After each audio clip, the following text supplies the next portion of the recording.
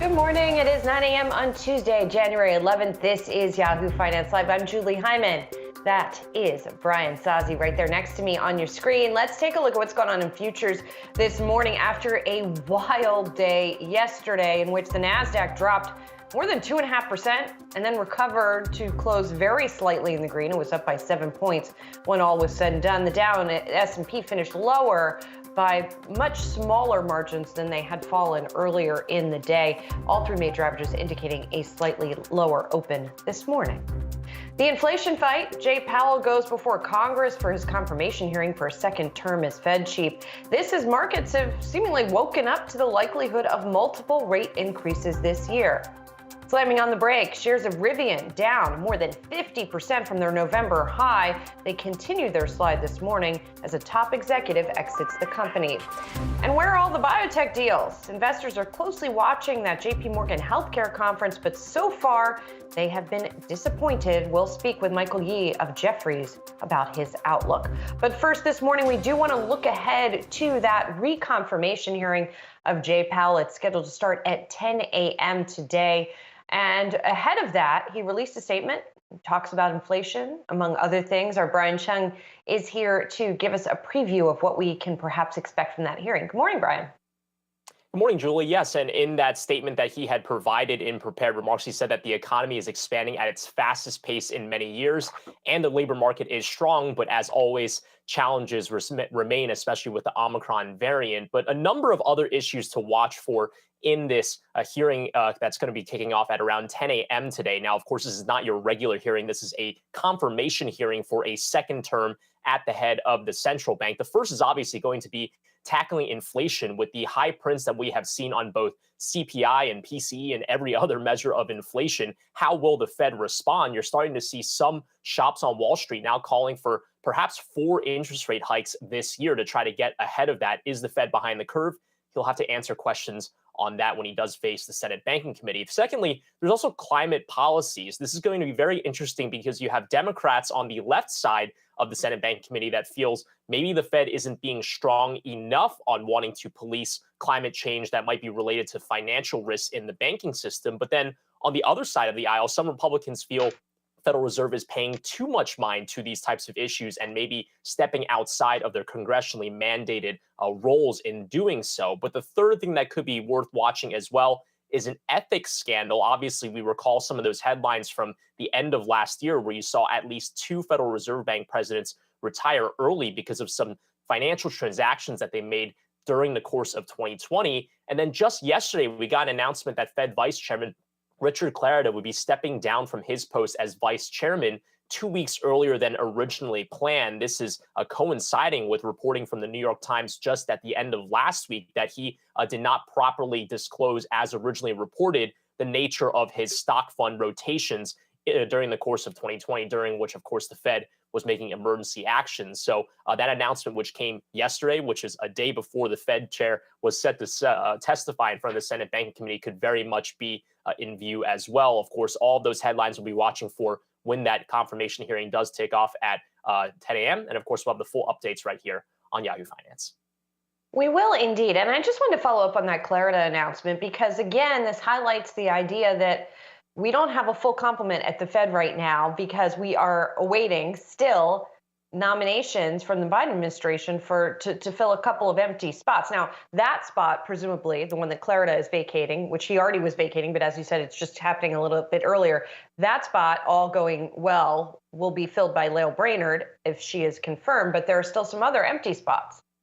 Right, and a reminder that Lael Brainerd confirmation for the vice chair spot, that hearing is going to happen on Thursday morning. But as you mentioned, there are still 3 other vacancies now that Clarida will be stepping down effective the end of this week for the Biden administration to fill. Now, of course, the Biden administration could have made an announcement to nominate people for those 3 spots at any point in time. But now with Clarida leaving, Randy Quarles had left as of December of last year. Then there's also just 1 vacancy. So now as of the end of this week, there will officially be the 3 vacancies for the Biden administration to fill. Now, when President Biden announced that Jay Powell and Lael Brainerd were his picks for the number 1 and 2 spot, that was at the end of November. And at the time, the president had said that he was planning on making an announcement for the other 3 vacancies by early December. You look at the calendar now, we are at the almost the middle of January now, and still no announcement yet. So not really sure what's going on there. But my coffee is getting cold. But aside from that point, there has been reporting on who might be considered for that role. We're hearing Philip Jefferson from Davidson, Lisa Cook from Michigan State University, as well as former Fed Governor Sarah Bloom Raskin for the very important spot of the Fed Vice Chairman of Supervision. But again, nothing official yet. They'll just have to keep me waiting for a few more days, I guess. You might as well make it iced coffee at this point. I mean, it's Yeah, been a long time. Thanks so much, Brian. And of course, Brian will be monitoring that confirmation hearing. So will we. You can watch it right here on Yahoo Finance Live. That starts at 10 a.m. Let's talk about, though, what people in the market are watching for in those Powell comments, as well as what they're watching for more broadly. For that, we bring in Kate Moore, head of thematic strategy for the global allocation team at BlackRock. Kate, it's great to see you this morning. Obviously, as I sort of alluded to earlier, the market seems to have woken up to the possibility, if not the likelihood, that we are going to get multiple interest rate increases this year. We've seen a lot of pressure on tech stocks, in particular, as a result of that assumption. What do you make of all of this? And do you think, how sustained do you think that process is going to be in the market? Yeah, well, good morning, Julia. So, I was thinking a little bit about this yesterday, about how the equity market was expecting policy to unravel over the course of 2022. And, the expectation, I think, that was baked in was, slow and steady normalization of monetary policy, accepting the fact that the economy is in excellent shape, that companies and consumers could absorb some slightly higher rates and less liquidity. But I think what's really happened, not just in the last week, but going into the close of the year, is there has been this rapid recalibration of rate expectations. And that has really shaken the confidence of markets. You've seen those parts of markets, that have traded higher multiples, that are growthier parts of the markets, really derate and sell off meaningfully relative to the rest of the market. And yet at the same time, some of those growthier companies that were trading at premium valuations actually have the best fundamentals. Their earnings outlooks for the course of 2022 are some of the strongest. So, you've had this fear and recalibration that the Fed is going to be moving much faster than the equity market participants were looking for at the end of last year. And I think it's led to this sort of unsettled volatility in the market. I expect some of that to wash out over the course of the next month or two, but probably we're in for a little bit of a bumpy ride. Kate, so if confidence has been shaken, to your point, do you buy the dip here? I think it matters what's in the dip, Brian. And this is really important because there's some stuff that's been sold off more recently where fundamentals don't look as great. And then there are some companies that, as I mentioned before, that have really good earnings profiles, that have really strong free cash flow through the course of this year, but we're trading at premium multiples to their peer group, to the other industries, to the rest of the market. And, we're really suffering from kind of that multiple contraction as the sort of accelerated rate hike cycle gets priced in. So I guess they're saying there's some great stuff that you should be picking up right now and other stuff that I think, you have to be a little bit more cautious on. In particular, I would say it might be time to start hunting around in the tech and software space, some of those areas that have been disproportionately punished in the first, 6 trading days of the year. Kate, on this front, I was taken in particular in your note to us, what you called expensive tech stocks, but you had quotes around expensive, which I thought was funny because obviously a lot of people have pointed to the high valuations, relatively high valuations of these stocks. How do you define expensive? What's worth it to you when you're looking across the tech sector and seeing historically high PE multiples, but maybe these stocks, still have room to run no matter what their valuations are? Yeah, that's right, Julia. So valuation is a part, but not necessarily the starting part of my investment process as a thematic investor. I'm looking for, companies and industries and ideas that have real durability, something where the overall addressable market is growing, where management teams are in the fast rivers, and where there's innovation and kind of a step change in terms of either behavior or growth in the space. And I think those types of investments deserve a premium valuation to the market. Instead of just taking a few pennies here and there each quarter in terms of earnings, we're talking about sort of dynamic change. And I think, we can stomach higher multiples for those fast growing whether it's software or systems or consumer companies, as long as, the prospects for their growth are strong, not just in the next quarter, but I'd say like 2 years out. So I see there's this expensive tech concept, and everyone keeps on talking about expensive and unprofitable tech, but some of these companies deserve it. If the rate of growth is 3x what it is in other industries, well, they deserve a premium multiple. I think, Kate, if anything, we were reminded of this week or kick off this year is that sometimes you have to get outside of the day-to-day action, the markets, and just do focus on the long term. And to that end, what are some major investment themes you're looking out for over the next decade? Yeah, Brian, it's a good point. And I will admit, just as much as anyone else, those first 5 trading days last week, I felt a little bit of anxiety, and I had to remind myself that not only is it a long year, but it's a long investment career. And it's important to really stay focused on these longer term trends. There are a few things that I'm very passionate about in terms of the thematic space at this point. Really excited about some of the consumer disruption and transformation that's happening, whether it's on the platform or the way consumers are interacting with financial services. So I'm really looking for changes in the consumer. Digital transformation. I mean, one thing that companies have told us universally as they've gone into 2022 is that they're going to increase their spending on technology. Their budgets in that space are increasing. And so that's very good for software and systems providers and people who facilitate, better business and increase efficiency of companies across industries. So I see a lot of digital transformation, a lot of spend on tech. And the third thing I have to say, and this, I know we probably talk about this a lot, is around climate.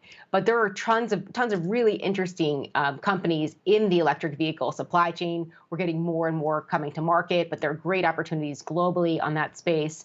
And it's not just the car makers in the EV space, for example. It's the battery makers, the lithium producers, the chip makers. So those are kind of 3 of my favorite themes: disrupting the consumer, kind of the digital transformation, and really thinking about climate and ESG opportunities around the globe. And Kate, just quickly, I don't know if you then take the counter side of that. In other words, are there themes that you want to avoid this year on the flip side? Yeah, I want to avoid companies that I was mentioning before that have very kind of slow trend growth rates. These are companies either within an industry that have not made the significant investments they need to in order to be competitive, or they're in industries that, frankly, are not going to benefit from what we think is going to be a strong cyclical growth environment. And so, I would say some stuff in the consumer staple side, a little bit less exciting at this point. I think there's great opportunities in industrials and maybe less great opportunities in industrials. So I think we really have to separate those out. And in general, I would just look for those companies that have made these smart investments, as I was saying before, in software and systems that are going to allow them to really sort of capitalize on better growth and also withstand some of the inflationary pressures that have been sort of front and center of mind. Lots of usable info. Thanks so much, Kate. Appreciate it. Kate Moore, head of thematic strategy for the global allocation team at BlackRock. Really great to catch up with you this morning. Appreciate it. Thanks so much for having me. Thanks. We're going to take a quick break. When we come back, we'll be watching Jay Powell in D.C., but President Biden and Vice President Harris are headed to Atlanta today to discuss voting rights and the filibuster. We'll have more on that after the break.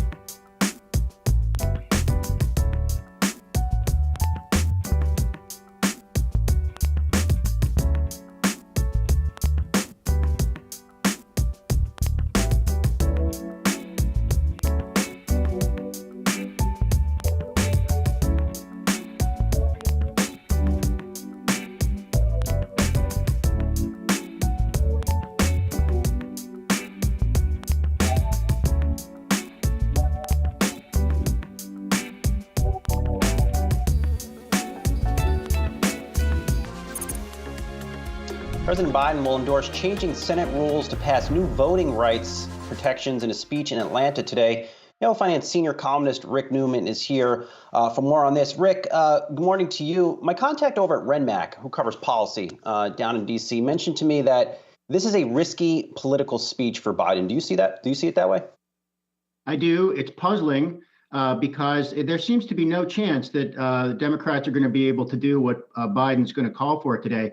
So this is a shift for Biden. He has been a long defender of the filibuster.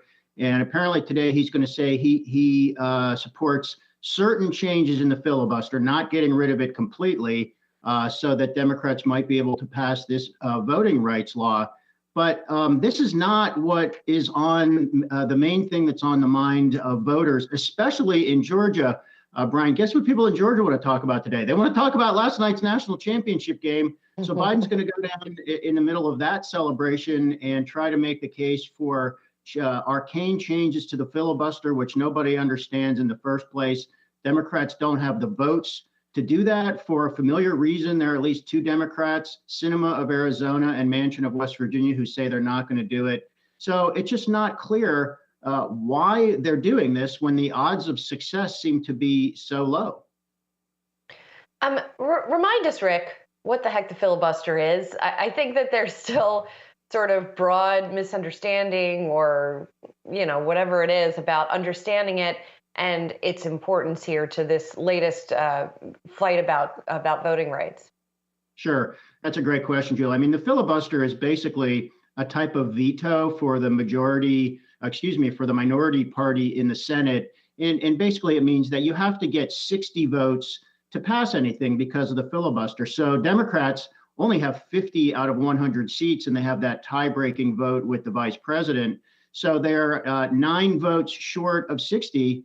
So because they have a very hard time, and they're not going to get 9 or more Republican votes behind this Voting Rights Act. So that means you have to get rid of the filibuster. But getting rid of the filibuster is just very hard to do. Now, this is separate from the so-called reconciliation procedure that they can use for some bills to pass with a simple majority. They're still trying to do that with Biden's Build Back Better legislation, but that's only possible on bills that have some budgetary impact, and it has to be a fairly substantial budgetary impact, and voting rights is not a budget issue. So we're going to hear Democrats talking a lot about this issue, and very likely that in the end, they're just not going to have anything to show for it because they're not going to be able to get this done. And you will be covering it closely. Rick Newman, thanks so much. Coming up, we have a pair of retailers lighting up the Yahoo Finance platform this morning. CVS Health and Abercrombie & Fitch are both out with guidance, so I'll have a few hot takes straight ahead.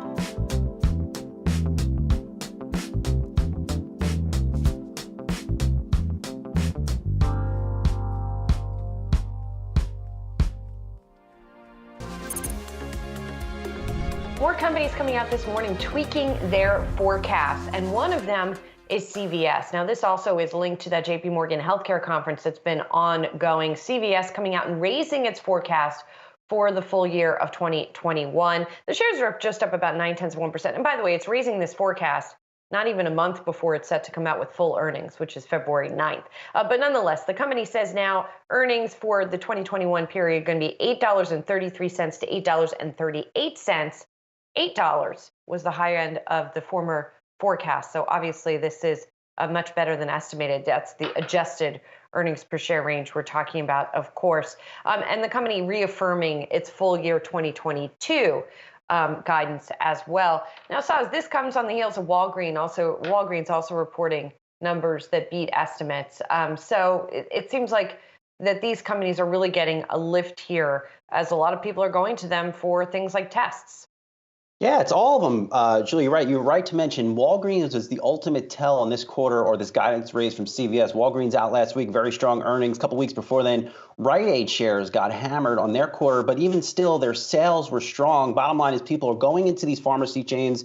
They're getting their vaccine. They may do some grocery shopping on the way out because these locations, the pharmacies have greatly reinvented themselves. You walk in there now, they have coolers. You can actually do an entire refrigerator full of grocery shopping when you go in there. People, if they're not back in there getting their shots or their boosters, they're in there looking for tests to see if these stores have any more. So there's a lot more traffic coming into these locations. I would also watch this too. The likes of Walgreens and CVS have really started to prune, or have begun to prune, their store bases to cut costs. I think we're seeing some of the first early signs of those cost savings start to flow through the bottom lines. Interesting. So we'll continue to watch that and watch for any comments out of that conference as well.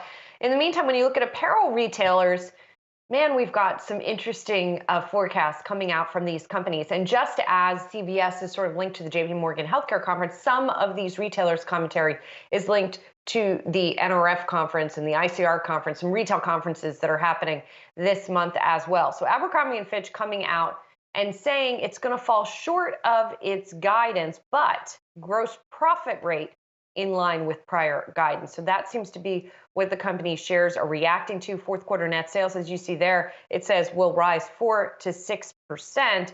But the fourth quarter is going to be flat to down 2% compared to 2019 numbers. And the company's talking about inventory problems, which seems to be a really common thread here among the retailers. This is a weird reporting week, Julie. A lot to digest, and to be perfectly honest, I need a little more time to just dig into some of these reports. But I will say this: Abercrombie & Fitch, why are seeing the stock rise here in the pre-market? CEO Fran Horowitz, friend of the show, noting that sales have accelerated in January. That is a different tone from Abercrombie compared to what we heard from Lululemon yesterday, or earlier in the week, noting that traffic has been pressured in January. Different tone than what we heard from Bath & Body Works, who has noted pressure in their sales in January. So Abercrombie & Fitch looks like they have started to get more inventory into the stores. Demand appears to be strong, and they're seeing an acceleration in sales, pretty similar to what we're hearing from rival American Eagle Outfitters this morning too, Julie. Strong holiday quarter, company really coming out, materially raising its longer-term or 2023 growth targets in terms of sales and operating profits. So if you're looking for winners right now, it appears to be an American Eagle and an Abercrombie & Fitch. As trends change, people go back to those 90s looks, or young adults goes back to those 90s looks. Those two appear to be winners, and you're seeing some other names not really be winners in this environment. Yeah, although American Eagle not getting bid up so much this morning. One other commentary that stood out to me from Fran Horowitz over at A&F, we did not have enough inventory to keep pace with customer demand in the last quarter. So presumably, if they can get that inventory up, that should help matters. We were also showing Urban Outfitters just there as well. And Urban is another of the companies that came out with those sort of preliminary numbers. Those shares are trading higher by about 0.7%. Urban reporting some numbers this morning saying its holiday sales were up by almost 15%. And Urban to me was also interesting if you looked at the breakdown. 47% increase in comps at Free People, 15% at Anthropologie, and only 3% at those at that namesake Urban Outfitters brand. So there, it's not even just differentiation from company to company; it's differentiation within the same company from brand to brand. Saz. Yeah, a lot going on here, Julie. But I will note this too. What Urban Outfitters said, they noted a high single-digit percentage decline in store sales, physical store sales, because of weak traffic. If you're trying to put all these pieces together, that fits with what Lululemon and Bath and Body Works said. So negative traffic there in stores, in large part because of the ongoing pandemic. Surprised to see the stock. It was down in the pre-market a good bit, seeing a little bit of a reversal here. Surprised here, given that call out from Urban Outfitters on that negative traffic. And then finally, we want to talk about Rivian, which is a perennial trending ticker on yahoofinance.com. The stock is down almost 50%, more than 50%, I should say, from its highs that it reached in November after coming to the public markets. The stock's down 3% this morning, so extending declines. And the company said its chief operating officer has left. Rod Copes is his name. He had been there since March of 2020. And the company says he began a phased retirement several months ago, affording the team continuity as we move toward production ramp. But it's something that the markets are learning about just now. The company also said that it has made just over 1,000 vehicles, or it made just over 1,000 vehicles by the end of last year, Saz. Retirement. Look at this guy, Julie. We're showing photos of him. He doesn't look like 95 years old to me, and this is now a newly public company. Bottom line here. You do not want to see your chief operating officer of an electric vehicle company retire or leave for whatever reason as you're trying to ramp production. Keep in mind, Rivian just warned a couple weeks ago that it's not going to meet its delivery guideline. Again, just not a good look. Not a good look here. Yeah, I mean, it does seem to have met that reduced. Because you're never retiring, let other people take a break, Brian Sozzi. The other thing I just wanted to mention quickly with Rivian, of course, is that the shares had also taken a hit because Amazon said it would buy electric delivery vans from Stellantis. So, we'll kind of see in the new year what the rest of the news flow looks like for Rivian and whether it can stage a bit of a comeback. It's not happening today. As we take a look at futures here this morning, we are not seeing much change. It looks like investors are going to be looking at least partially to Jay Powell for some direction on guidance here. We also have Loretta Mester giving an interview this morning and talking about the need potentially for 3 rate hikes this year.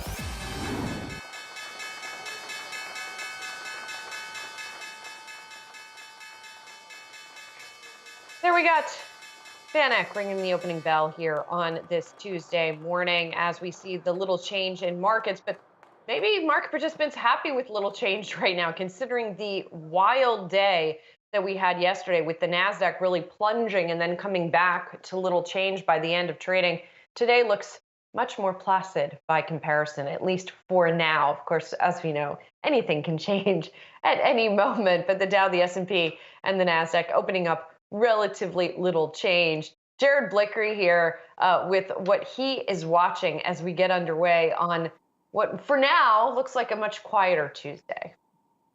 Yes, and we'll take it. The next hour of trading is going to be very important. Going to see if this is going to be turnaround Tuesday, but in fact, we actually kind of turned around midday yesterday. And let's go to the Wi-Fi Interactive. Specifically, I'm looking at the Nasdaq 100, not the Nasdaq Composite. I'm going to put a 1 month candlestick chart up here, and we can see. So here's today's price action, but what I'm focused on is yesterday, and we got a nice hammer candle, and that's when you have this long wick that includes the low of the day. Here's the open, here's the close and the high. That is a hammer candle, and let's take a 6-month view and see why that's important. We had this consolidation. The market was moving basically sideways for 2 months. We came down yesterday, probed support, and we are back up to these levels. So we have the making of a false breakdown. If that's the case, probably going to rally from here. We had Marko Kolanovic of JP Morgan, aka Dr. Market, coming out yesterday saying that you should buy the dip, but you got to be careful what you buy. He likes value over growth. And here's a 5-year T-note yield over the last 6 months, just still marching higher, up another basis point today. So still seeing the yield curve expanding, and we got the 10-year, that's basically flat, and the 30-year, that is down 1 basis point. So not a lot happening in the bond market, but we've seen a lot of activity lately. And with Powell speaking at 10 a.m., I got to tell you guys, the market is in the mood for some good news. And all likelihood, he's going to walk back some of those hawkish I guess, undertones that the Fed has been perceived as having lately. So going to be really interesting. Going to be watching out for some bullish catalysts at 10 a.m. And conversely, if the market doesn't turn around in the first hour of trading, we're probably heading down for the whole week. So something to look out for here. And I think this is going to be a pivotal morning for the market. Want to take a look at our price action in the sectors. We got energy. We've been saying this a lot lately. Energy is in the #1 spot. You take a 7-day look, energy is up almost 11%, financials up 5%, and those are the only two sectors in the green. But today we got healthcare, industrials, financials, materials, and utilities flashing green right now. Want to get a quick look at some of our sentiment indicators. Guess what? Chinese stocks in favor. So is gambling, emerging markets, and solar and regional banks. So decent mix to start off the day here. Going to look for some potential follow through with Powell in just a minute here. Yeah, it'll be interesting to see if he walks back that hawkishness. I don't know. I've also been seeing some calls that the Fed is not being aggressive enough. So it seems like they're kind of caught between a rock and a hard place here. As usual. We'll see what the members of Congress ask him about when he goes before them in just about 30 minutes now. Thanks so much, Jared. Appreciate it. We are going to take a quick break. When we come back, we'll be talking about Bitcoin here. It fell below 40,000, is trading above that level as well. We'll see if that movement upwards has any legs. We'll talk about it next.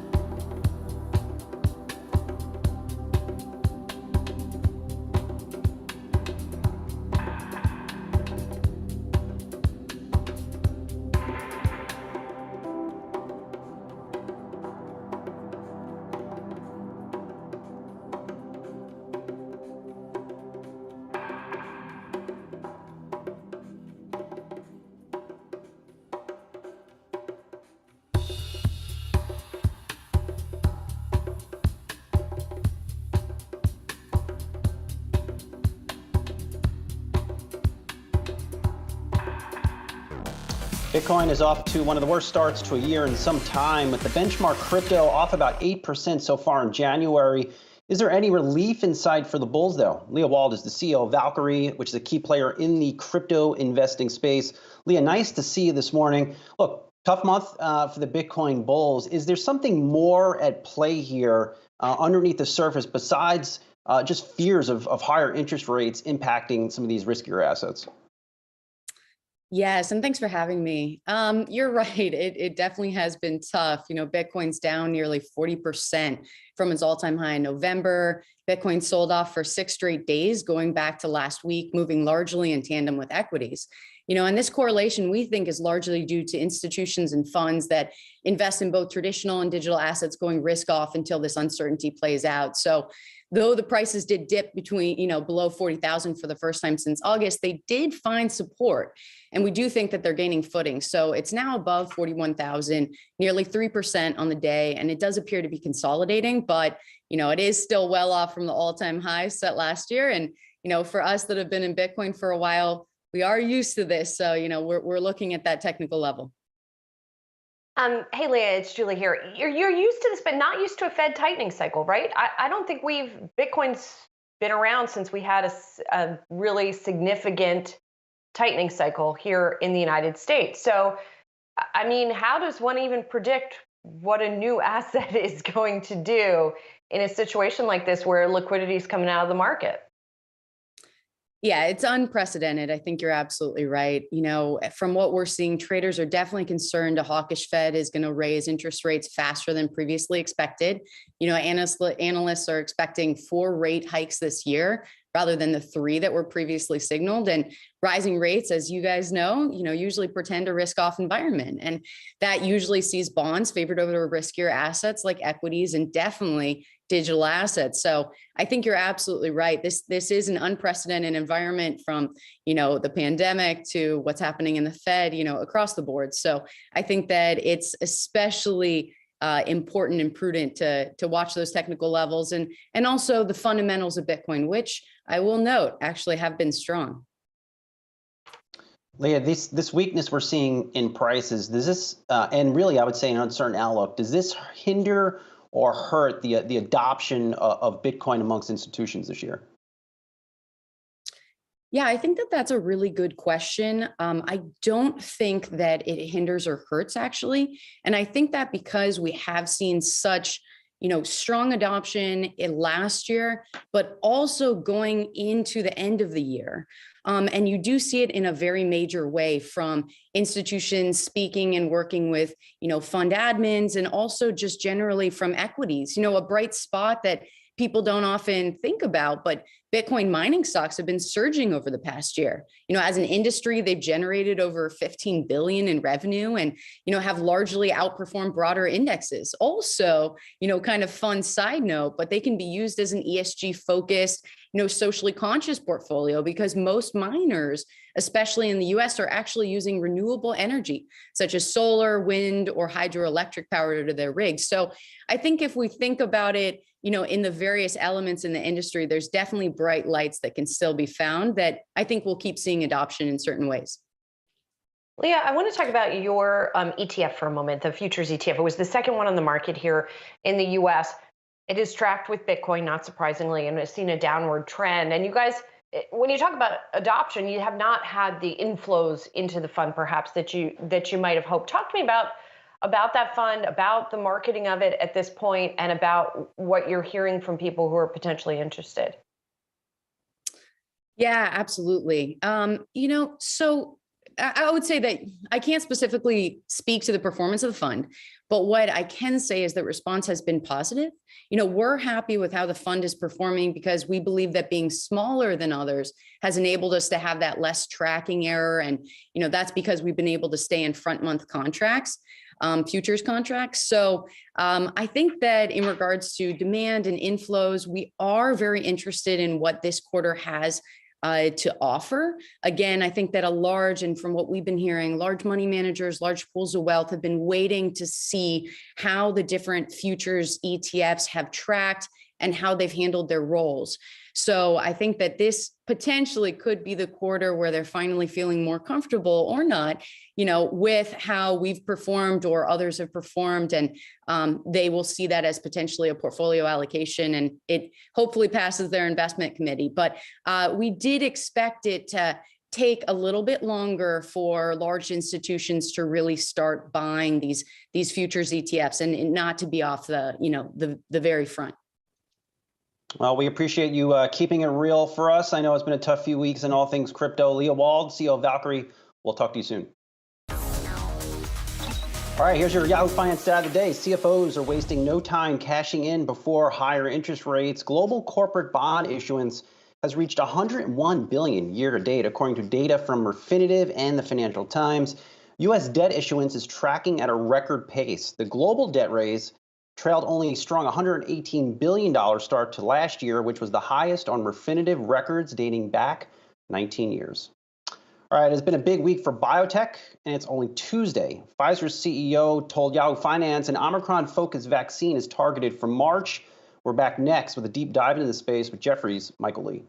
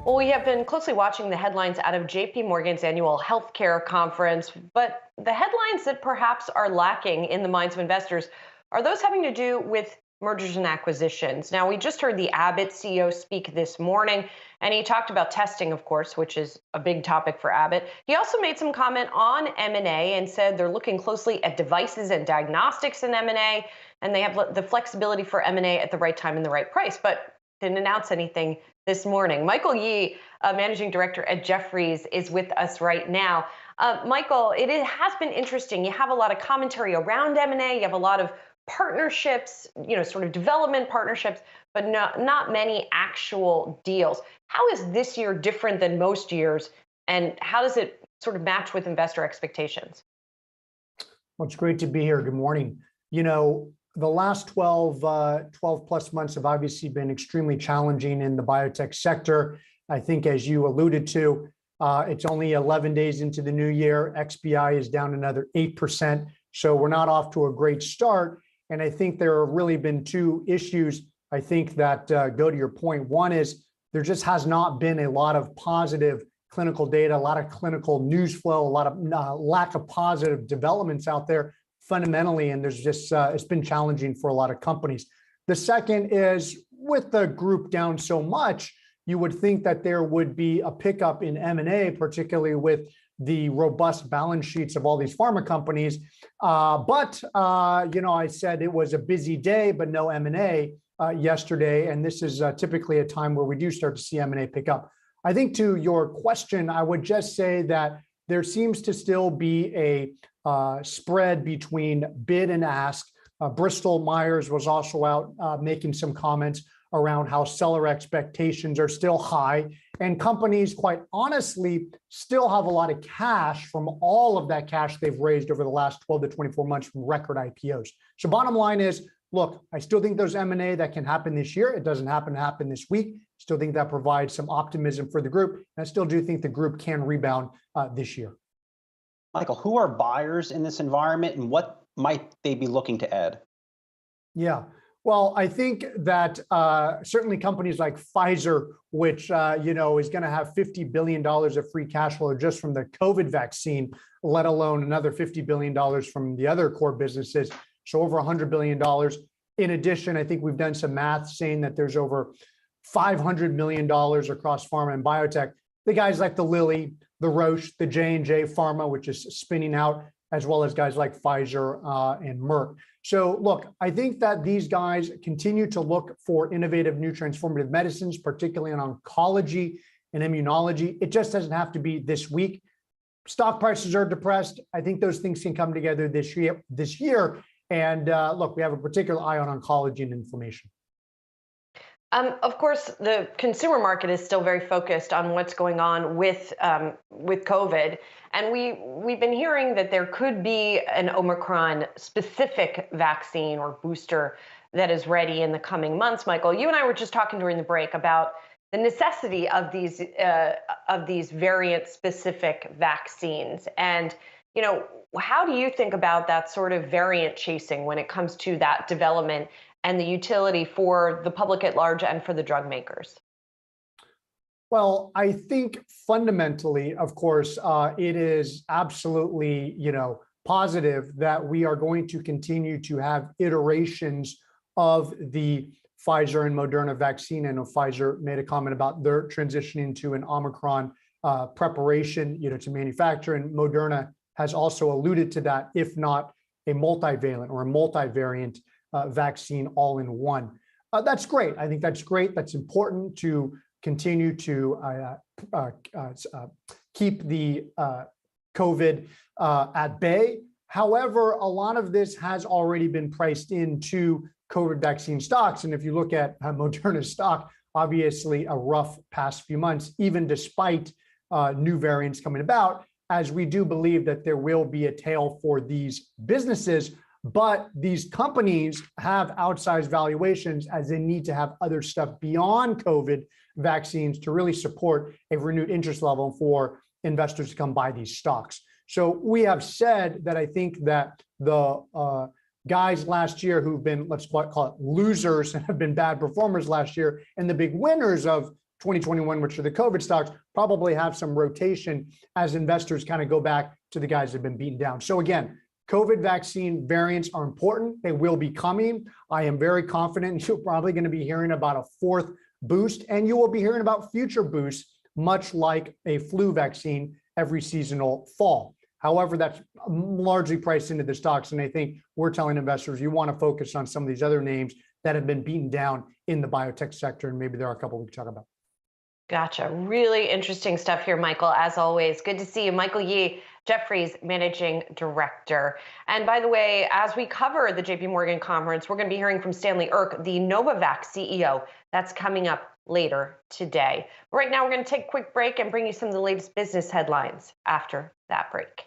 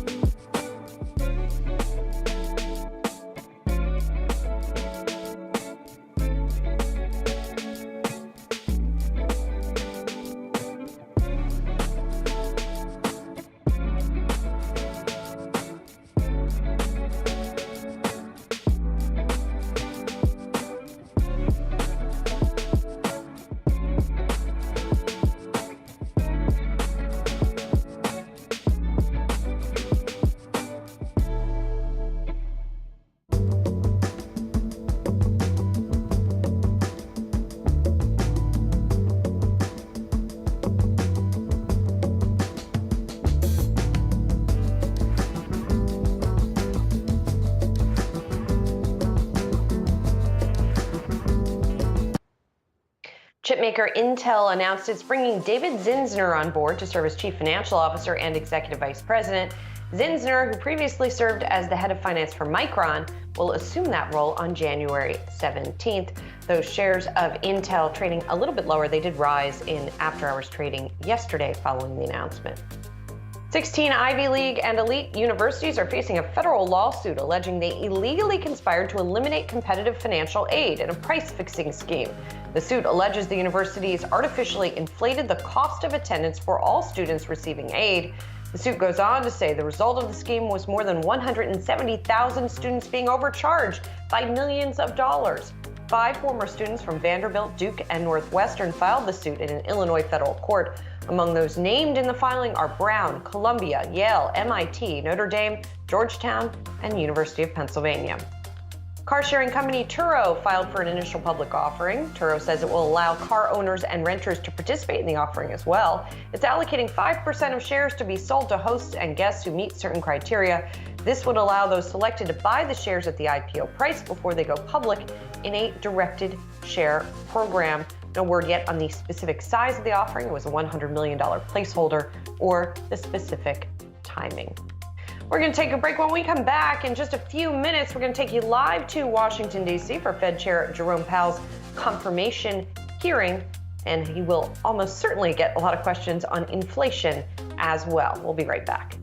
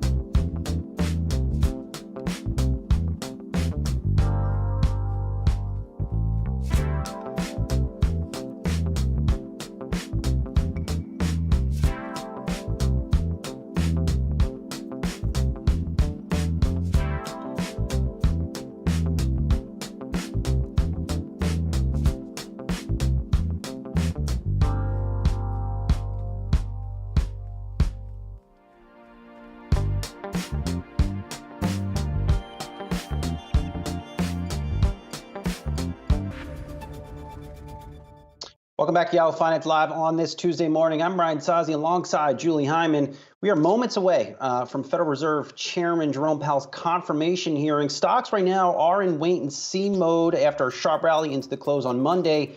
Well, that wait-and-see mode has turned to risk-off mode now. The Dow is down 230 points. The S&P 500 and Nasdaq also solidly in the red. Now, in prepared remarks ahead of his confirmation hearing, Fed Chief Jerome Powell said the Fed wants to prevent inflation from becoming entrenched. Yahoo Finance Fed correspondent Brian Chung is back with us. Brian, clearly Chair Powell is about to come out swinging on inflation, or at least hinting that he might.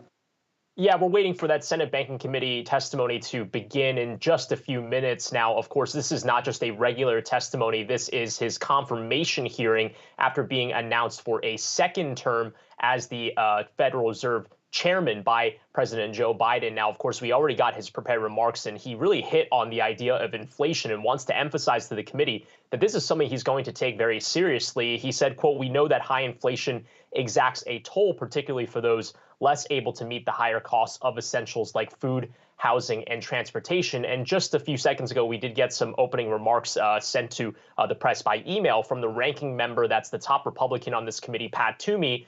He wants to emphasize that the Fed needs to pay even more attention beyond that to inflation. Quote, "For the past 18 months, I cautioned that the Fed was fighting the last war, a mystery pathogen that led governments to collectively shut down the global economy when a new enemy is here, inflation." So this could be something that the Republicans want to hit the Fed chairman on pretty hard. Now, for what it's worth, even though this is a confirmation hearing, he needs to support or get the support of both the Senate Banking Committee and then after that, the whole Senate at large. Really, expectation is that he should be able to sail the confirmation very easily. The Biden administration chose not to replace the Fed chair with a new name. Obviously, Lael Brainerd was tapped for vice chair. Her confirmation hearing will be on Thursday. But Powell has gone through a number of confirmation hearings before, not just for his first term as Fed chair, but as a Fed governor as well. And in all of those previous cases, he was confirmed on a bipartisan basis. So the expectation is for the same out of this as well.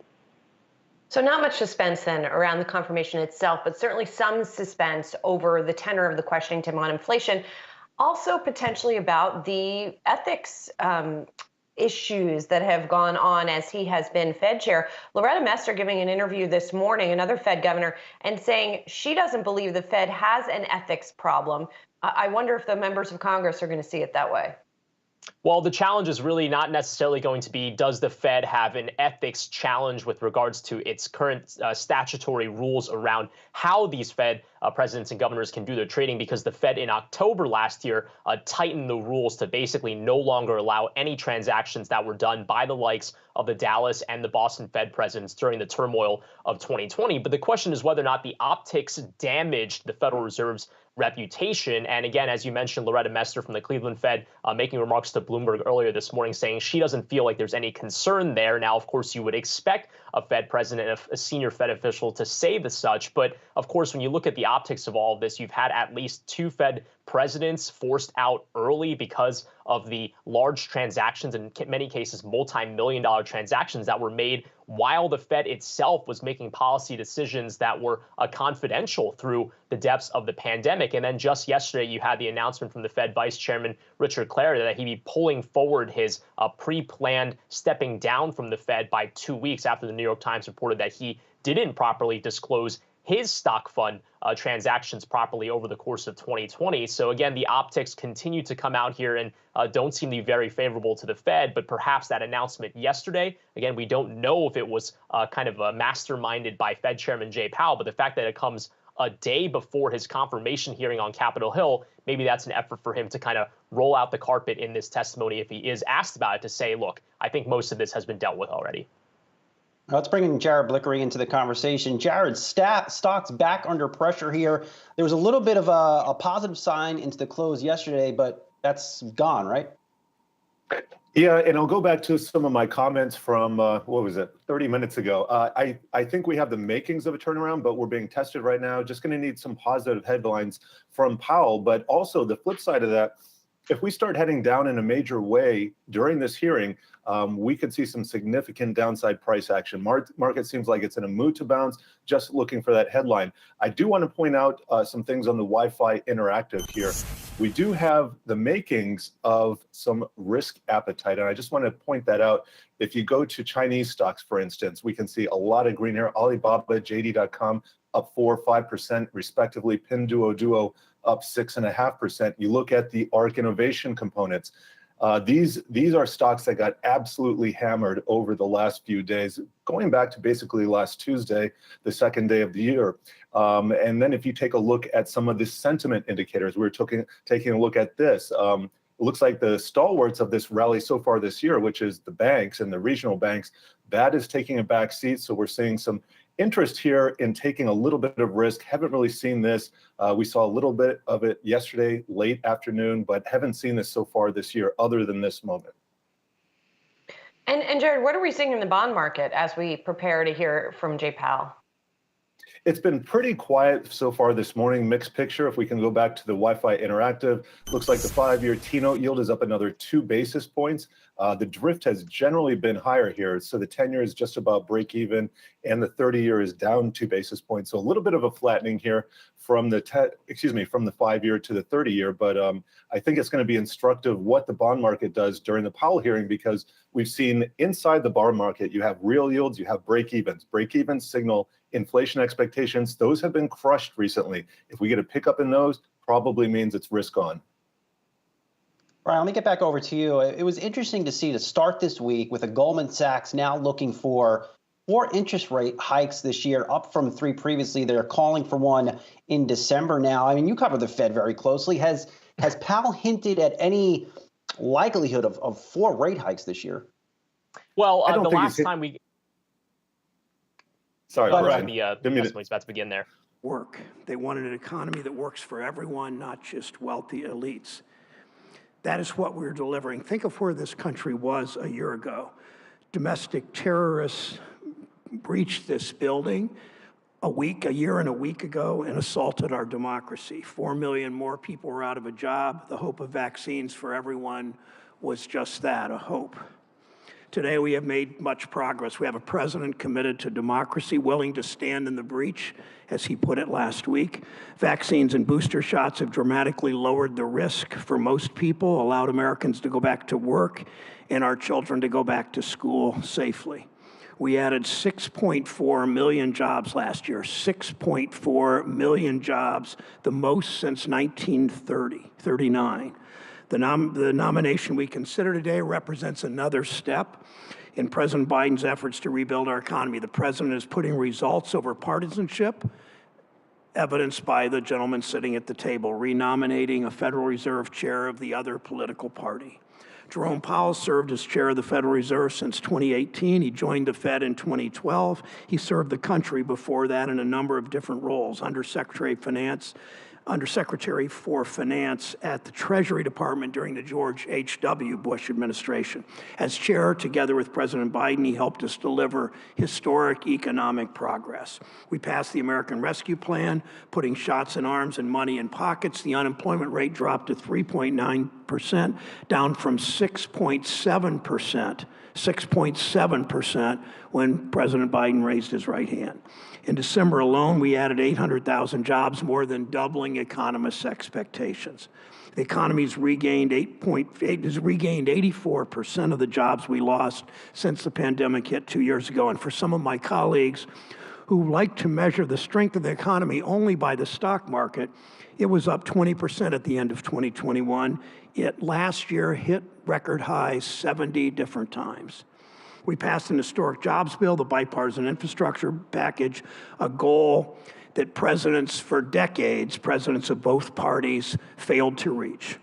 Chair Powell, along with Vice Chair nominee Lael Brainerd, whom we'll hear from later this week, led the Federal Reserve's unprecedented actions to stabilize our economy in the face of a global pandemic. To his credit, Chair Powell recognized the importance of full employment and what that means for all workers, particularly those at the margins of our economy.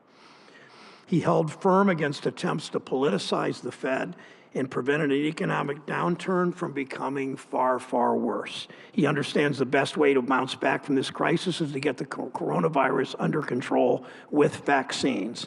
Today, we're at a critical moment. For the first time in decades, workers are finally starting to get a little bit more bargaining power. Wages are growing faster than inflation, faster than we've seen in over a decade. Americans are leaving jobs that didn't work for them and their families. They're finding better ones, often with higher paychecks.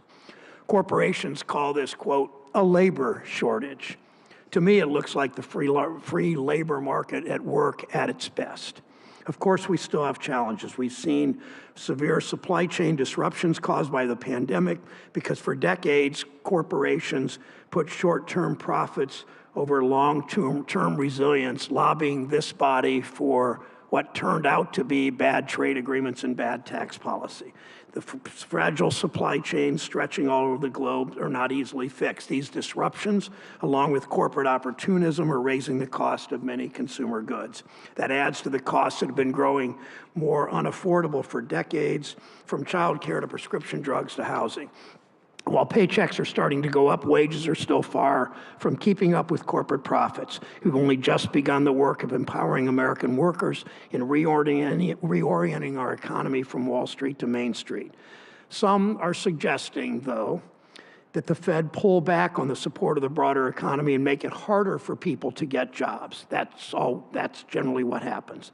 Economist lingo tends to mask what we're really talking about when it comes to the Fed's work. So let's be clear. President Biden put it pretty well last week. Taking the example of the price of cars, he said we have two options. We can increase the supply of cars by making more of them, or we can reduce demand for cars by making Americans poorer.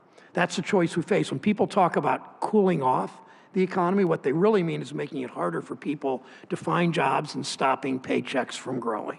And we know how this goes. The cooling off never seems to extend to corporate profits or executives' pay. The Fed must not allow only Wall Street to recover while working Americans are left behind. We've seen that story unfold far, far too many times before. Today, banks are quietly celebrating one of their most profitable years ever with huge bonuses and payouts. The Fed must do more to stop consolidation in the banking industry from hurting consumers and small businesses. It must encourage more lending to Main Street and crack down on stock buybacks and risky bets at the biggest banks. And the Fed needs to take seriously the systemic risks that threaten our economic progress, like cryptocurrencies and stablecoins, and most importantly, climate change.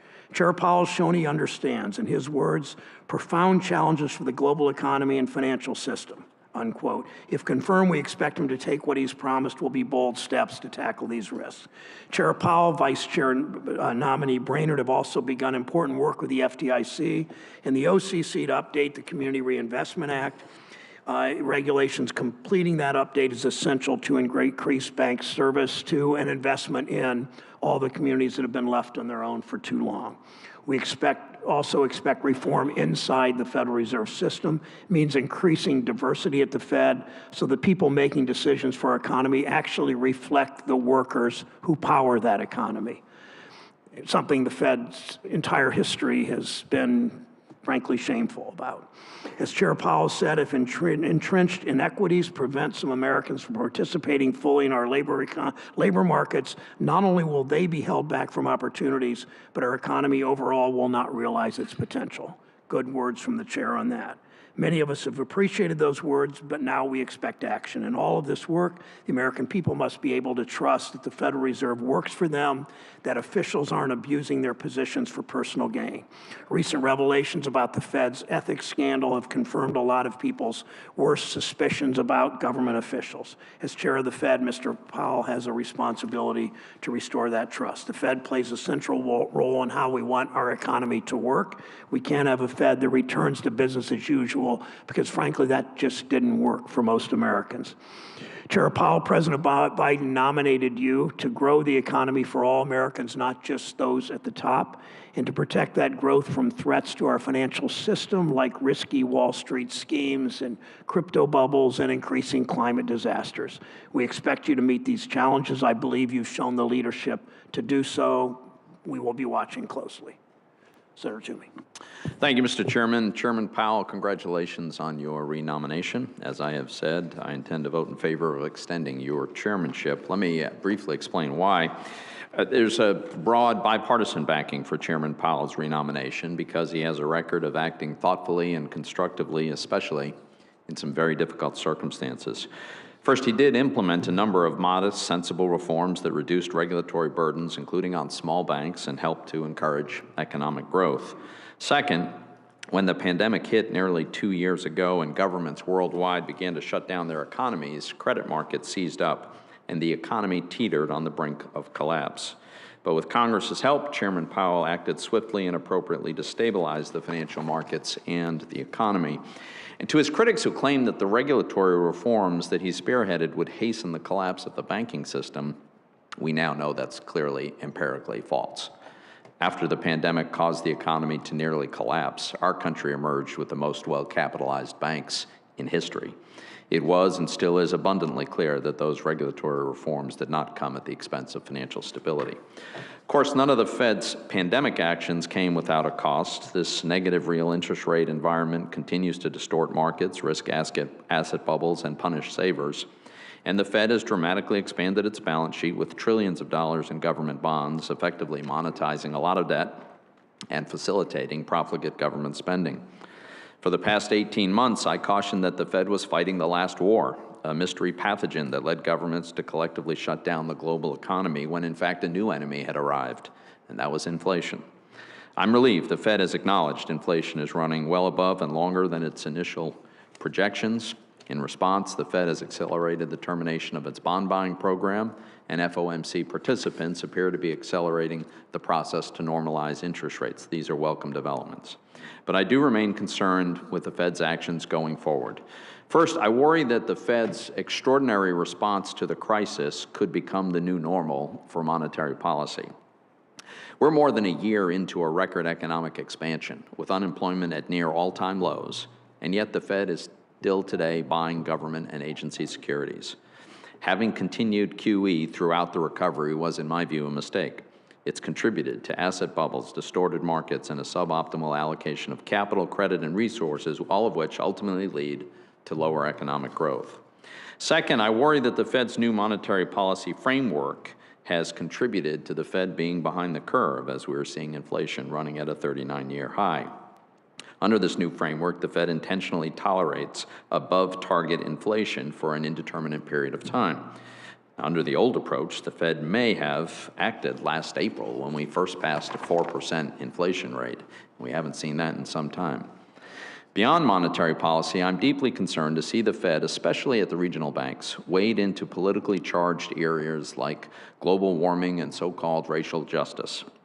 Regional banks have hosted multiple symposia on these issues that consistently embrace and advance a particular liberal political agenda. And the Fed itself joined the network of central banks and supervisors for greening the financial system.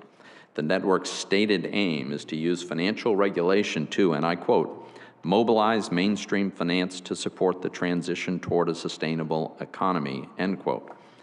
In other words, to direct credit away from the fossil fuel sector. The troubling politicization of the Fed puts its independence and effectiveness at risk. The Fed has been granted operational independence to protect monetary policy from short-sighted political interests, and in turn, the Fed has operated largely apolitically to great effect. There's a kind of bargain here. The Fed is given independence on the assumption it will only engage in areas in which it has a mandate. That makes sense. But if the Fed is going to stray from its mandate and become a political actor advocating a certain set of social policy, then there's no way it's going to maintain its independence from the political branches of government that are actually responsible for those topics. The Fed does not have a mandate to advance politically charged causes that are irrelevant to its mandate, like global warming or advancing so-called racial justice. And to make matters worse, when I've sought to understand these developments at the regional banks, I've been met with unacceptable noncompliance with reasonable requests. So let me be clear, if this politicization continues unchecked, it will not end well for the Fed or for independently driven monetary policy. As the Fed's leader, I hope you take this seriously and rein it in to protect the Fed's legitimacy and independence. Now, I've observed that the Fed has had the good sense to adjust its behavior as the facts and circumstances regarding inflation have come in differently than were expected. Unfortunately, we've seen no such humility or recognition of reality from the Biden administration or our Democratic colleagues. They appear set on making the inflationary problem worse, further causing declines in real wages, with more reckless spending that gooses demand and regulatory and protectionist policies that limit supply, that in combination ultimately push prices for basic goods higher. The crisis we face now is inflation, complicated by policymakers who unwisely behave as if it's still March of 2020. The Fed cannot correct for policy failures like school closures and government-induced business shutdowns or misguided expansions of the welfare state, nor should it try. Chairman Powell, the role of the Fed chairman is crucial for our shared economic prosperity. I was encouraged to see your renomination, and I hope that you will do everything in your power to ensure that the Fed operates within its limited mandate to effectively support the American economy. Thank you, Senator Toomey. Chair Powell, please rise. Raise your right hand, please. Do you swear or affirm that the testimony you're about to give is the truth, the whole truth, and nothing but the truth, so help you God? Do you agree or to appear and testify before any duly constituted committee of the United States Senate? Thank you. Please be seated. Chair Powell, we welcome you to the committee. If you'd like to introduce family or friends, feel free. Please begin your testimony. Thank you.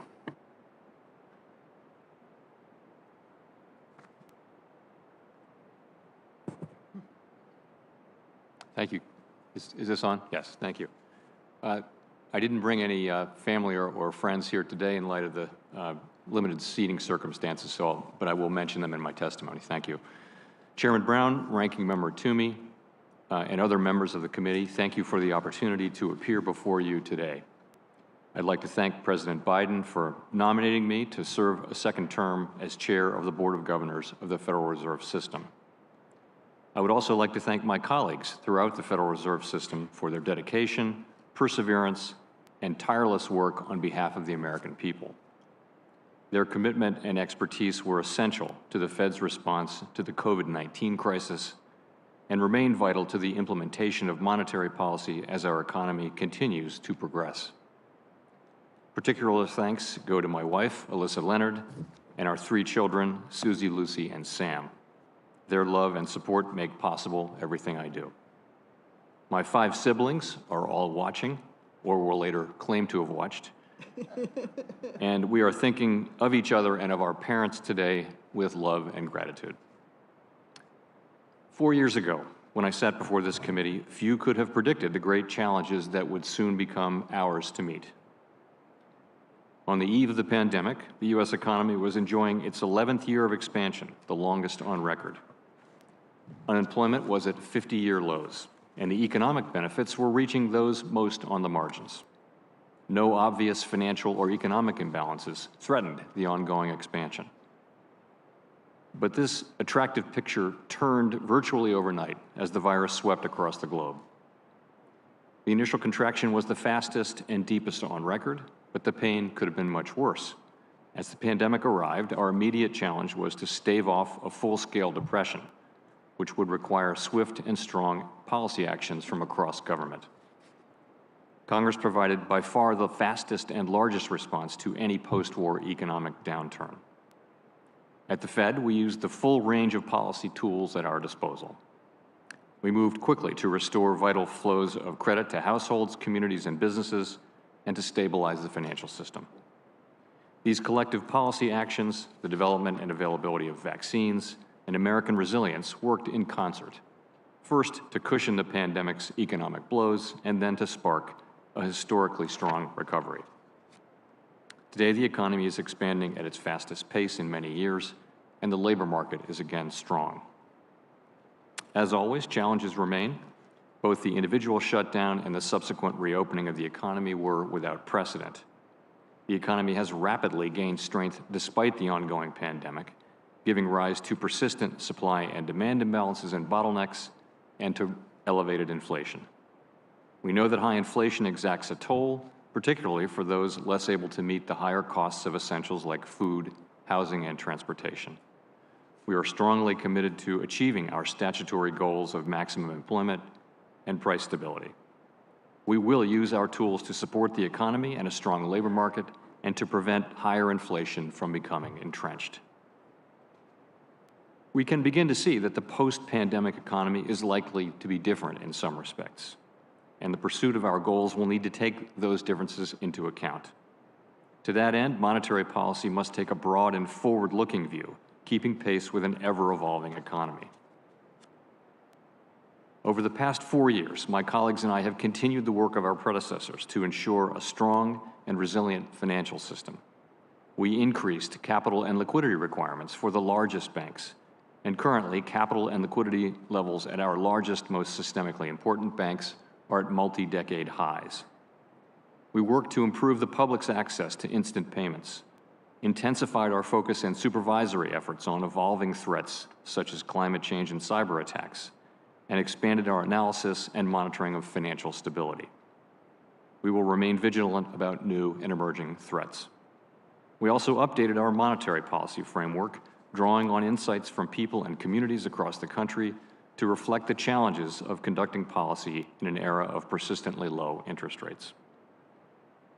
Congress has assigned the Federal Reserve important goals and has given us considerable independence in using our tools to achieve them. In our democratic system, that independence comes with responsibility of transparency and clear communication to keep the public informed and enable effective legislative oversight. That duty takes on even greater significance when the Fed must take extraordinary actions in times of crisis. In order to facilitate that transparency and to earn your trust and that of the American people, I have made it a priority to meet regularly and frequently with you and your elected colleagues, and I commit to continuing that practice if I'm confirmed to another term. The Federal Reserve works for all Americans. We know our decisions matter to every person, family, business, and community across the country. I am committed to making those decisions with objectivity, integrity, and impartiality, based on the best available evidence and in the long-standing tradition of monetary policy independence. That pledge lies at the heart of the Fed's mission and is one we all make when we answer the call to public service. I make it here again with force and without reservation. Everything we do at the Federal Reserve is in pursuit of the goals set for us by Congress. I'm honored to have worked in service to those ends since I joined the Fed in 2012 and as chair for the past 4 years. Thank you. I look forward to your questions. Thank you, Chair Powell. Many working Americans are concerned about rising prices, and I think President Biden's decision to renominate you to a second term as chair shows he's confident you'll continue to lead our economy through this ongoing crisis. In November, you indicated that the rise of the Omicron variant, 586,000 new cases daily over the last week, that the rise of the Omicron variant posed significant risks to employment and economic activity. Do you agree that higher prices are related to the supply and demand imbalances that can be traced directly back to the pandemic and the reopening of the economy? Yes, yes, I do. For the most part, if you look back, and you can trace to developments, including strong demand and also supply constraints. Thank you. Last year, FSOC released its report on climate-related financial risk, which describes how climate change is a threat to our financial stability. In the past, you've said, your words, climate change is an emerging risk to financial institutions, the financial system, and the economy, end quote. Will, Chair Powell, will the Fed follow the FSOC report's recommendations, including implementing climate stress tests for the biggest banks?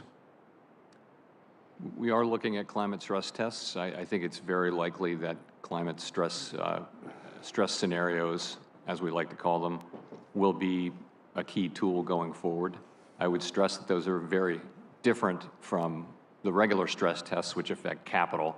Climate stress scenarios at this stage are really about assuring that the large financial institutions understand all of the risks that they're taking, including the risks that may be inherent in their business model regarding climate change over time. Will you make this a top priority if confirmed to another term?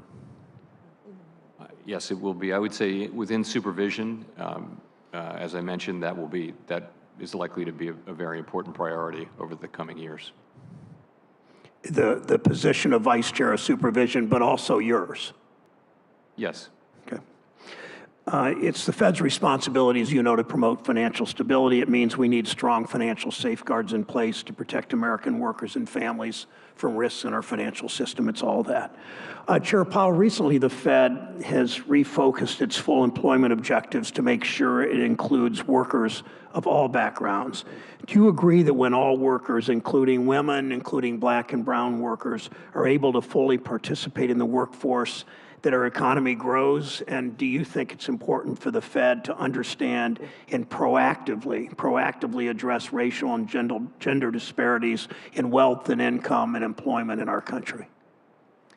So what we saw at the end of the last very longest in our history expansion was that as the labor market tightened, the benefits began to go more broadly to those at the lower end of the income spectrum and to groups that have been more marginalized from an economic standpoint. And that was seen, I think, very broadly as a highly desirable set of outcomes. So our tools do not generally have direct distributional effects, but I do think that we see now the great benefits that a strong labor market can bring to, right across the whole population and for the whole economy. But you are suggesting from your answer that only when there is strong demand for labor do people who are more on the margins of society, people of color, women, people who have not done as well, only then will they benefit? Does the Fed have responsibility beyond that? Well, of course, we have responsibilities in bank supervision and community affairs and fair lending and things like that. But just focusing on monetary policy, our principal tool is interest rates, and they affect demand over time. And I do think the main thing that we can do is to make sure that, consistent with the inflation side of our mandate, that we do foster a strong employment market. Is part of that a more diverse workforce at the Fed? So as you know, we work very hard to achieve diversity, and as all major American institutions, public and private, do these days, we certainly do, and we think that having a diverse workforce it makes us better at doing our jobs, and so it's an important focus and a high priority. Okay, thank you, Senator Toomey. Thank you, Mr. Chairman. Chairman Powell, we all noted with great interest the shift in the Fed's focus, the acceleration of the tapering, and the indication that FOMC members expect now a series of interest rate increases this year.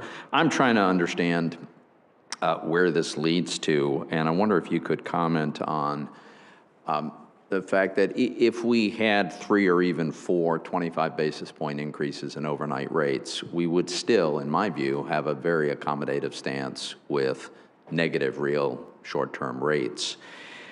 Is it your view that it's realistic to bring inflation back to the target level if short-term interest rates are negative, real rates?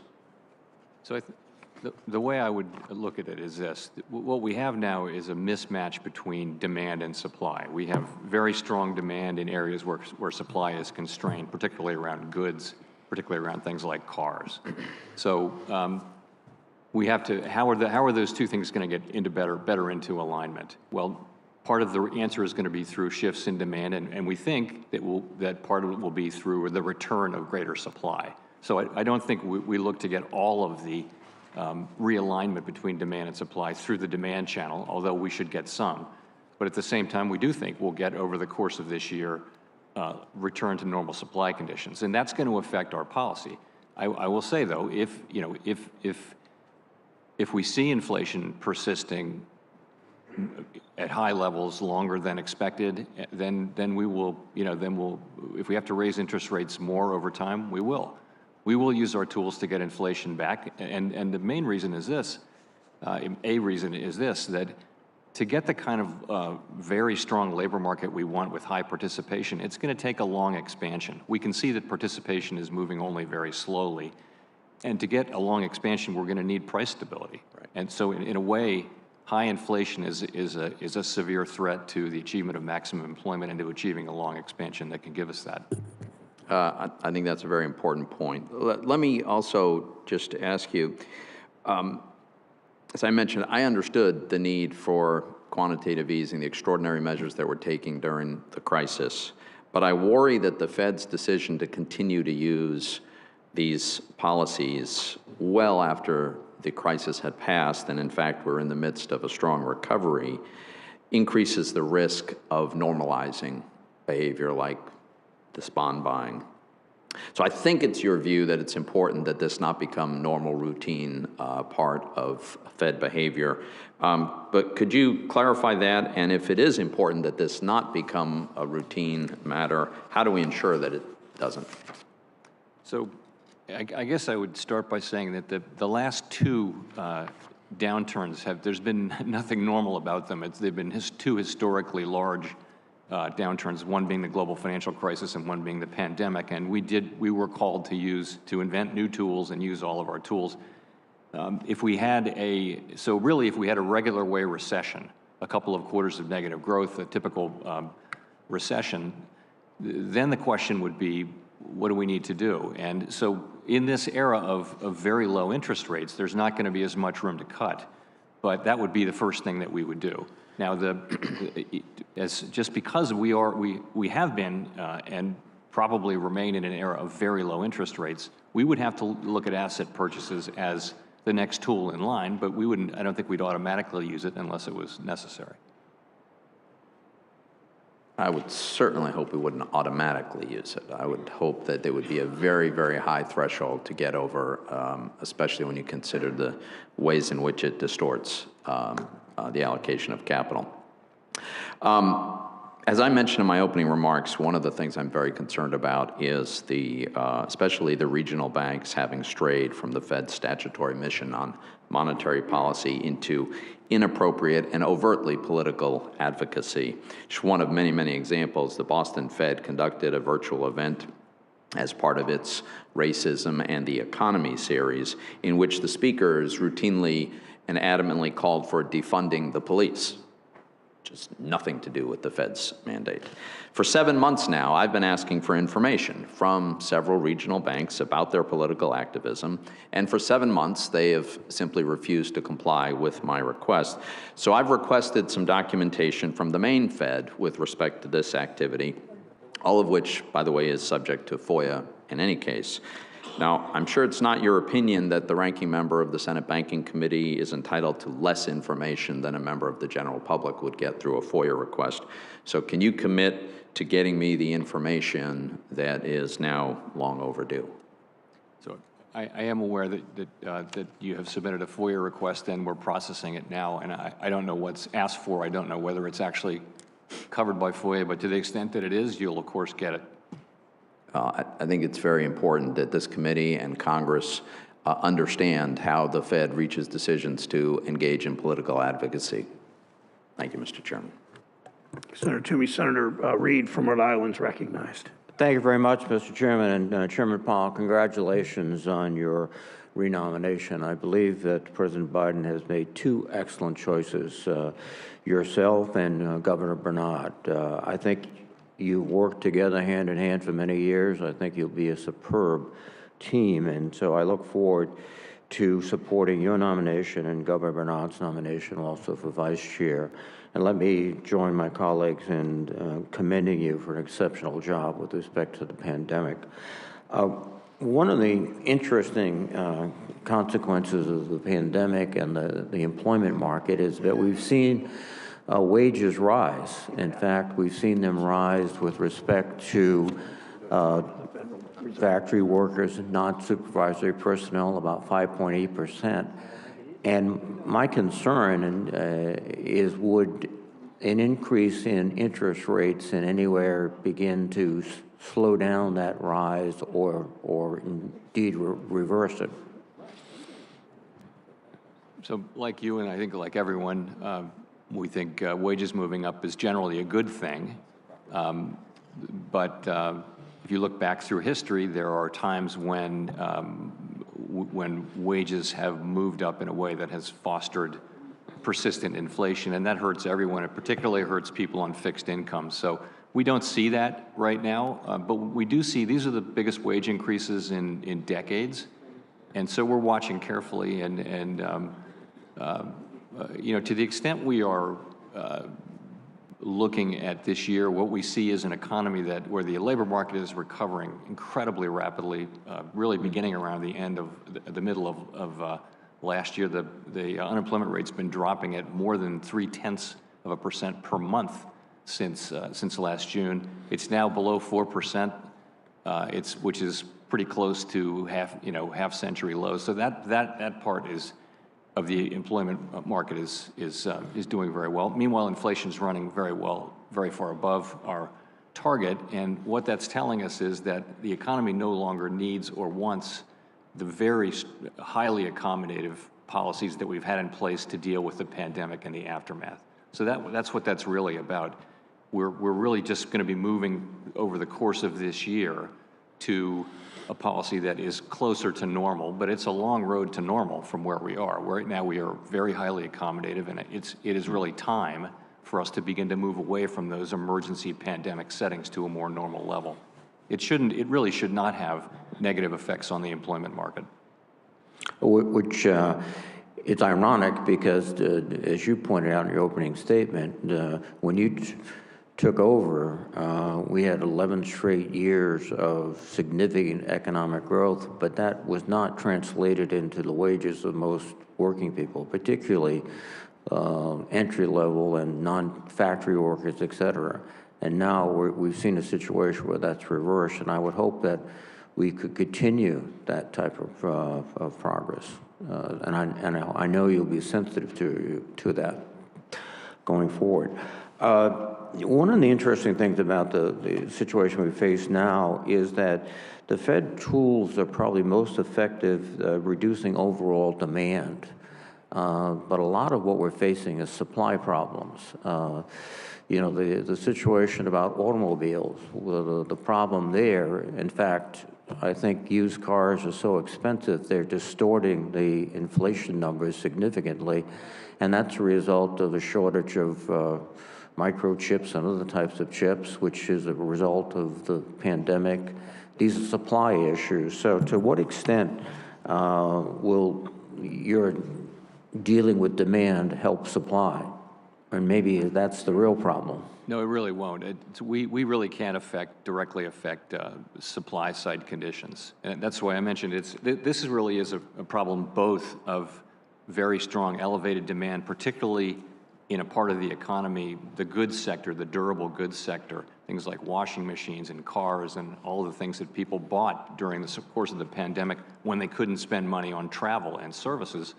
That's where spending is running at a level 20% above where it was before the pandemic, and it's just kind of overwhelmed the supply chains, most of which are global. In these days, you're getting parts and fully assembled products coming in. So we can affect the demand side. We can't affect the supply side, but this really is a combination of the two. Well, a final point I want to make is that the issue of climate change is absolutely critical. It's an economic issue. I don't think you want to see a lot of banks owning property that's literally underwater. But if you look at any of the analysis going forward, that could be the case. So I would hope that the Fed would view this as an economic issue and pursue it as an economic issue that's going to affect us dramatically. My colleague, Senator Whitehouse, has been one of the most staunch visionaries and advocates for that position, and I hope the Fed is responsive. Thank you, Mr. Chairman. Thank you, Senator Reid. Senator Shelby from Alabama is recognized. Thank you, Mr. Chairman. Chairman Powell, welcome back to the committee. You've spent a lot of time with us in the past. Inflation is currently surging at its highest rate in 40 years. And while I appreciate the decision that the Fed has made to begin tapering, I'm concerned that the Fed missed the boat on addressing inflation sooner. A lot of us are. And as a result of that, the Fed, under your leadership, has lost a lot of credibility. I only have a little time, so I have a number of questions, and I know you can probably remember them, but maybe together we'll remember them all. But I'd like to touch on this, if you would, I'd like for you to. Why did the Federal Reserve initially forecast inflation to be transitory? Secondly, has your view on the threat of inflation changed? Why? What assurances can you provide here today that the Fed has a better grasp today on inflation than a year ago, and so forth? And what factors have caused the U.S. to have greater increases in inflation compared to other developed countries? And I guess lastly, yes, how important is price stability to the American people? And that's a lot of questions, but these are all relevant to your job. Thank you. Respecting your time, let me go right through these. First, let me say price stability is half of our mandate. There's no basis in the law for preferring maximum employment over price stability or vice versa. They're equal. However, at different times, one of them is farther away from its goal, and that's the one we need to focus on a little bit more. Sometimes that's maximum employment, sometimes it's inflation. I'd say now it's inflation. So on inflation, why do we say transitory? We said that because we thought that these supply side bottlenecks and shortages would be alleviated much more quickly than they have been. There's no empirical experience with this before. We haven't had the global supply chain collapse. We haven't had this kind of a labor force shock before. So we and essentially all other mainstream forecasters forecasted that by now we'd be seeing much lower inflation. And that's not what happened. So what's changed is that, just as I mentioned, the supply side constraints have been very persistent and very durable. We're not seeing really a lot of progress. If you look across, the global supply chains and what's happening domestically, look at our ports, look at Long Beach and LA, the two big ports on the West Coast for Asia. The number of ships at anchor is still at a record level. So we're not really seeing yet the kind of progress we essentially all forecasters really thought we'd be seeing by now, and that's really what's driving it. I think we did foresee the strong spike in demand. We didn't know that it would be so focused on goods, but so that's really what happened. And so I think we learned that it wasn't that it was just this is a unique set of circumstances. We haven't had really, the United States economy is so dynamic. The supply side adapts quickly. And there are new companies being started and old companies dying all the time. This is a situation where there actually are hard constraints. People want to buy cars. Car makers can't make any more cars because there are no semiconductors. So that's never happened. I can't think of another example of that, and that's true across. So what factors really? It's the supply side. Did I miss any? I like to think I covered, at least touched all 5 of those. What have you really learned and you would share with your fellow Board of Governors to get a grasp as much as you can on inflation? Because a lot of us have been on the committee a while, and we remember what Dr. Volcker did with the Fed under his leadership, and it was draconian, but it worked. I hope we won't have to do that, but you've got to do whatever you have to do. Do you agree? We have to achieve price stability, and I believe we will, and I'm confident we will. And again, it's not just a question of restraining demand, although that will be. Right now, we're stimulating demand with very highly accommodative policy. As we move through this year, we will, in all likelihood, we don't know the future, but if things develop as expected, we'll be normalizing policy, meaning we're going to end our asset purchases in March, meaning we'll be raising rates over the course of the year. At some point, perhaps later this year, we will start to allow the balance sheet to run off. And that's just the road to normalizing policy. That's what we're going to be doing. Of course, we're committed. But we also we do believe, and I think widely it is believed that these supply blockages will be alleviated too, so that there will be more supply as well, more labor force. But people will be coming back into the labor force. We'll see more recovery, although it's been slow from participation. And we'll see these global supply blockages coming down. We'll see some more cars, although that's going to take some time. And that will help as well, getting supply and demand back at the same level. Senator Menendez from New Jersey is recognized. Thank you, Mr. Chairman. Chair Powell, let me start by reiterating a point that I've made, unfortunately, far too many times. And the latest batch of nominees leads me to, once again, the conclusion that there is a serious diversity problem at the Federal Reserve. Latinos are the country's largest minority. They make up nearly 20% of the entire U.S. population. It's outrageous that they have no representation in Fed leadership. There's never been a single member of the Board of Governors or regional bank president that has lived the experience of being a Latino in the United States. And that means that the voices of 1/5 of the country's citizens are repeatedly drowned out when the Fed is making critical decisions on economic policy, decisions that affect whether a Latino family can afford their first home, find a job that pays a living wage, send their children to college, save for a comfortable retirement, or get a loan to expand their business. In late October, several of my colleagues and I sent you a letter requesting that you work closely with the Boston and Dallas banks to recruit diverse candidates for their open president positions. We received your response to that letter just last week, and I have to be honest with you, the lack of detail was thoroughly disappointing. I'd be expecting you to provide a more detailed update on the search process before your confirmation vote, including what specific changes you've made to the process and how they're going to lead to a more diverse candidate pool. And I hope that you will do that. While we face significant challenges with the Omicron variant and supply chain disruptions that are both causing families to face higher prices for a variety of goods, the fact is that we're experiencing a strong recovery from an unprecedented pandemic. Thanks to the American Rescue Plan and other policies put in place by Congress and the Biden administration, we gained an average of 537,000 jobs per month since President Biden took office. So, Chairman Powell, if you're confirmed, how would you continue to balance the Fed's dual mandate to keep price increases manageable while not dampening the strong job and wage growth that we've seen over the past year? So by so many measures, labor demand relative to supply is at its highest level, really, that I can remember.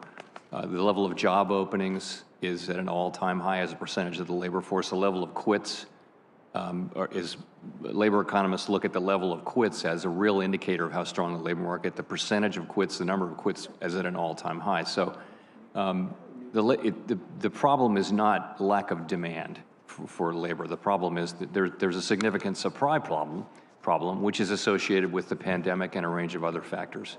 Participation has not recovered, but as you can see, for people who are in the labor force, the unemployment rate is dropping at historically fast levels.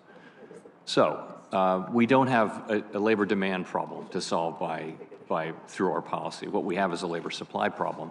So what is the threat? We're clearly on a path to have an even better labor market over time. What are the big threats to our getting there? Well, I would say very near the top of the list is the threat of price stability. If inflation does become too persistent, if these high levels of inflation get entrenched in our economy and in people's thinking, then inevitably that will lead to much tighter monetary policy from us, and it could lead to a recession, and that will be bad for workers. So really, achievement of maximum employment, by which we really mean continued progress in hiring and in participation, is going to require price stability, and that's going to require us to use our tools to the extent they work on the demand side, while we also expect some help from the supply side. Do you expect inflation to subside as vaccinations increase and supply chains are repaired?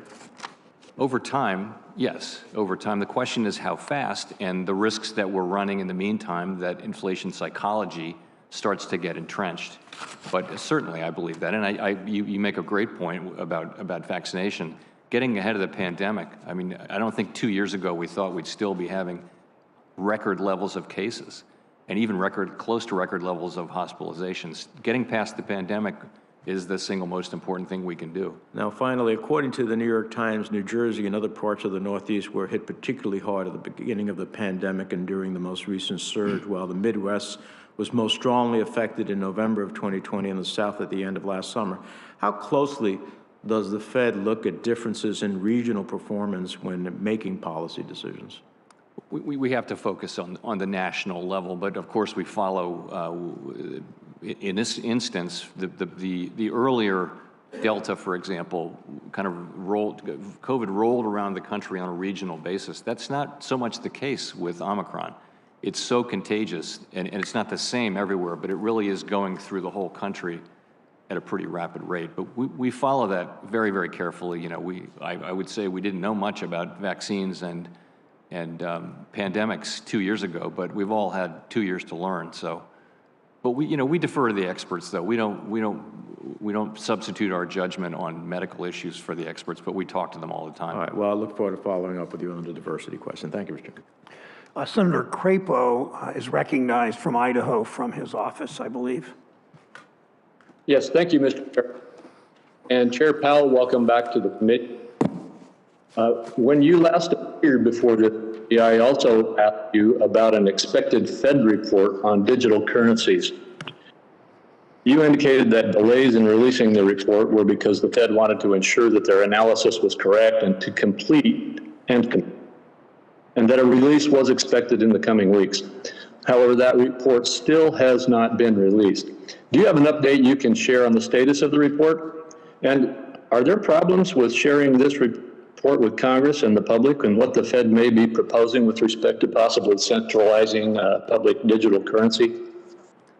So the report really is ready to go, and I would expect we will drop it. I hate to say it again in coming weeks, but it really is in a situation where it's ready to go. The fall for us, given changes in monetary policy and other things going on, it was hard we didn't get it quite to where we needed to get it, but it's effectively there now. And I will tell you, it's within weeks we will be publishing it. And by the way, it's more going to be an exercise in asking questions and seeking input from the public rather than taking a lot of positions on various issues, although we do take some positions.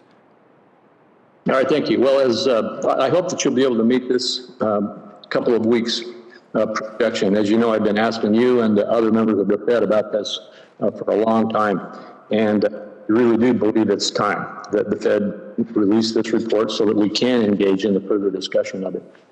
I want to also, with the rest of my time, go back to the issue of inflation. I know you've talked about it a lot with us this morning.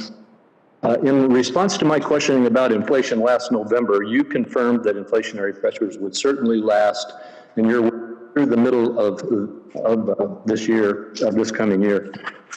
What do you now expect with the time we've seen since you last answered these questions in front of the committee? What do you now expect inflationary pressures to look like throughout this year? I wouldn't say things have changed much on that front since last November. I think that inflationary pressures do seem to be on track to last well into the middle of next year.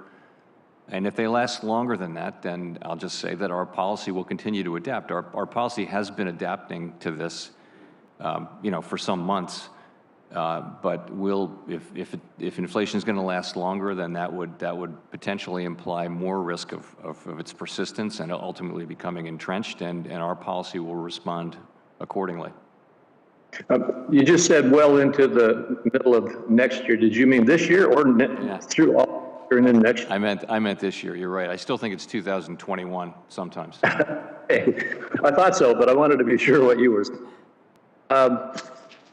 With regard to the question of what's going to happen over the next 3 to 4 months, as we try to deal with the inflationary pressures you've described, if consumer price inflation were to persist over the next 3 or 4 months at somewhere between 5 and 7%, as we are now seeing, and if the unemployment rate were to remain about where it is now, below 4%, what would you expect the tools that the Fed would need to use would be? And I noted in one of your responses on the inflation issue earlier today, I thought I heard you say that the Fed's overnight interest rate would still, even after you may use it as a tool, would still be very low. Could you just discuss I know you can't predict with specificity what the Fed would do, but could you discuss what you expect interest rates to look like as you utilize that tool? Sure. So I think to your point, we're at a place where unemployment is now very low, historically low, and inflation is well above target, and the economy no longer needs this very highly accommodative stance of policy. And I would expect that this year, 2022, will be a year in which we take steps toward normalization. That will involve raising the federal funds rate. That will involve ending asset purchases in March. And perhaps later this year, depending on the run of things, we would also see ourselves beginning to allow the balance sheet to shrink. So that's what I think that's the broad picture of what I see happening. The committee hasn't made any decisions about the timing of any of that. And I think we're going to have to be both humble and a bit nimble here. If you go back and look at where we were a year ago today in the economy, vaccines were arriving. I think that in my thinking there was the idea that that'll really help us get past the pandemic, and it has helped a lot. But yet we're at all-time record cases and approaching record hospitalizations nationally. So the thing has stayed with us longer, and I think we're going to have to be open to the changing environment, and monetary policy is going to have to adapt as we learn more. And then we're going to learn a lot about the path of inflation, particularly as it relates to these supply side blockages we've had over the course of the first 6 months of the year and every month, really. So do I understand, are you saying that if the pandemic remains problematic and aggressive, that would impact the timing of any decisions the Fed might make in terms of the federal funds rate? So I'd say it could, but you know, what's happened is the economy has made all these gains in the face of during 2021, we had two major pandemic outbreaks, two variant outbreaks, and really the beginning of 21 was dominated by a very strong wave of the original COVID. So, and yet the economy, we made tremendous progress in the labor market in 2021, and growth is at a multi-decade high in 2021. So I expect the economy to continue to be able to deal with these outbreaks. I think it is likely, though, if the experts are right and Omicron is going to go through really quickly and peak perhaps within a month and then come down after that, I think it's likely you will see lower hiring and perhaps a pause in growth and that kind of thing. But it should be short-lived. It should be, and then the economy, the forecast for the rest of the year, or certainly for the next quarter or two, would be a very positive one, very positive. And if that happened, would that increase the likelihood of Fed action to increase the federal funds rate, or would it delay that? If that all happens, I think what we're seeing is an economy that functions right through these waves of COVID, and my colleagues and I see that, and you see that every quarter we write down projections of interest rates. They're individual projections. They're not a committee plan or anything like that. But broadly speaking, all members of the committee see interest rate increases coming this year. The median was 3. But that's going to depend on data. It's going to depend on the progress we see on the supply side, the progress we see on inflation. And we honestly don't know. There's risk on both sides, really, on growth and potentially on inflation as well. So we're going to have to be just very attentive to what's happening in the economy and willing to adapt pretty nimbly our policy as we go through the year. Thank you, Senator Crapo. Senator Tester from Montana is recognized. Yeah, thank you, Mr. Chairman. I don't know if there's any way to turn that mic down, but that was almost painful. I mean, it was tough. Not your questions, Crapo, just the intensity. First of all, Chairman Powell, I want to thank you for your willingness to serve. I appreciate your work that you've done working with the Federal Reserve Board throughout the health and economic crisis that we found ourselves in. And just to say, as many have said before me, we appreciate your steady hand. In your opening statement, you talked about climate change and cyber attacks, taking those into account as part of the things the Fed has to do. There was an interesting story in the Post yesterday that talked about $145 billion this country spent on disasters in 2021. December was the warmest ever, and last year was the 4th warmest year in history. And I think that's a conservative number because I don't think it took in the impacts of our crops and crop insurance and things like that.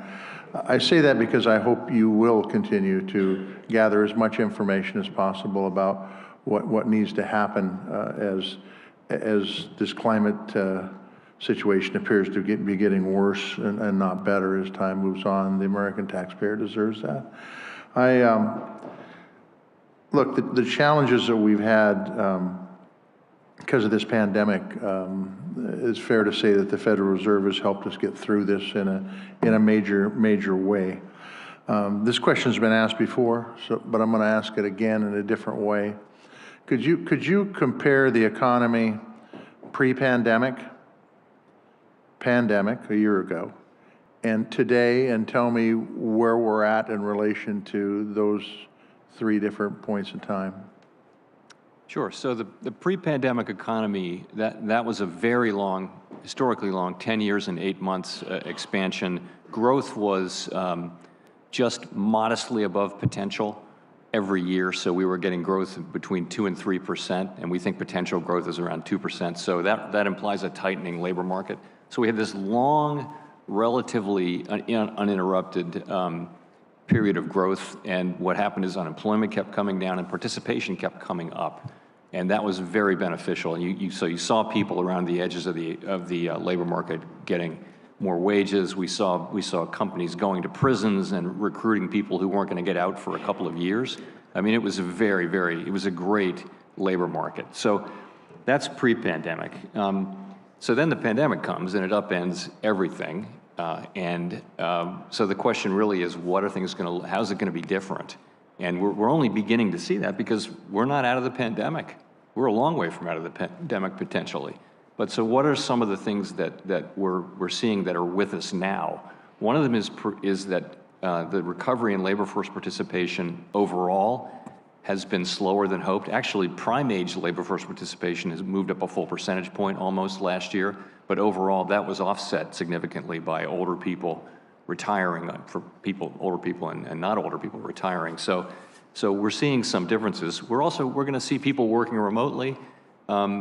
There's the wage increases that we're seeing are still very skewed to the lower end of the income spectrum.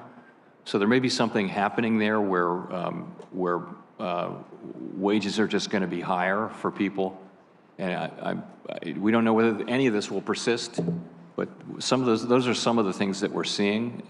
I know employers who are hiring younger people out of school are finding that they have to have one day to work from home, or they'll go to someplace else where they can get that. So it's a market right now where labor is very short, and as a result, workers have a lot of leverage, and that may persist. So I think there's a lot of different things.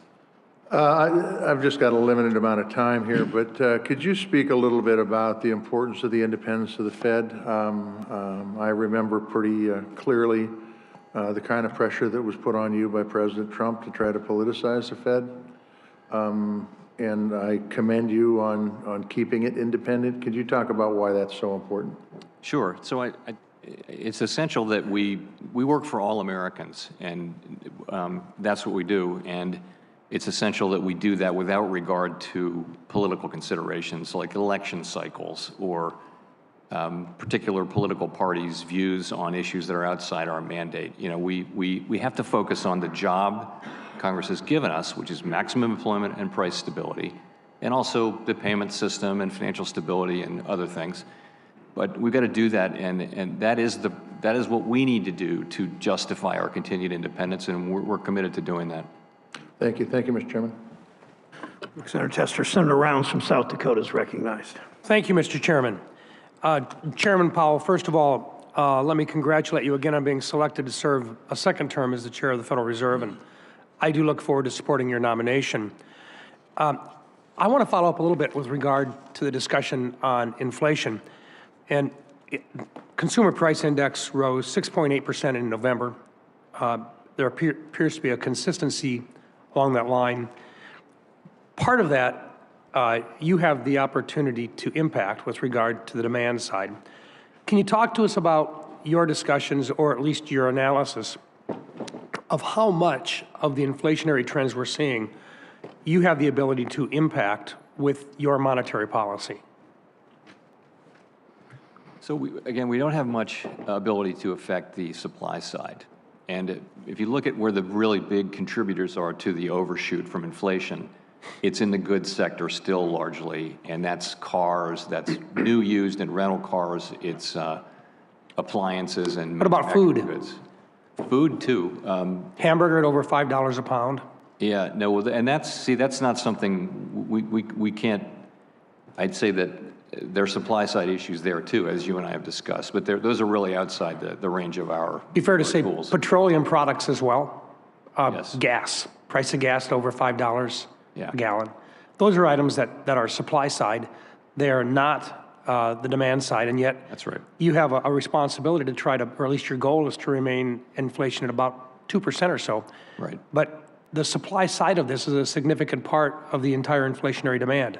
Fair to say that your focus is on the demand side, not the supply side, correct? That is right. That's correct. So what percent of that inflationary trend, what percent of that are you trying to impact with the demand side monetary policy that you have the ability to impact?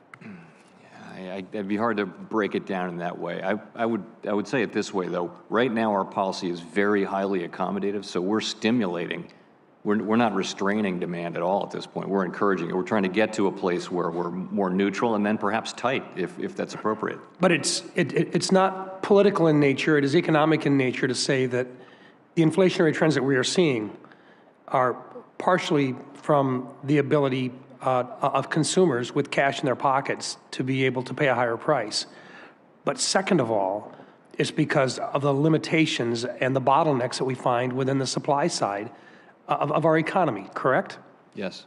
So let's just take food as an example. I come from South Dakota where cows outnumber people, and yet we have producers there that on a regular basis talk about the fact that they don't see an increase in what they're receiving for livestock, and yet our consumers across the entire country are seeing huge increases in the price of meat. And in between them sit packers, four packers who control over 80% of the market, showing record high profits while consumers pay huge inflated prices. That's something which has to be dealt with policy and not necessarily something that the Fed can impact, correct? That's really a competition policy question, yes. Yeah. So do we have the same type of challenges with regard to other items that people consume on a daily basis? And by that I mean petroleum products are something that I truly believe that the price rise in petroleum in 06, 07 really impacted the ability of people to actually pay their mortgages or pay their rent, or for that matter, they were going to put food on the table before they were going to pay a mortgage. Do we have a similar type of situation developing here with regard to individuals that are trying to get to work, paying a higher price for their gasoline, and now they're seeing the possibilities of other things going by the wayside?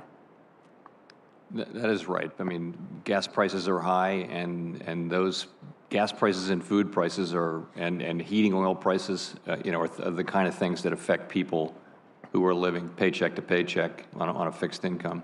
And not necessarily something that you can do at the Fed, but nonetheless, it does impact inflation, and it's something that would probably have to be addressed with the regulatory environment that we have within this country today. We can have marginal effects on demand, but we really, when it comes down to energy and food, those are largely importantly influenced by supply side issues. Thank you. And I would just add this. I know that with regard to regulations, the Fed has been considering whether or not to make permanent adjustments on a separate item to the supplementary leverage ratio, or SLR, in order to account for a significant influx of cash that consumers have got. They're trying to put them into banks, and yet banks have to basically have capital to be able to accept those deposits. I would just hope, and I would consider that you continue to look at considerations with regard to the adjustments on the SLR, so that we actually have the ability to accept those deposits in the future, sir. We will return to that. We want risk-based capital to be binding, not the leverage ratio. We do want to make adjustments, but we want them to be done in ways that don't reduce the overall bindingness of the capital requirements on the largest firms. That's an important principle, but within that, we do think there's some things we may be able to do on the SLR that honor that first principle. Thank you. Thank you, Mr. Chairman. Senator Warner from Virginia is recognized. Thank you, Mr. Chairman, and Chair Powell, let me join my colleagues on both sides of the aisle in thanking you again for your service. I'm going to pick up a little bit where my friend Senator Tester left off when he started talking about pre-pandemic economy, pandemic economy, and post-pandemic economy. You said in your testimony that the post-pandemic economy is likely to be different in some respects, and that, quote, the pursuit of the Fed's goals will need to take these differences into account. What are some of those differences? You mentioned we're seeing changes in employment patterns. We may need to see new supply chains. Can you talk a little bit more about, in that post-pandemic economy, what those differences will be, how it affects the Fed's decision-making, and will there be actually any economic indicators that might be have a new emphasis, or even be new economic indicators in this post-pandemic economy? Hopefully we get to. We're just beginning to see this sort of emerging from the fog, so it's all very indefinite. But you mentioned supply chains. The supply chains we had pre-pandemic were very efficient and pretty fragile. And so I think companies, since the very beginning of the pandemic, have been looking at ways to have more robust supply chains that won't be, subject to these kind of disruptions that we've had now for 2 years. That's one. Another I mentioned earlier is labor force participation has been much slower to come back than we had hoped for. The level of employment that's consistent with price stability is something that can evolve over time, and we have to deal with the economy as we find it. Right now, we have very high inflation and wages at multi-decade highs, which are not causing the current inflation at all, but something that we're watching. And we want participation to come back, but it's been quite slow. We have to deal with the fact that it probably will take a long expansion to draw people back into the labor market. Just to speak of two, there are many others. Well, for example, would childcare be one of those factors? We still have a large percentage of the workforce, particularly women in the workforce's participation, is still down. If we don't find a way to provide adequate, affordable childcare, is that not going to be a long-term disruption? It's clearly weighing on participation still, although participation has moved back up among women as well. But that part of the economy is suffering from a lack of workers as much as any part is, and so that weighs on participation by people who depend on childcare. Yes. I also think that on the supply chains, a lot of us at the beginnings of this pandemic raised concerns about being dependent on sole source, for example, whether it's the base chemicals that go into our pharmaceutical drugs or PPE coming from China. I think some of these changes are going to be permanent. We now at the Congress needs to act to make sure that we don't maintain that dependence, but something I think we're going to need to continue to revisit. I want to come to another topic that you and I have talked about a long time. Out of the pandemic, we saw a disproportionate effect on minority communities. We lost 440,000 black-owned businesses. A lot of the delivery mechanisms that we put in place on the Paycheck Protection Program, well-intentioned, but clearly minority-owned businesses didn't do as well. I'm a big believer, and I thank folks on both sides of the aisle. I want to particularly call out my friend Mike Crapo on this. We got a lot of money into the CDFIs and MDIs, but there still remains challenges for these organizations. For example, in light of after the murder of George Floyd, private sectors indicated they were going to put up about $200 billion to help deal with racial wealth gap issues.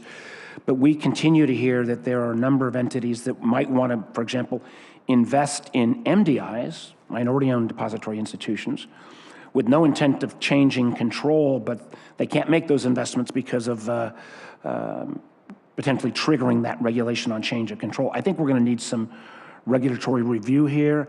I think as well, we need to look at, for example, a non-emergency discount window that would be geared towards CDFIs and MDIs, modeled after the seasonal discount windows that already exist on a non-emergency basis. Can you speak to how you and the Fed can work with me and others on this committee to make sure that CDFIs and MDIs that are going to continue to play, I think, an increasingly important role in serving underserved communities don't get blocked by some of these regulatory barriers? Yeah, so we've talked about this a lot. We're very focused on what we can do to support CDFIs and MDIs. We did see in the recovery from the pandemic in a number of cases where they were the ones who were there in poor communities delivering credit, and to a great extent. So they were in some cases pretty effective. Nonetheless, so what are we doing? As you know, under ESIP, we've been working with the other banking agencies to make sure that those loans and investments can be made in a way that gives attractive capital treatment. And you know, there's a range of things that we're doing. We do want to foster investment in CDFIs and MDIs under the law.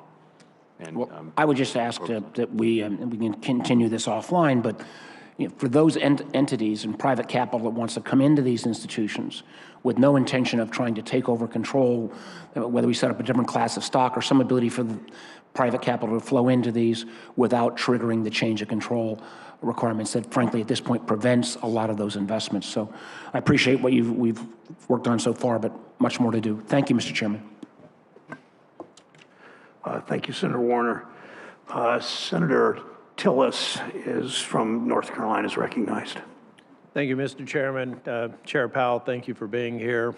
You mentioned in your opening statement you committed to regular and frequent contact. I can attest to the fact that you have regularly contacted my office, and anytime we've had a request for a conversation, you've been very prompt, so I appreciate you for your responsiveness.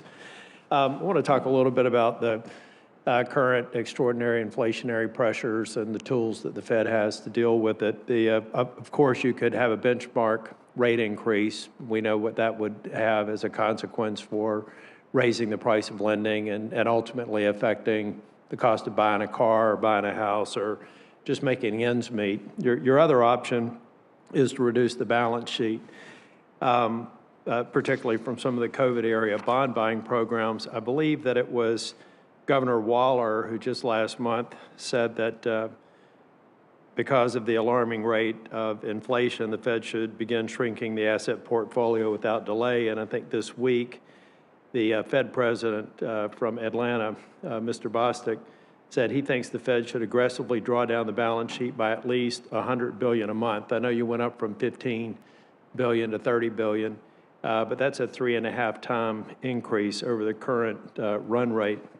So to what extent do you think, and give me an idea of discussions that you're having at the Fed to have a faster taper in lieu of a rate increase?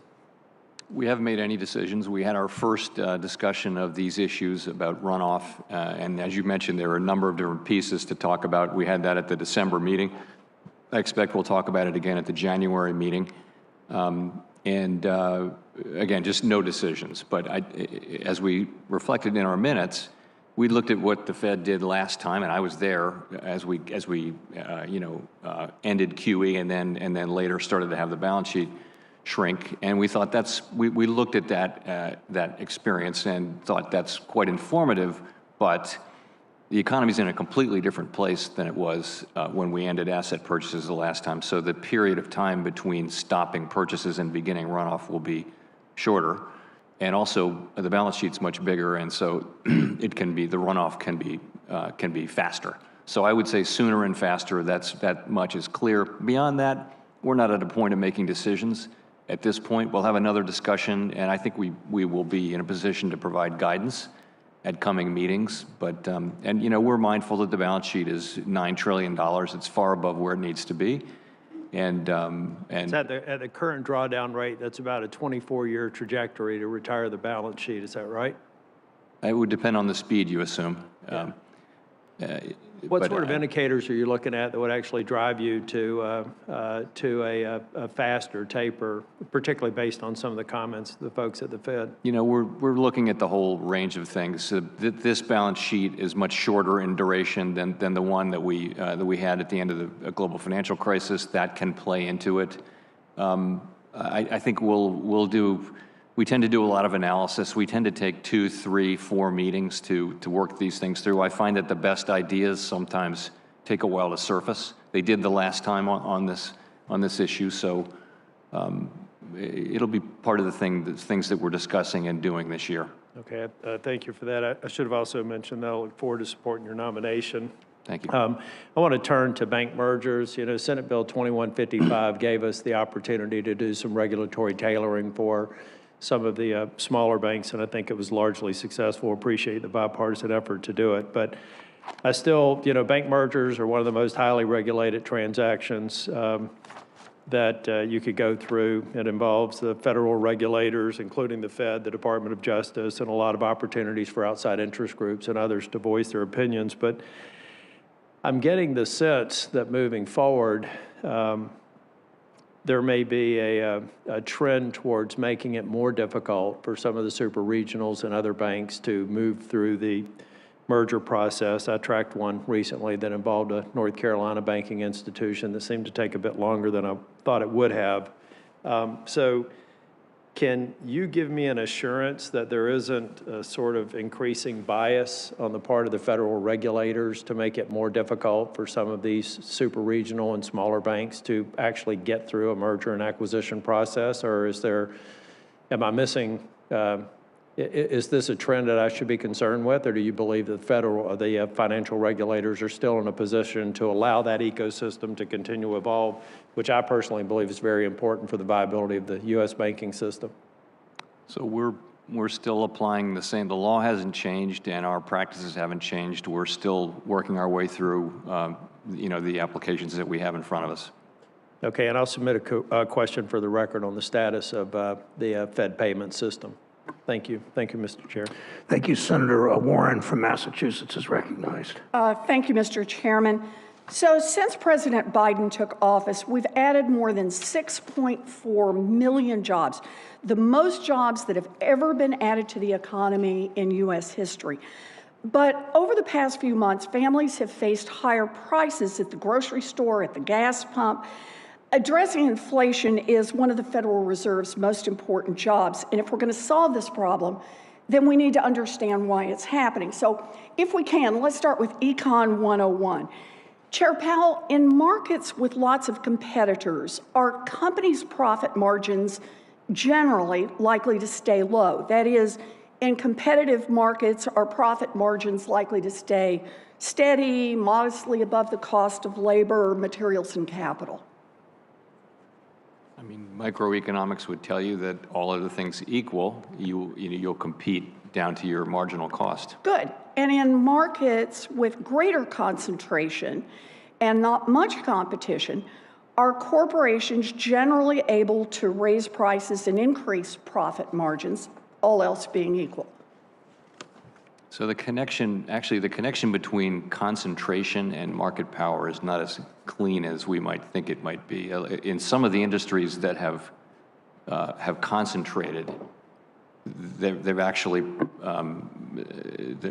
has been, sort of lower cost increases. It's resulted in lower cost to consumers, and I'm thinking there of retail and things like that. So it's not as direct. Well, but let me ask it the other way then, because we're still kind of doing Econ 101 here. If you're a corporation that has eaten up most of the competition and cornered the market, is it easier for you to raise prices on your customers and maximize your profits because you don't have to worry about losing your business? In other words, you've lost the discipline that the market imposes. In principle, if you don't have competition and you're a monopolist, yes, you can raise your prices. Okay, and over the past year, we know that prices have risen because of supply chain problems, unexpected shifts in the demand for goods, and even higher labor costs. But if corporations were simply passing along these costs in highly competitive markets, would the company's profit margins have changed much? So many things affect those that calculation. In principle, you could be right, but well, it's very much not what we're seeing right now. Today, nearly 2 out of 3 of the biggest publicly traded corporations in the country are reporting fatter profit margins than they reported before the pandemic, which doesn't sound like they're just passing along costs. So let me ask you, does that increase in profit margins combined with greater market concentration in industry after industry suggest to you that some corporations may be passing along increased costs and at the same time charging more on top of that to fatten their profit margins? That could be right. It could also just be, though, that demand is incredibly strong, and that they're raising prices because they can. Well, that's the point. They're raising prices because they can, and they're not being competed down. You know, market concentration has allowed giant corporations to hide behind claims of increased cost to fatten their profit margins. So the consumer pays more, both because the corporation faces higher costs and because, as you put it, because the corporation can increase prices. The reason I raise this is that higher prices have many causes, and we can't overlook the role that concentrated corporate power has played in creating the conditions for price gouging. Now, before my time expires, I want to ask you about one other important topic, and that is about climate change. Mr. Chair, when you came before the Banking and Housing Committee last July, you said that the transition to a lower carbon economy could, quote, lead to a sudden repricing of assets or entire industries, and that we need to be in a position to deal with all of that. Why is it important for the Fed to assess risks related to climate change in order to fulfill its mandate? So our role on climate change is a limited one, but it's an important one, and it is to assure that the banking institutions that we regulate understand their risks and can manage them. And it's also to look after financial stability. And with financial stability, the issue really is, can something from climate change arise to the level that would threaten the stability of the entire financial system? So that sounds like more in the nature of what you were reading, something in the nature of transition risk, where some unexpected government policy change happens, which could potentially create disruption. Well, the world is running out of time to deal with the climate crisis, and the Fed has an important role to play here, and I hope the Fed will step up. Last thing, Chair Powell, I sent you another letter asking for more information about the Fed's ethics scandal, and I asked for a response by next Monday. Can I receive your assurance that I'll get that response by next Monday? I'll have to look into the status of that. You'll get either a response or we'll update you on where we are. Okay, I'd like to have a response. Okay, very important. Thank you. Thank you, Mr. Senator Chairman. Kennedy of Louisiana is recognized.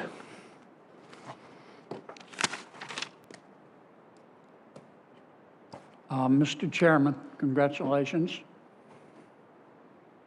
I think it's fair to say that you are, and once you're confirmed, will continue to be one of the most powerful people in the world. So I want to begin today. I have some questions, but first, I have a plea. Above all else, above everything else on your plate, I ask that you please preserve the independence of the Federal Reserve. The last thing that America needs right now is to have the Federal Reserve politicized. It's the last thing the world needs right now. And believe me, the whole world is watching, including our enemies. Now, I get it. Our politics is polarized. I hope you'll remain blissfully ignorant of that. And I get it. I'm not telling you not to listen to elected officials, public officials. I get it. I mean, I can only speak for the Senate. We have some very smart people in the Senate. They have strong opinions and strong personalities. We've got a few senators that, to paraphrase Dave Barry, think they ought to make a Hamilton-style musical about their lives. I get all that. But you've got to remain independent. The dollar, and political fads come and go, but the dollar doesn't. I hope not. The dollar underpins the entire world economy. Politicize it at your own risk. Let me shift gears. Question. Professor Keynes, about whom I know you know more than I do, but Professor Keynes has seen a resurgence in the last few decades in his number of followers. And of course, we both know, Professor Keynes said, one way to get out of a recession is to have the government spend money it doesn't have to deficit spend to stimulate the economy. But Professor Keynes said something else that the media doesn't usually quote. He also said, when you get out of the recession, pay the damn money back, didn't he? Didn't he say that? Yeah, I was gonna add that. What he said was it's okay to do deficit spending, but you should be doing surplus, in good times to sort of keep it. Yeah. Now, behind me is a chart of our public debt going all the way back to, I think, 1990. You don't have to be Euclid to see that the direction is up. And it's been up under Republican administrations, and it's been up under Democratic administrations. It's been up under Democratic and Republican Senates and houses. It's up. So here's my question to you. At what point, how much is too much? At what point in your judgment are we going to hit the point where you have to say, no, that's it. We can't do any more. It's hurting the world. It's hurting our country. So we don't know when that is. And as the world's reserve currency, demand for our paper is very strong. If you had shown that and then asked somebody 15 years ago to predict what interest rates would be, they wouldn't be predicting that the 10-year would be at 175. No. Right. So there'd been a lot of demand. But they would have predicted that the debt was going to go up. They would have looked at that picture and said, well, you must be experiencing difficulty borrowing, but we're not at all. So no, we're on an unsustainable path. Debt is not at an unsustainable level, but the path is unsustainable, meaning it's growing faster than the economy, meaningfully faster than the economy. We have to address that over time. We will address it over time. And the better way to do it is soon and to do it in good times. Start when the economy is strong and the taxes are rolling in. And that's since we don't do fiscal policy, but I will say that the sustainability of the debt is something we need to get back to and focus on again. Good luck, Mr. Chairman. Thank you, sir. Senator Van Hollen of Maryland is recognized. Thank you, Mr. Chairman. Welcome, Mr. Chairman. We all recognize we've got continuing economic challenges, but I think it's important to look at some critical areas where we're much better off today than the Fed predicted we would be at this time just a little while ago. We've seen a record increase of 6.4 million jobs in our economy in 2021. And back in December of 2020, when the unemployment rate was 6.7%, the Federal Board of Governors projected that the unemployment rate in December of the year we just came out of would be 5%. Isn't that correct? I'm sure, I can't do it from memory, but I'm sure you're right. All right. Well, as I reviewed your predictions, that was what it was. And in fact, we did much better than that. The unemployment rate for December, the month that we just left, was 3.9%, and the unemployment rate for that fourth quarter of last year was 4.2%, a year ahead of what the Fed had predicted. Is that right? Yes. And what happened in between was a lot of us here in the Senate and the House and folks around the country looked at those projections and said, that is not the kind of course we want to be on, and we passed the American Rescue Plan, which helped stabilize the economy and helped result in those much improved employment numbers. Isn't that right? Yes. Now, let me just talk about inflation. I think all of us recognize that Americans are experiencing price increases in many areas.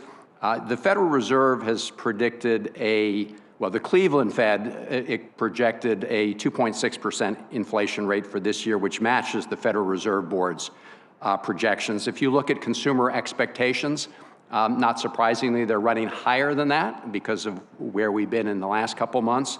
But can you explain why you're confident at the Federal Reserve that we can hit that 2.6% target while continuing to push for full employment?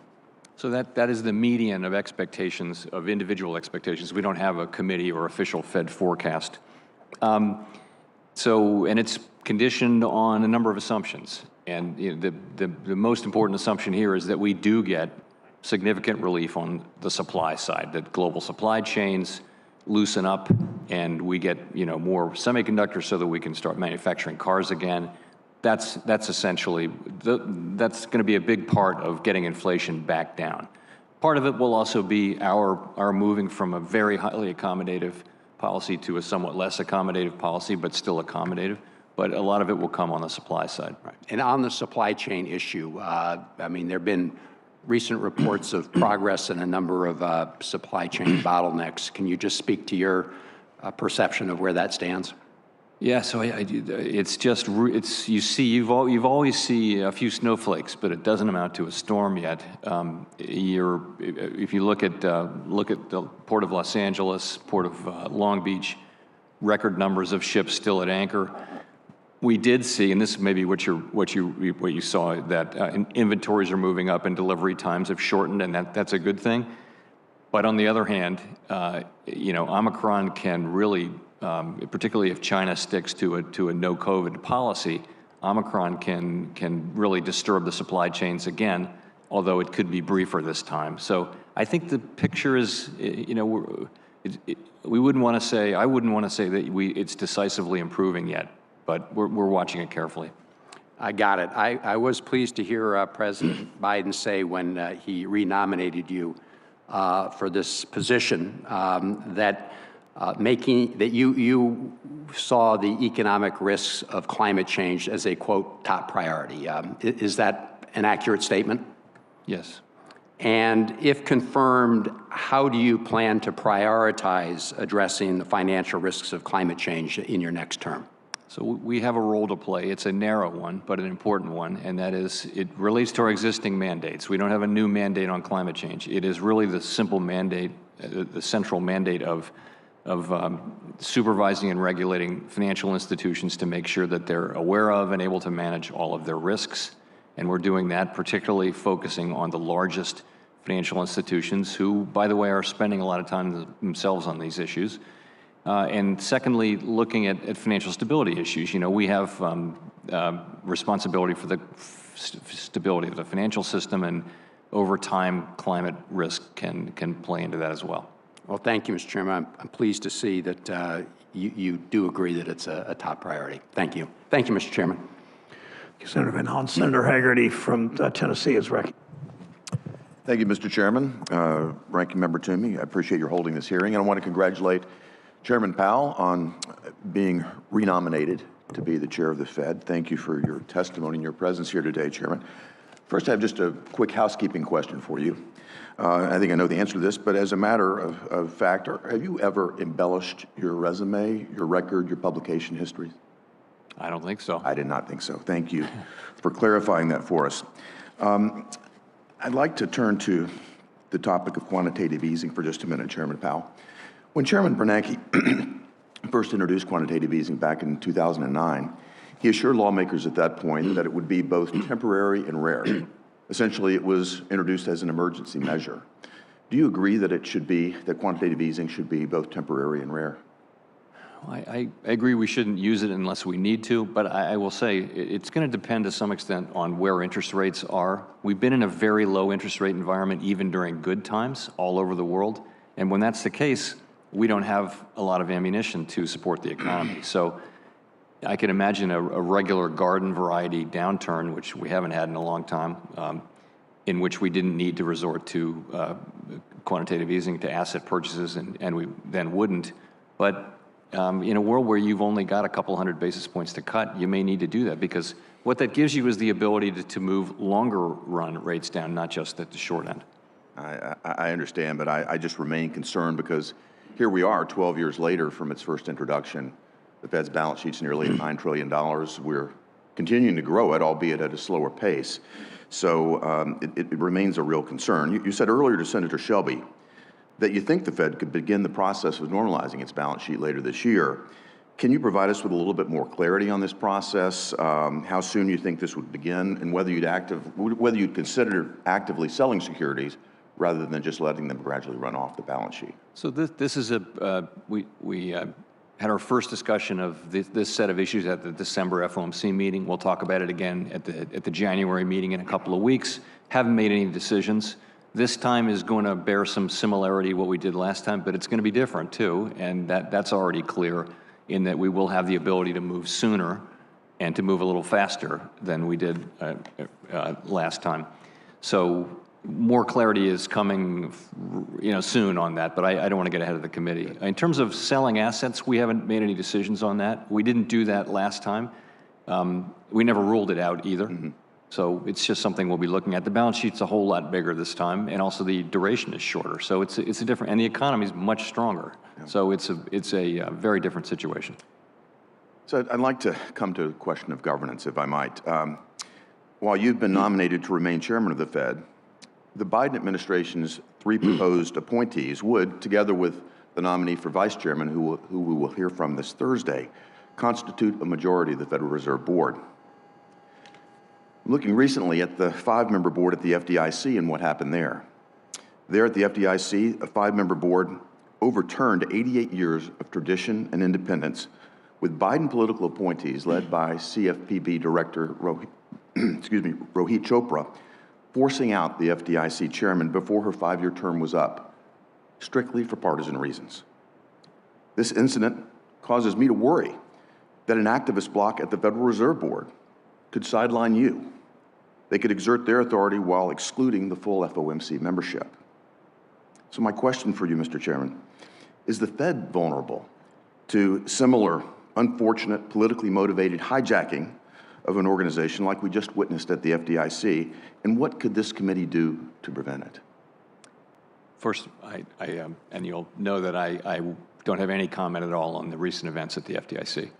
So at the Fed, monetary policy is conducted by the Federal Open Market Committee, which includes the 12 Reserve Bank presidents, and in total there are as many as 12 voters. Yeah. So we'll always have a balance of governors and Reserve Bank presidents. Regulatory policy is really the business of the Board of Governors, and there are as many as 7 governors and a majority is 4. We do have a history at the Fed of working collaboratively and coming together and getting consensus on issues, and I would hope that certainly is my intention, that is my nature, and I will work hard to make sure that things stay that way. And as a member of this committee, I'll work hard to support you in that, to maintain that posture as well. Thank you, Mr. Chairman. Thank you. Thank you, Senator. Senator Cortez Masto from Nevada is recognized from her office. Thank you, Mr. Chairman. Chairman Powell, it's good to see you again. Thank you always for taking the time to answer my calls, meet with me, answer my questions. So appreciate it. Let me start with a question that Senator Tester talked to you about, because I think it's important. We recognize, put this in perspective again.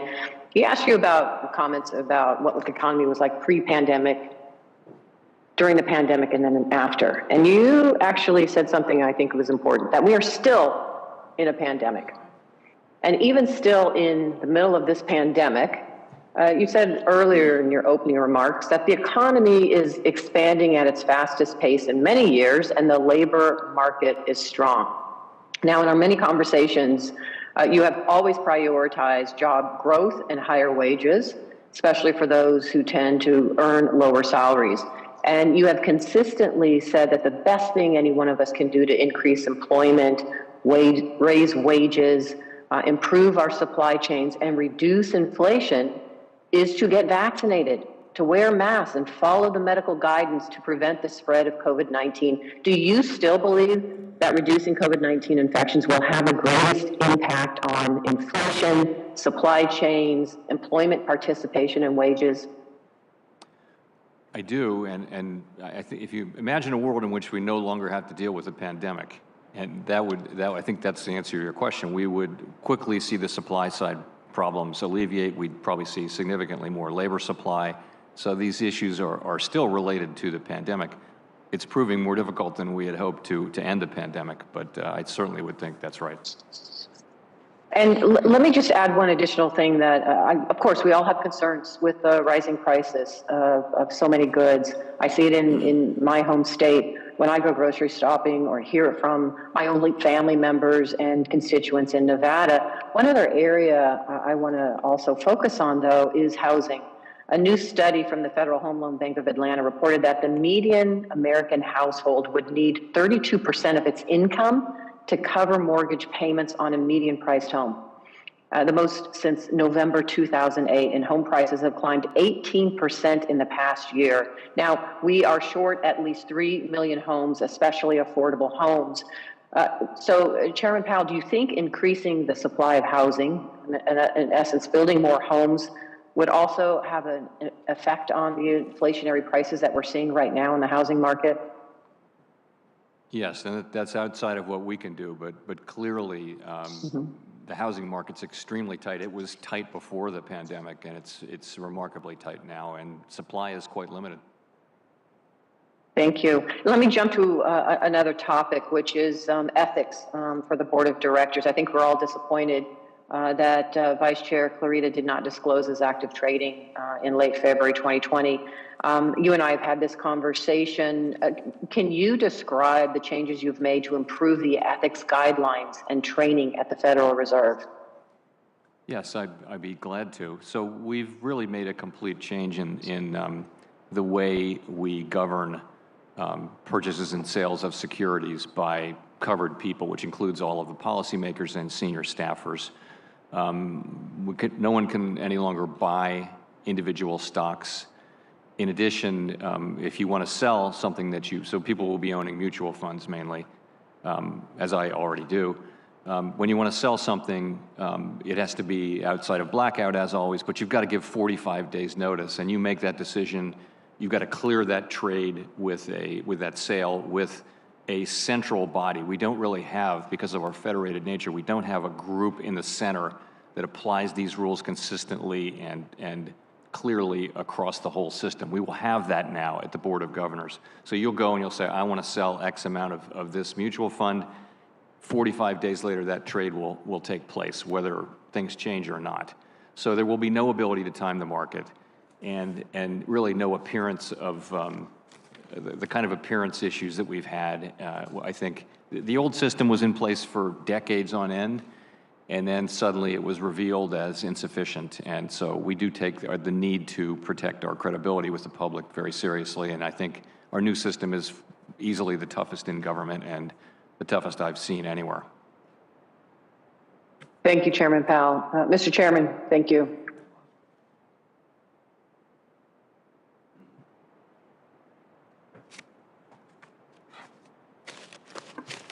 Senator Lummis from Wyoming is recognized. Thank you, Mr. Chairman, and congratulations on your nomination. Please throw me a lifeline here and help me support your nomination. The Fed's website today says that the Federal Reserve will ensure the provision of payment services to all depository institutions on an equitable basis, and to do so in an atmosphere of competitive fairness. But that's not the case at all, Mr. Chairman. The Fed actually uses substantial discretion in providing master accounts to depository institutions, or denies them by delay, simply starving the master account applicant until it dies. And that's true even though every single federal court that has ever looked at this issue disagrees with the Fed's assertion of substantial discretion. The Greater Buffalo Press and Jet Courier Services cases in the Second and Sixth Circuits found that the Federal Reserve Services were, quote, available to all banks. The Fourth Corner Credit Union case in the 10th Circuit from 2017 said the same thing. The Federal Reserve Act says that a depository institution is any institution eligible for deposit insurance. The FDIC says, in General Counsel Opinion 8867, that an entity is a depository institution if it is creating deposit liabilities out of customer assets and is characterized by state law as a bank. As you know, Chairman Powell, I'm terribly concerned about the manner in which Wyoming's special purpose depository institutions are being treated by the Federal Reserve. We've discussed this. What is your reaction to this?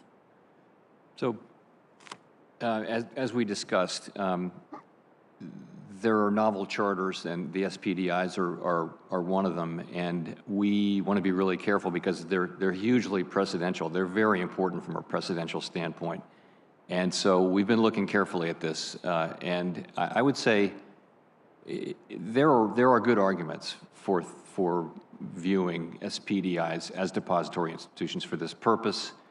And I think we're looking carefully at it. I do think we'll make some progress on this, and we could talk about it more offline. But I think you do understand that we start granting these. There'll be a couple hundred of them pretty quickly, and we have to think about the broader safety and soundness implications. And it's just hugely precedential. That's really why we've taken our time with it, and we appreciate your bringing it to my attention, and so we can continue to talk about it. Well, as you know, it's been well over a year, and I've been stonewalled for well over a year. My state has been stonewalled for well over a year.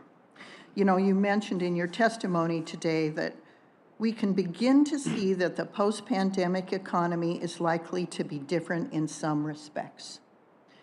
My job is to represent Wyoming's best interests and to ensure the Fed is preparing itself for the post-pandemic economy and to promote responsible innovation, as you mentioned in your statement. You know, I asked your staff for an update on the SPDI charter last week, and I've yet to receive a response. And as we discussed in December, I believed I would receive a response by today. So my disappointment is profound. My frustration is profound.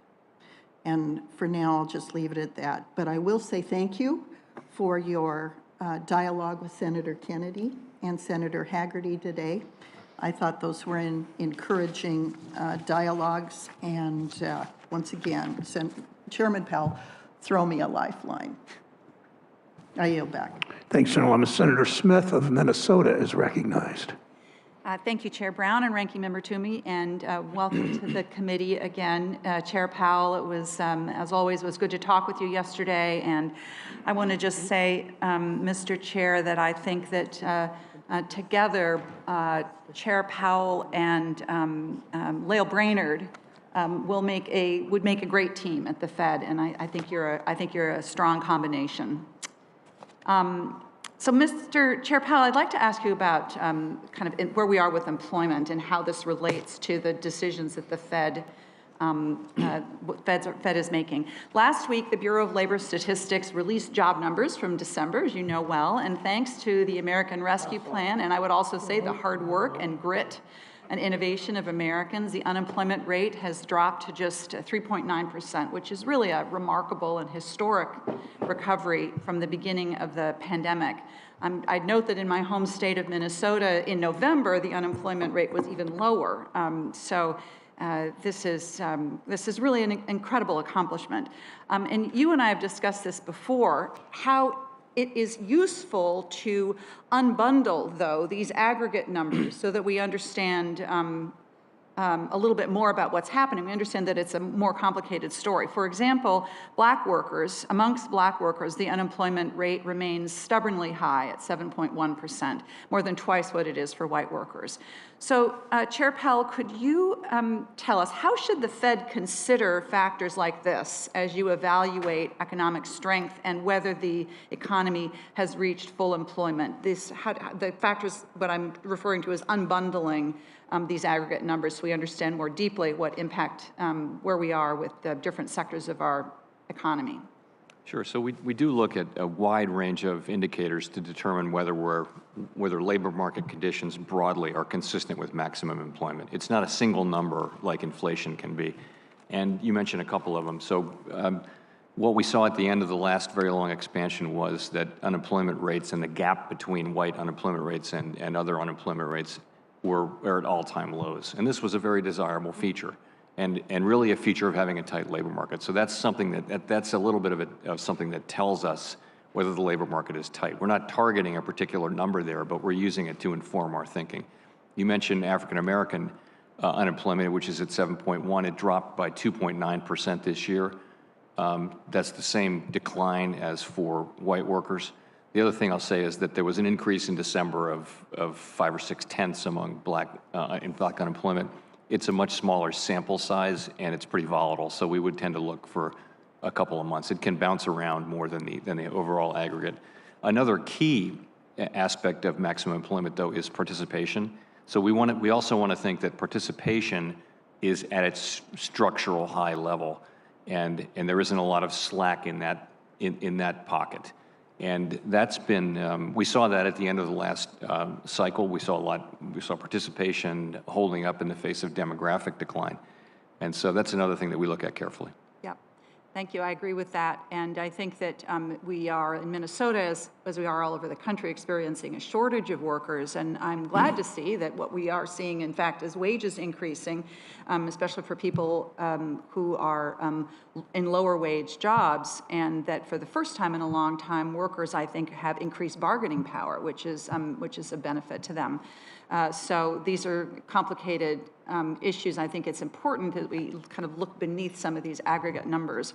But I want to touch on another issue before I wrap up here.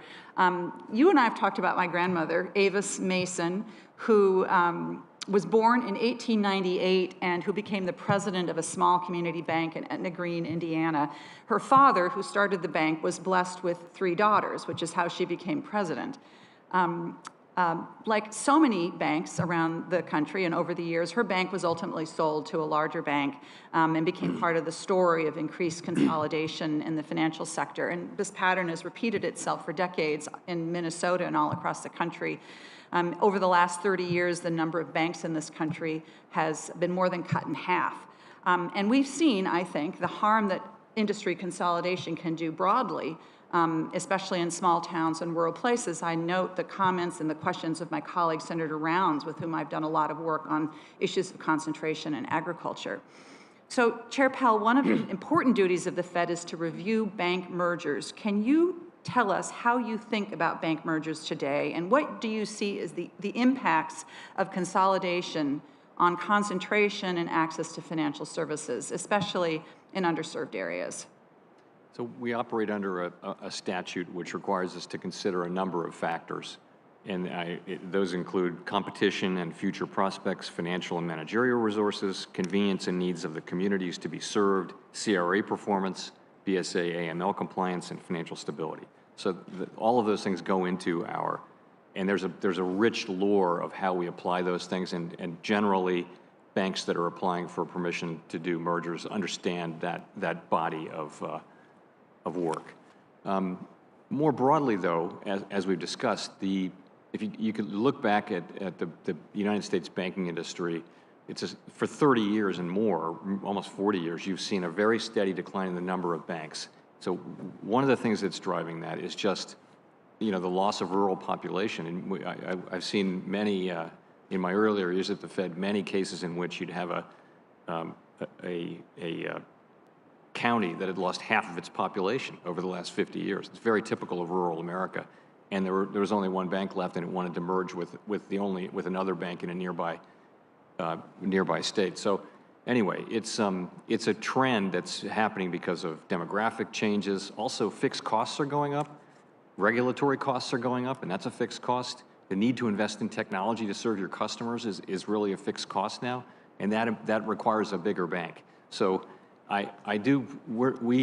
community banks are part of the fabric of America, and we don't want anything we do to sort of exacerbate the problem of community banks going out of business, but there are strong secular forces that are driving this consolidation apart from, regulation, although that can be part of it.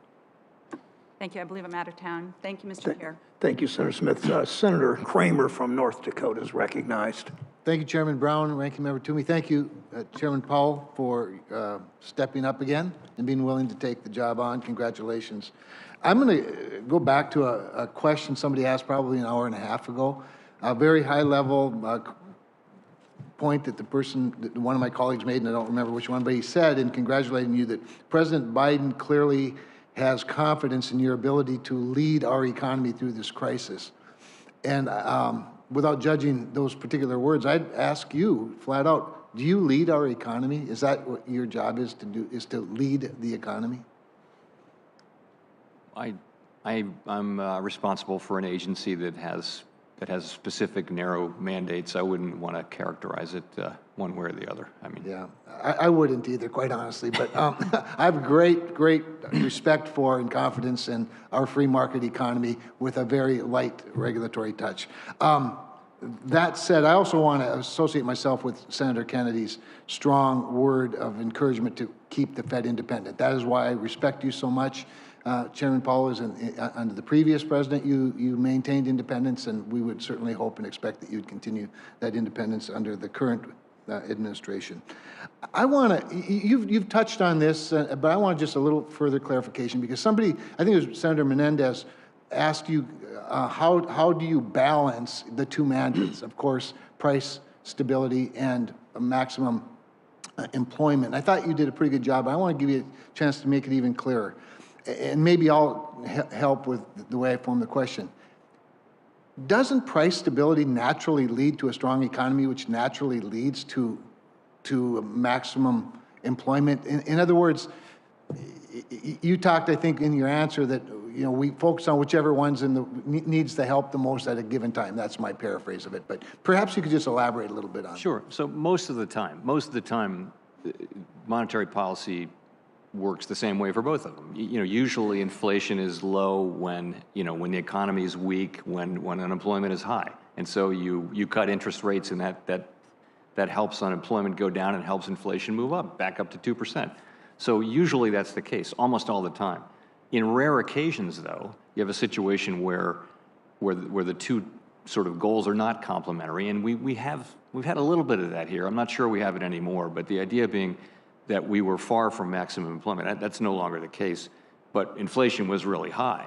So I think the situation today is more correctly characterized as we're very rapidly approaching or at maximum employment, and we're far away from our inflation tool. There's no basis to prefer one of the two goals over the other, but our constitutionally adopted document at the Fed, our Statement on Longer Run Goals and Monetary Policy Strategy, says when this is the case, we look how far something is from the goal and how long it'll take to get to the goal, and we look at the other goal, and we use our tools. And I think in the current application of that provision would say you need to focus on getting inflation under control, because you're not going to have maximum employment unless you have price stability.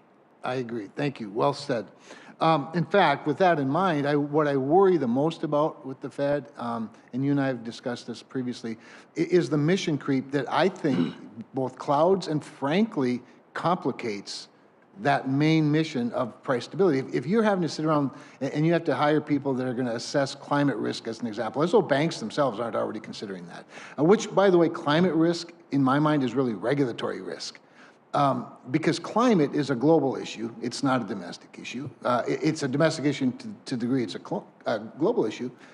But what I worry about is the natural outcome of further regulations in the climate sphere, and that's what we're talking about with the climate stress test, or cyber stress test, or any other number of tests, but climate in particular.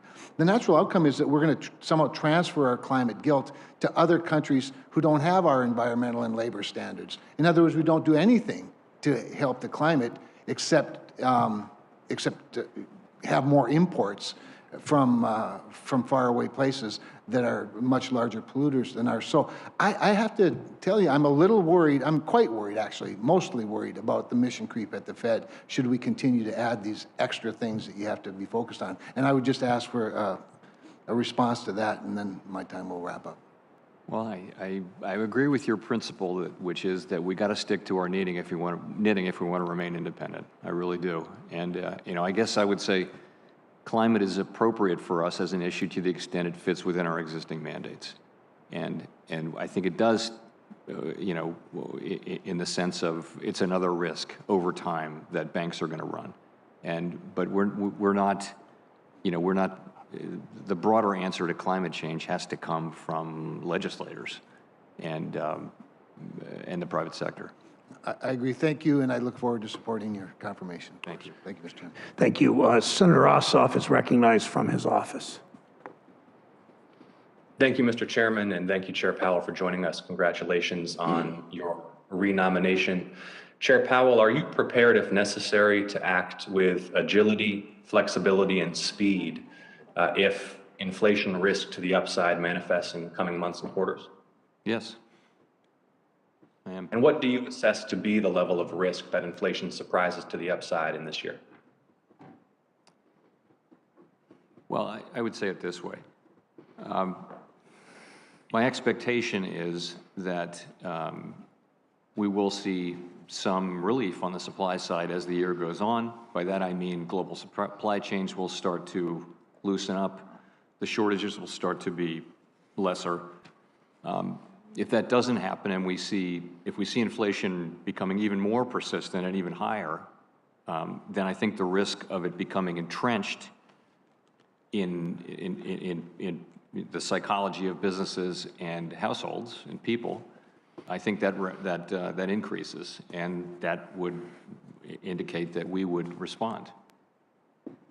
Thank you, Chair Powell. You've noted that the Fed and many mainstream economic forecasters had difficulty anticipating the supply chain bottlenecks, the labor shortages, the difficulty with which the global economy would add supply in response to the return of demand and demand stimulated by government policy.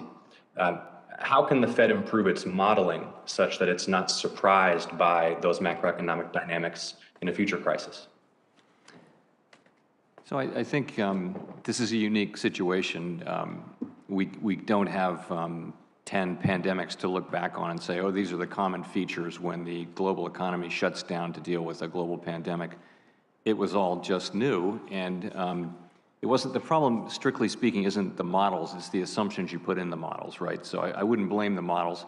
Really, it just is that we and other forecasters, we believed, based on our analysis and discussions with people in industry, that the supply side issues would be alleviated more quickly than now appears to be the case, substantially more quickly. We believed that we would have seen material relief on the supply side. We also thought, by the end of last year, we also thought that there would be a much more significant return to the workforce than has turned out to be the case.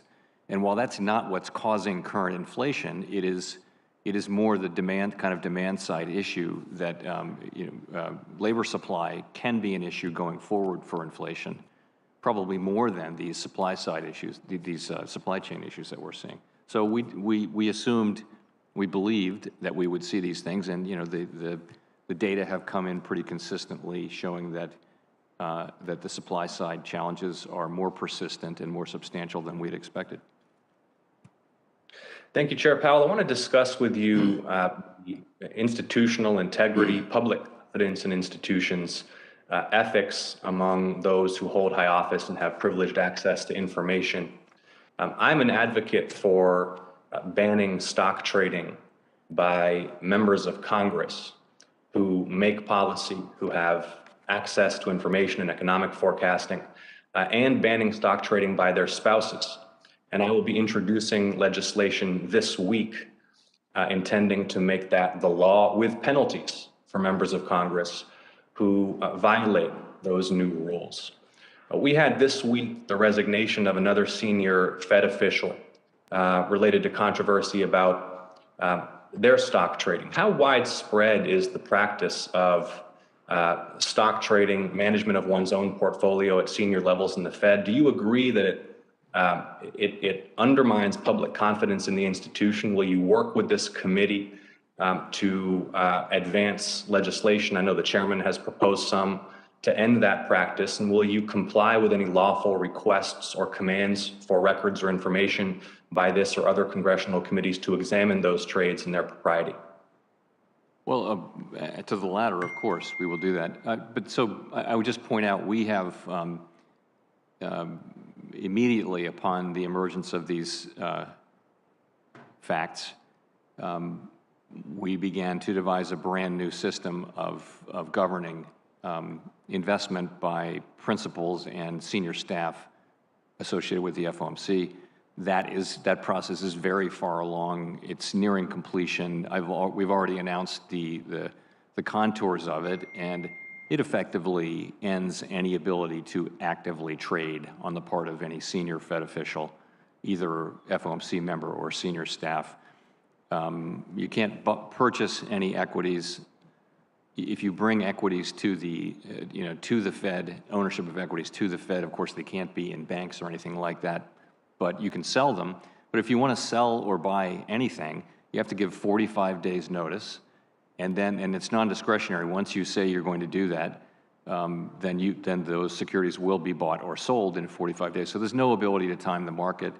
In addition, we're going to have a group at the Board of Governors here in Washington that's pre-clearing trades, all trades, and is in a position to apply the rules consistently across the system. And I really think this is the strongest system I've seen in place certainly for a government agency. And I think it really does address the current. It rises to the current situation. I completely agree that the public's faith that we are working to their benefit is absolutely critical. Thank you, Chair Powell. Will you provide the outlines of that proposal to this committee as soon as possible? We've already announced it, and we're very much at the point of being ready to adopt it. But of course, we'd be delighted to share that. I'm looking forward to seeing the details. It is vital that the public understand that those in positions of power are not trading based upon access to information that the general public does not have. Thank you, Chair Powell, for your testimony today. I yield back, Mr. Chairman. Senator Daines from Montana is recognized. Chairman, thank you. I want to start by expressing my continued concerns my colleagues have had with inflation we're seeing in the economy. The last time you were here before the committee, real wages were down. Well, they're still down as we sit here today. 1.9% over the course of 2021, to be more precise, and I believe it's a direct result of this inflation that we are seeing. CPI inflation grew by 6.8% year over year in November. Tomorrow morning, we're going to get the CPI reading for December. I think we all know it's not going to be good news for hardworking Montanans, hardworking Americans who are seeing their wages eaten away month after month by inflation. Economists are projecting that CPI inflation will rise about 0.5% on a month-to-month basis in December, which will leave CPI inflation up at 7.1% in 2021. This would be the biggest annual increase in 40 years and is well above the Federal Reserve's 2% target. This, of course, is not that surprising to many of us who were here in this very room who warned this would happen when our Democrat colleagues passed this very reckless $1.9 trillion spending package in March of last year, when the economic recovery was already well underway, and we pointed out there was nearly $1 trillion of unspent funds coming into calendar year 21. The Democrats, on a purely partisan basis, pushed another $1.9 trillion of reckless spending in March. Frankly, we should be thankful at this moment that the most recent multi-trillion-dollar reckless tax and spending spree package did not pass last year, as that would only worsen the problems we are seeing today. I trust the Federal Reserve is on the case to address this inflation. I want to make sure that we here in Congress don't do anything to make your job more difficult than it already is.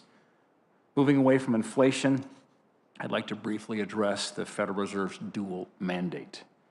Chairman Powell, I think it's safe to say the Federal Reserve has its hands full already trying to achieve its statutorily mandated goals of promoting maximum employment and stable prices. However, many have called for expanding the Fed's role to wade into politically charged issues for the first time. The Federal Reserve has a long history of political independence, and I worry that independence could easily be undermined.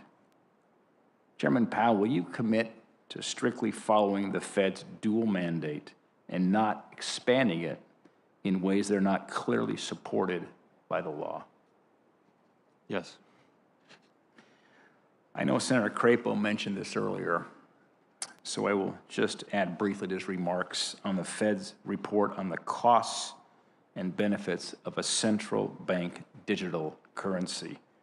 It's a topic that we want to start discussing here, so it'll be helpful to have the Federal Reserve's insights. And I very much appreciate that you are working to get this report out in the next few weeks. My question, Mr. Chairman, is the FSOC recently designated climate change as an emerging threat to financial stability. Can you describe a sequence of climate-related events that would cause a financial crisis? So it's a good question. The way there are two different kinds of risk, right? There's physical risk and then there's transition risk. So physical risk tends to be these risks in the form of extreme weather and that kind of thing, and they kind of accumulate over time gradually. And to have a financial stability disruption, something that actually threatens the financial system, it doesn't result from that kind of a process. So it doesn't seem likely in the near term that it would come from physical risk. So that means the real risk would be transition risk, and what that means is some surprising event would have to take place that destabilized the whole financial system and maybe caused a very large financial institution to fail in a disorderly way. How would that happen? It conceivably could happen through government policy, or it could come through an event, some kind of a public event that really, not unlike the pandemic, only related to climate in some way. So those are the kinds of things. These are not things that we think about it will happen every day, but it's more a question of over time what can happen from climate. So just a follow-up to that. This morning I was with Chairman Manchin of the Energy and Natural Resource Committee, which I serve on. We had a hearing on hydropower. And there's a movement afoot in this country to breach hydropower dams, to breach dams. We've already seen blackouts in the U.S. and other countries because of forced closures of reliable baseload energy, whether it's been nuclear plants that have been shut down, coal plants have been shut down. They're talking about breaching dams. Do you think that rolling blackouts due to a lack of stable baseload power poses a more tangible and real near-term threat to the stability of the financial system? I have to think about that. I will say that to have a successful, if you're someone who wants to see a transition away from carbon-based energy, you know, we're going to need a lot of energy to facilitate that transition, and I think that means we need to be honest about having to rely on more traditional kinds of power. Yeah, what's mind-boggling to me, and this will be my last comment, Mr. Chairman, and I'll finish, but what's mind-boggling means we have sources of energy that do not emit carbon, like nuclear, like hydropower, and yet we see these ideological movements that are seeking to shut down nuclear plants, shut down hydropower in some cases, which I think pose a significant risk to the stability of the grid as well as to our financial system. Mr. Chairman, thank you. Thanks, Senator Daines. Senator Toomey is recognized for one last round of questioning, and then I will finish up. Thank you. Thank you, Mr. Chairman. Well, I want to start by just underscoring a point that Senator Daines just made, which I think is extremely important, and we really, I don't think we made it until he made that point, which is that every month that goes by in which inflation in the form of consumer prices is growing faster than wages are gaining is a month in which workers are falling behind. There have been some comment about wage gains.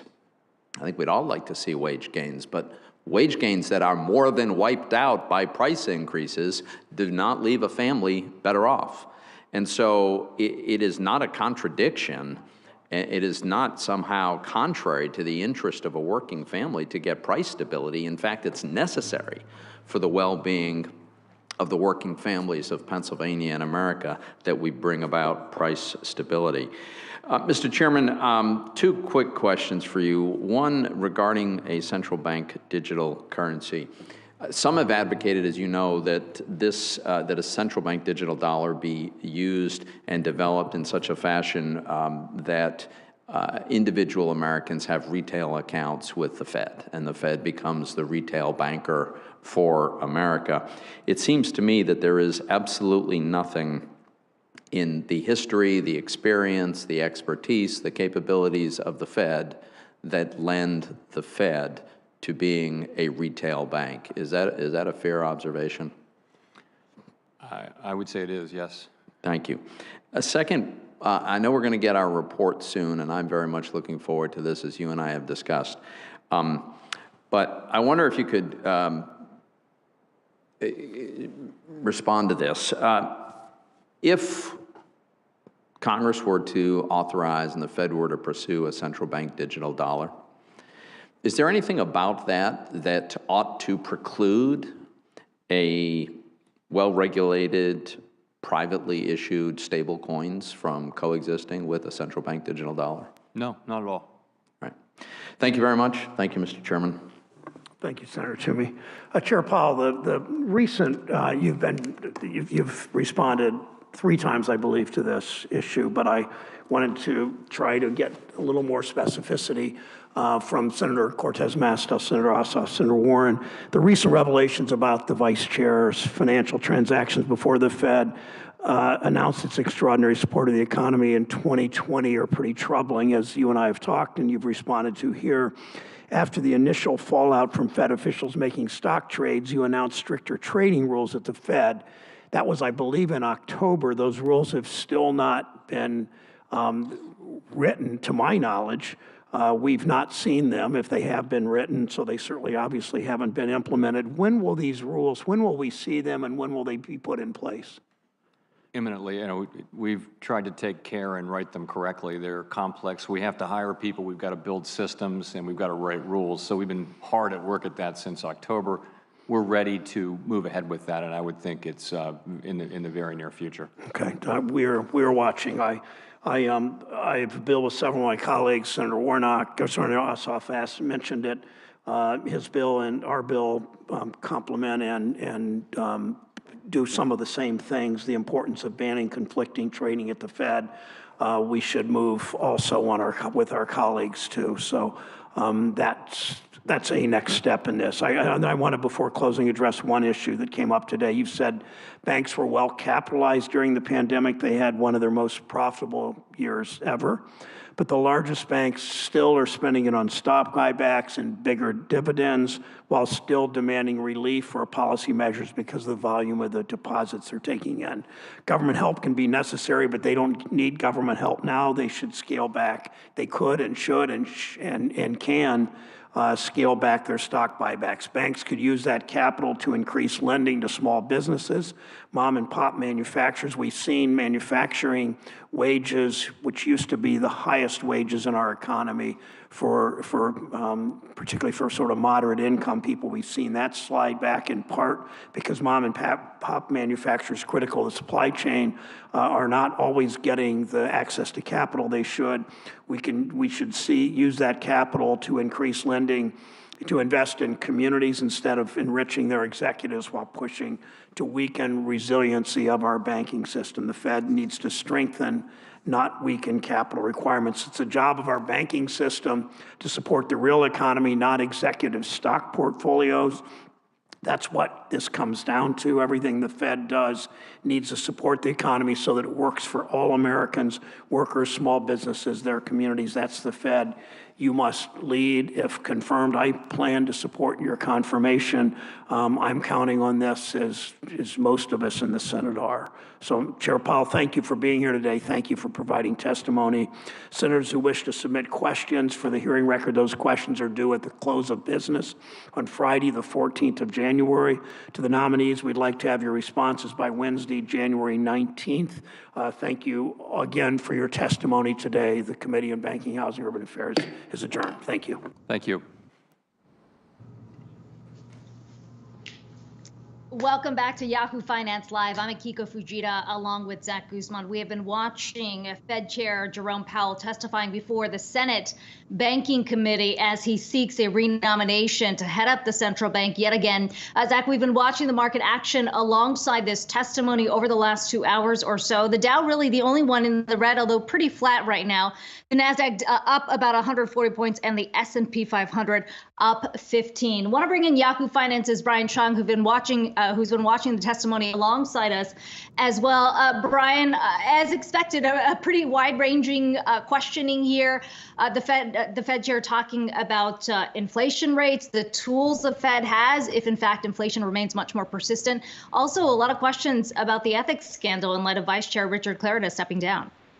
Yeah, as you mentioned, a number of topics being addressed, but for our viewers that are wondering why is this guy on our screen again, what makes this hearing particularly different is that it's his confirmation hearing, because you have to rewind to November when President Joe Biden announced that Jay Powell would be his pick for another term as Fed chair. Originally, his first term was given to him by then President Donald Trump. So what's interesting, though, is that the progressions of the hearing didn't look anything like a normal nomination hearing where you usually see senators try to probe the person testifying to get a feel for where they're at. And some of this is because Jay Powell has testified to this very committee so many times, but also secondly, because really this committee isn't treating it like a normal hearing, because the expectation is for him to sail through to a nomination and a confirmation on a bipartisan basis. He got an 84-13 vote when he was last appointed for a Fed chair role. So again, expectation is at least for something similar this time around, which meant that this was really more of a springboard for senators to try to figure out how will Fed Chairman Jay Powell address the immediate issue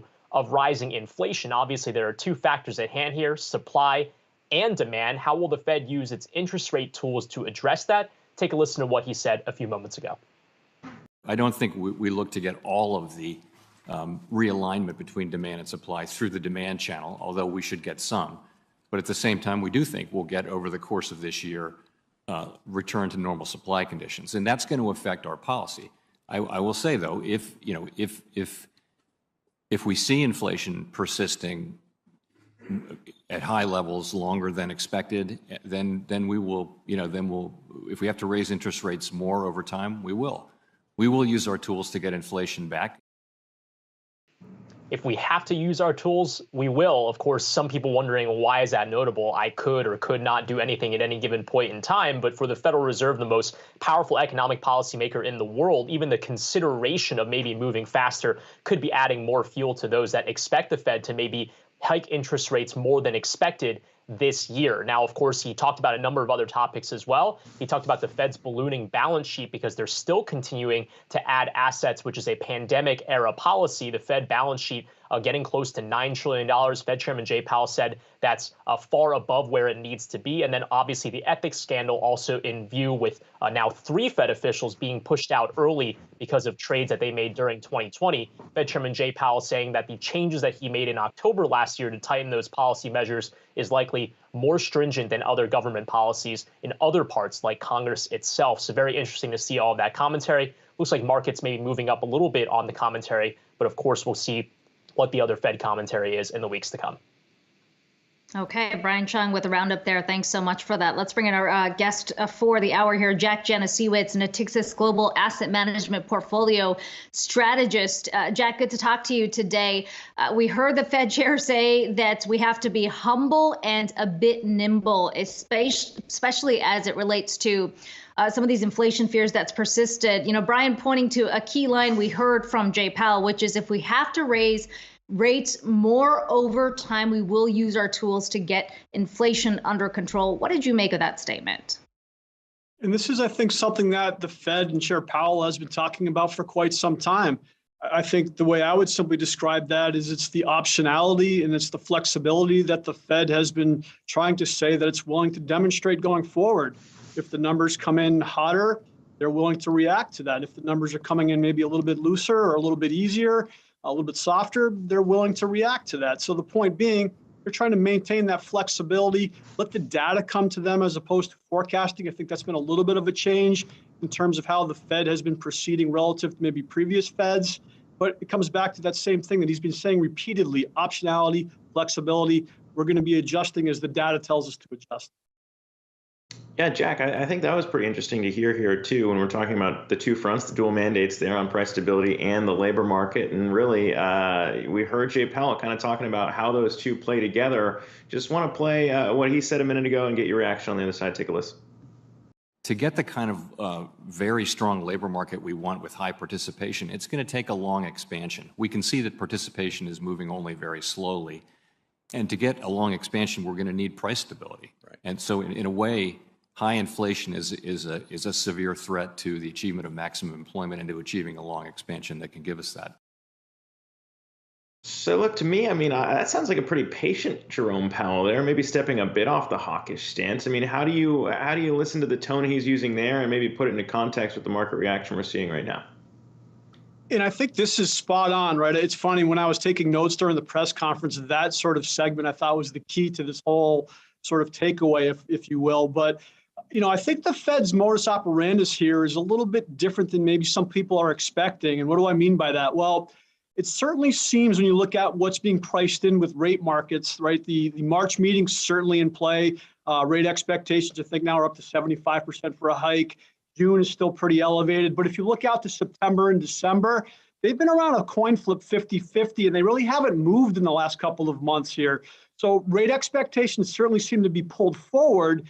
And I think that is going to do some of the heavy lifting, right? We heard a lot of talk about financial conditions. We're seeing a modest tightening of financial conditions on the back of this, which is what the Fed wants, but it's also trying to buy some time in here. The Fed, I would say, maybe is somewhat stalling as well to let the data play itself out.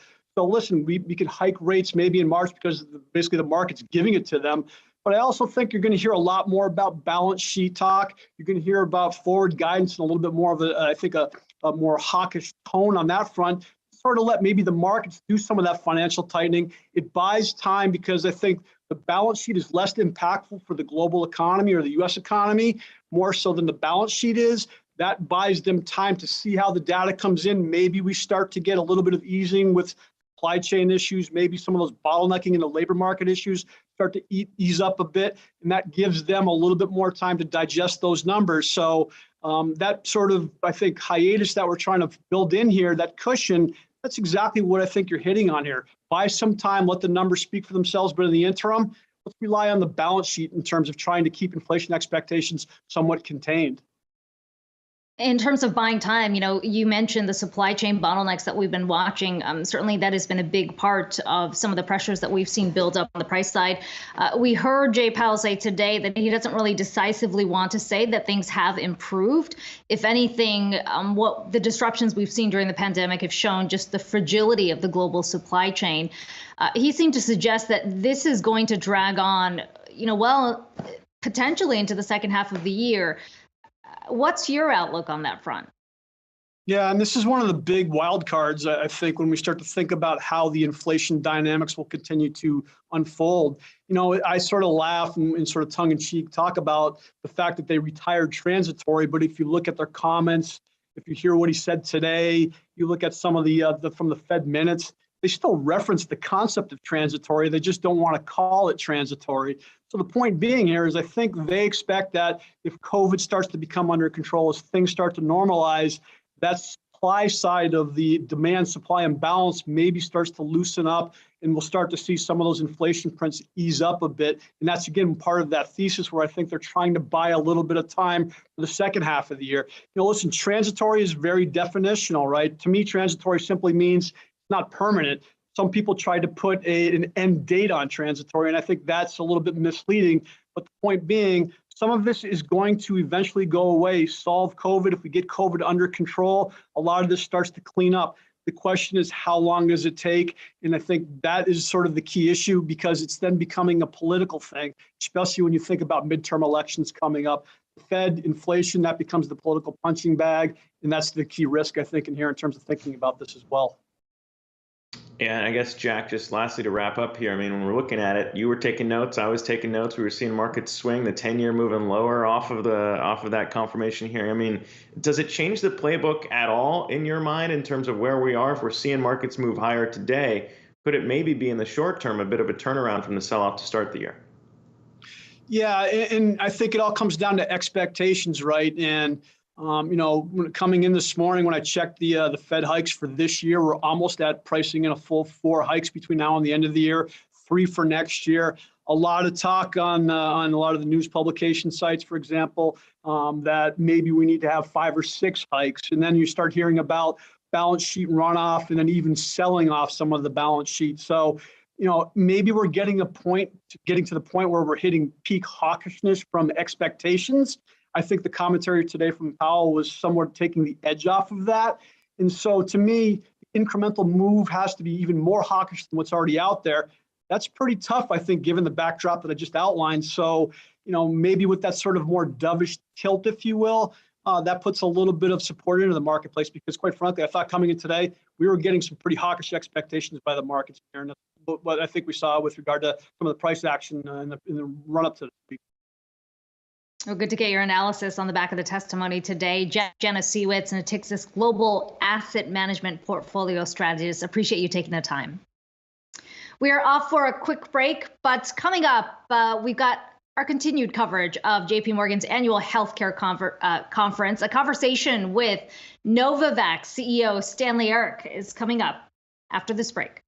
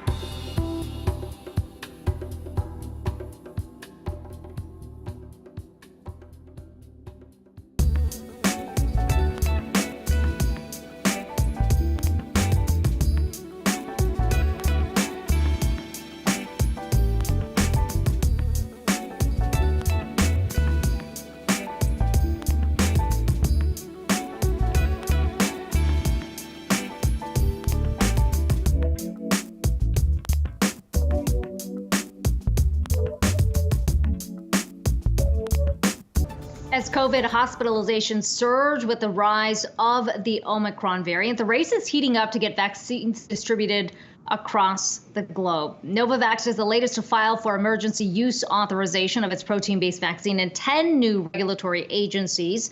The vaccine, which has already been shipped out to Europe, has also been approved for emergency use by the WHO and agencies in India, the Philippines, and Indonesia. Let's bring in Novavax CEO Stanley Erck joining us as part of JP Morgan's annual healthcare conference. We've also got our very own Anjali Kamlani joining in on the conversation. Stanley, always good to have you on the show. I know the last time we spoke, we talked about this authorization and what specifically it means for Novavax to have this vaccine out there, especially as we continue to see these cases from the Omicron variant.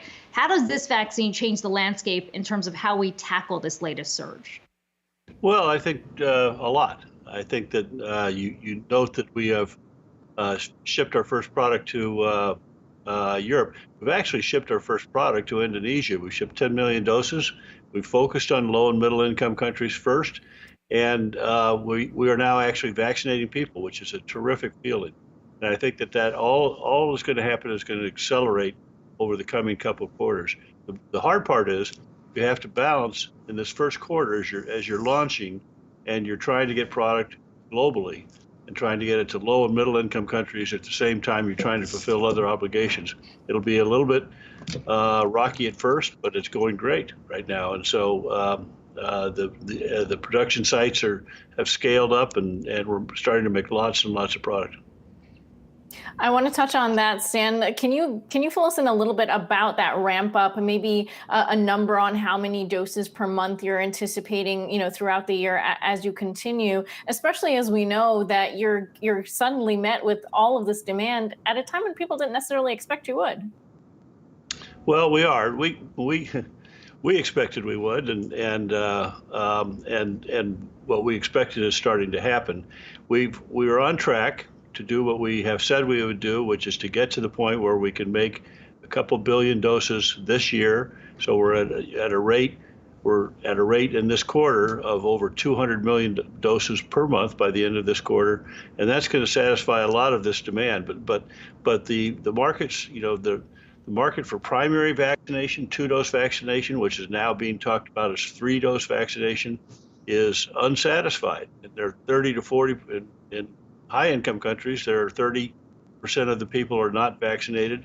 And in low and middle-income countries, it's a lot bigger. And in fact, when you're talking about a 3rd dose and perhaps a 4th dose boosting, 90% of the world's population haven't had that yet. So we've got a lot of work to do ahead of us, but we're on track to do it.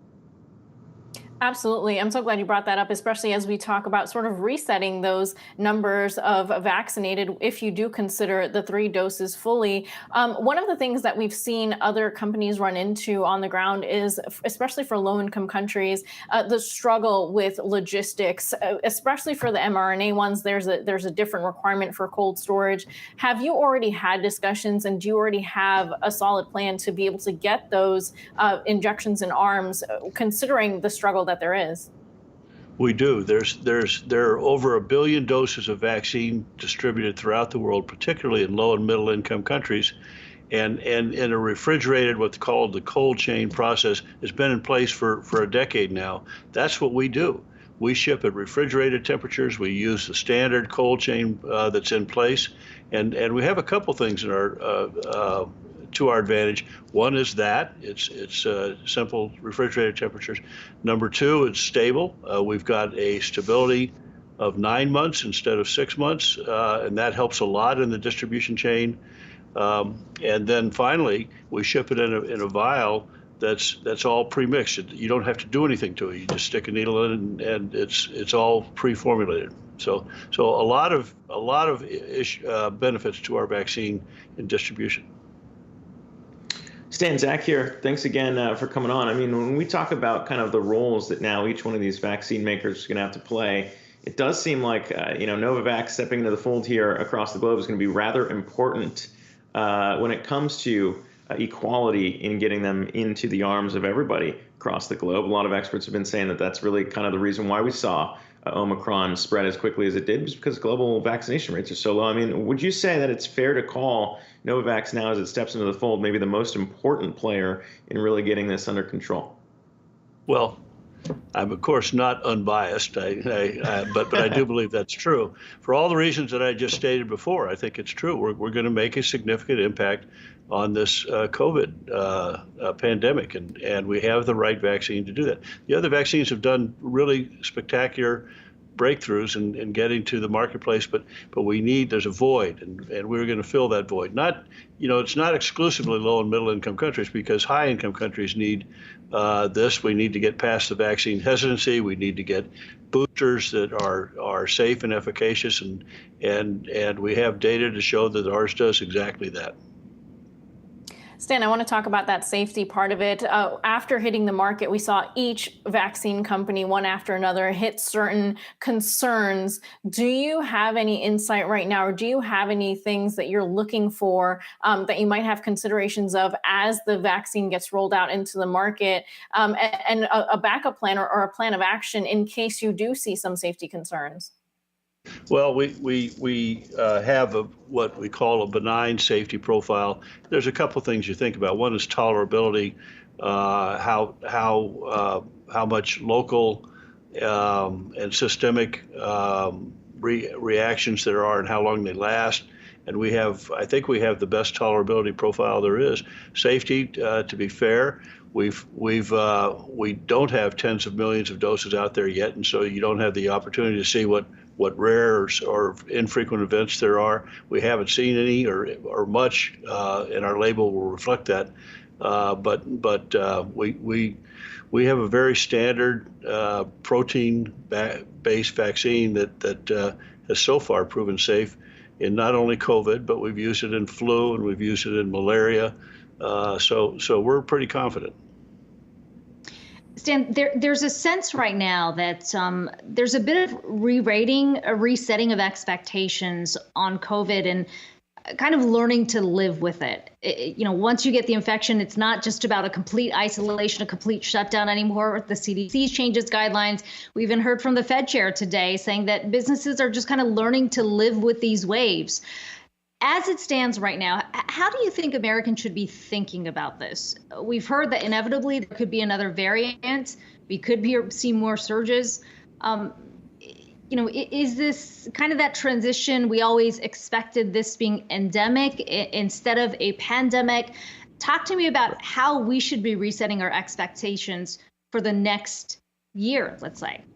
Well, first of all, I think you should continue to listen to the public health experts, because I'm not a public health expert. I'm the CEO of a biotechnology company. But obviously, we think about these things and we try to plan forward for how our vaccine is going to be used over time. So we've done that. I think I've described our current vaccine and how it's going to be used during the pandemic, and as we transition to maybe more flu-like endemic.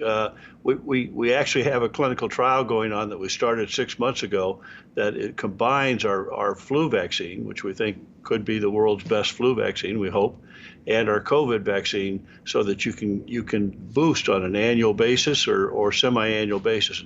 And data will tell us how frequently we're going to need to vaccinate with COVID. But we believe that we have a repertoire of respiratory vaccines that we think that we can combine and use as a single shot as this transitions to an epidemic. Exciting to have another shot here in the mix, and appreciate you coming on here to chat with us all about those plans. Stanley York, the CEO of Novavax, thanks again for the time. Alongside Yahoo Finance's Anjali Kamani. Going to take another quick break here on the show. When we return, wrapping up with the market action after we hear from Fed Chair Jerome Powell in front of the Senate. We'll have the latest moves right after this.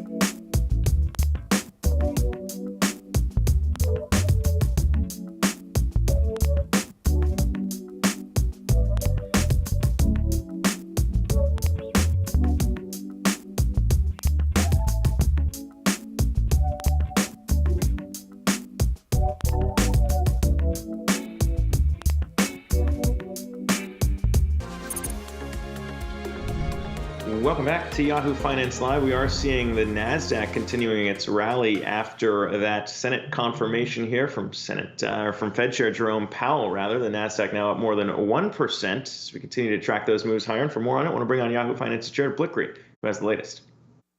That's right, and I'm looking at a nice bounce back in the Nasdaq 100, or Nasdaq Composite, excuse me. We did have some dicey moments down here. This was when the Powell questioning was beginning, and he got some pointed questions about inflation. Looked like we might take out the earlier lows. Did not happen. I just want to throw a 2-day chart up here. It's been from the lower left, basically yesterday, shortly after the opening hour, to the upper right here. So is it the all clear? Well, we can't say that just yet, but it's looking pretty good. We're also importantly seeing the bond market back off a little bit. Let me put a 1-day look. This is the 5-year T-note yield. It's down 1 basis point here. The 10-year down 2 basis points, and the 30 off 3 basis points. But you take a look at what's happened this year. We got 7 days to look at here. Nice to see yields kind of settling down here, because that was a big sticking point for the market. And you take a look at what's happening in the Nasdaq 100, the mirror image of what we've been seeing lately. And nice to see all that green there. Amazon bouncing back up over 2%, Apple and Facebook up more than 1%. Inside the market, a lot of Chinese names also seeing or demonstrating some risk appetite. So I don't want to read too much into this, but you take a look at what's happened over the last 2 days in these Chinese names. Look at what's happened in the beaten down ARK components. This is over the last 2 days. A lot of these names have been down 20, 30, 40, 50, sometimes 80% from their highs, and we're just seeing them bounce back right now. Again, this is a 2-day view. So I'm going to put it back to a 1-day. Just look at the sector action. We can see energy. Our old friend energy up once again. It's been a leader this year. Let's take a look at the 7-day. Yes, it's up 13% this year. You'll notice only financials is the other sector that is in the green for this year. But we're seeing some bounce back, not only in energy, but also consumer discretionary, tech, and communication services. Those are the FANG sectors. Those are those mega cap sectors. So nice to see those bouncing back. And if we take a look at my leaders and sentiment list, really positive here as well. KWEB is the Chinese ETF. We were just talking about that, but also seeing some interest in IPOs. We just talked about ARK. Excuse me. Also have cannabis here, gambling, emerging markets, solar. These, if I took a 7-day view, you would see still holding on to some pretty big losses for a lot of those. The exceptions are regional banks. Those have been doing well. Value, KWEB is in there. It's bounced back nicely, but still holding on to a lot of losses here. ARK down 8% for the year. Just going to get an idea of what crypto is doing here. We saw it dip below 40,000 yesterday. Want to get a quick update, and it looks like the day's range still holding above 40,000 here. And if we take a 5-day look, yeah, interesting to see a double bottom potentially shaping up. So 40,000 is that crucial level, Zach.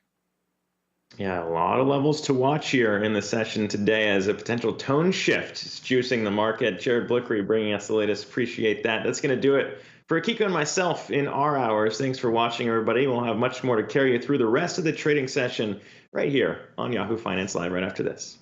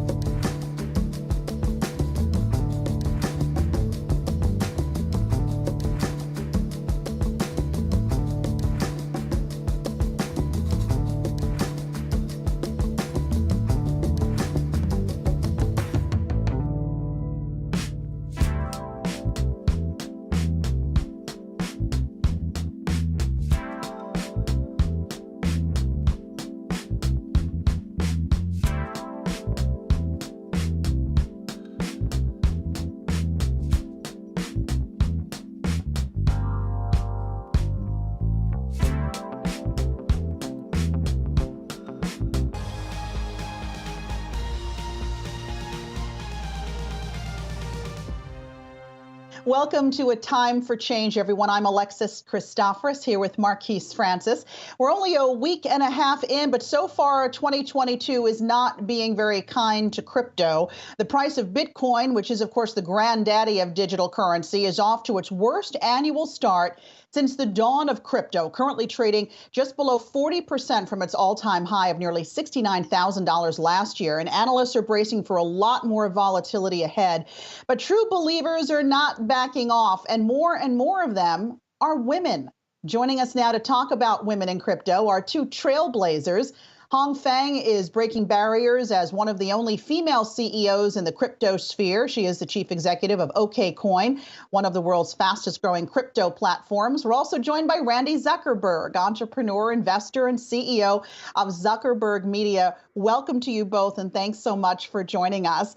Randy, I want to start with you because you're the inaugural member of OKCoin's board of advisors. I know that one of your primary goals in that role is having 50% of the platform have a customer base that is female by 2025. Give us a feel for where you are now and how you hope to achieve that goal. Absolutely. Well, first of all, thank you so much for having us on the show today. And you're right, crypto is on sale right now. And if you're anything like me, for any of the women out there, you know how to shop a good sale. So I thank you, crypto, for this early in the year sale that you're having.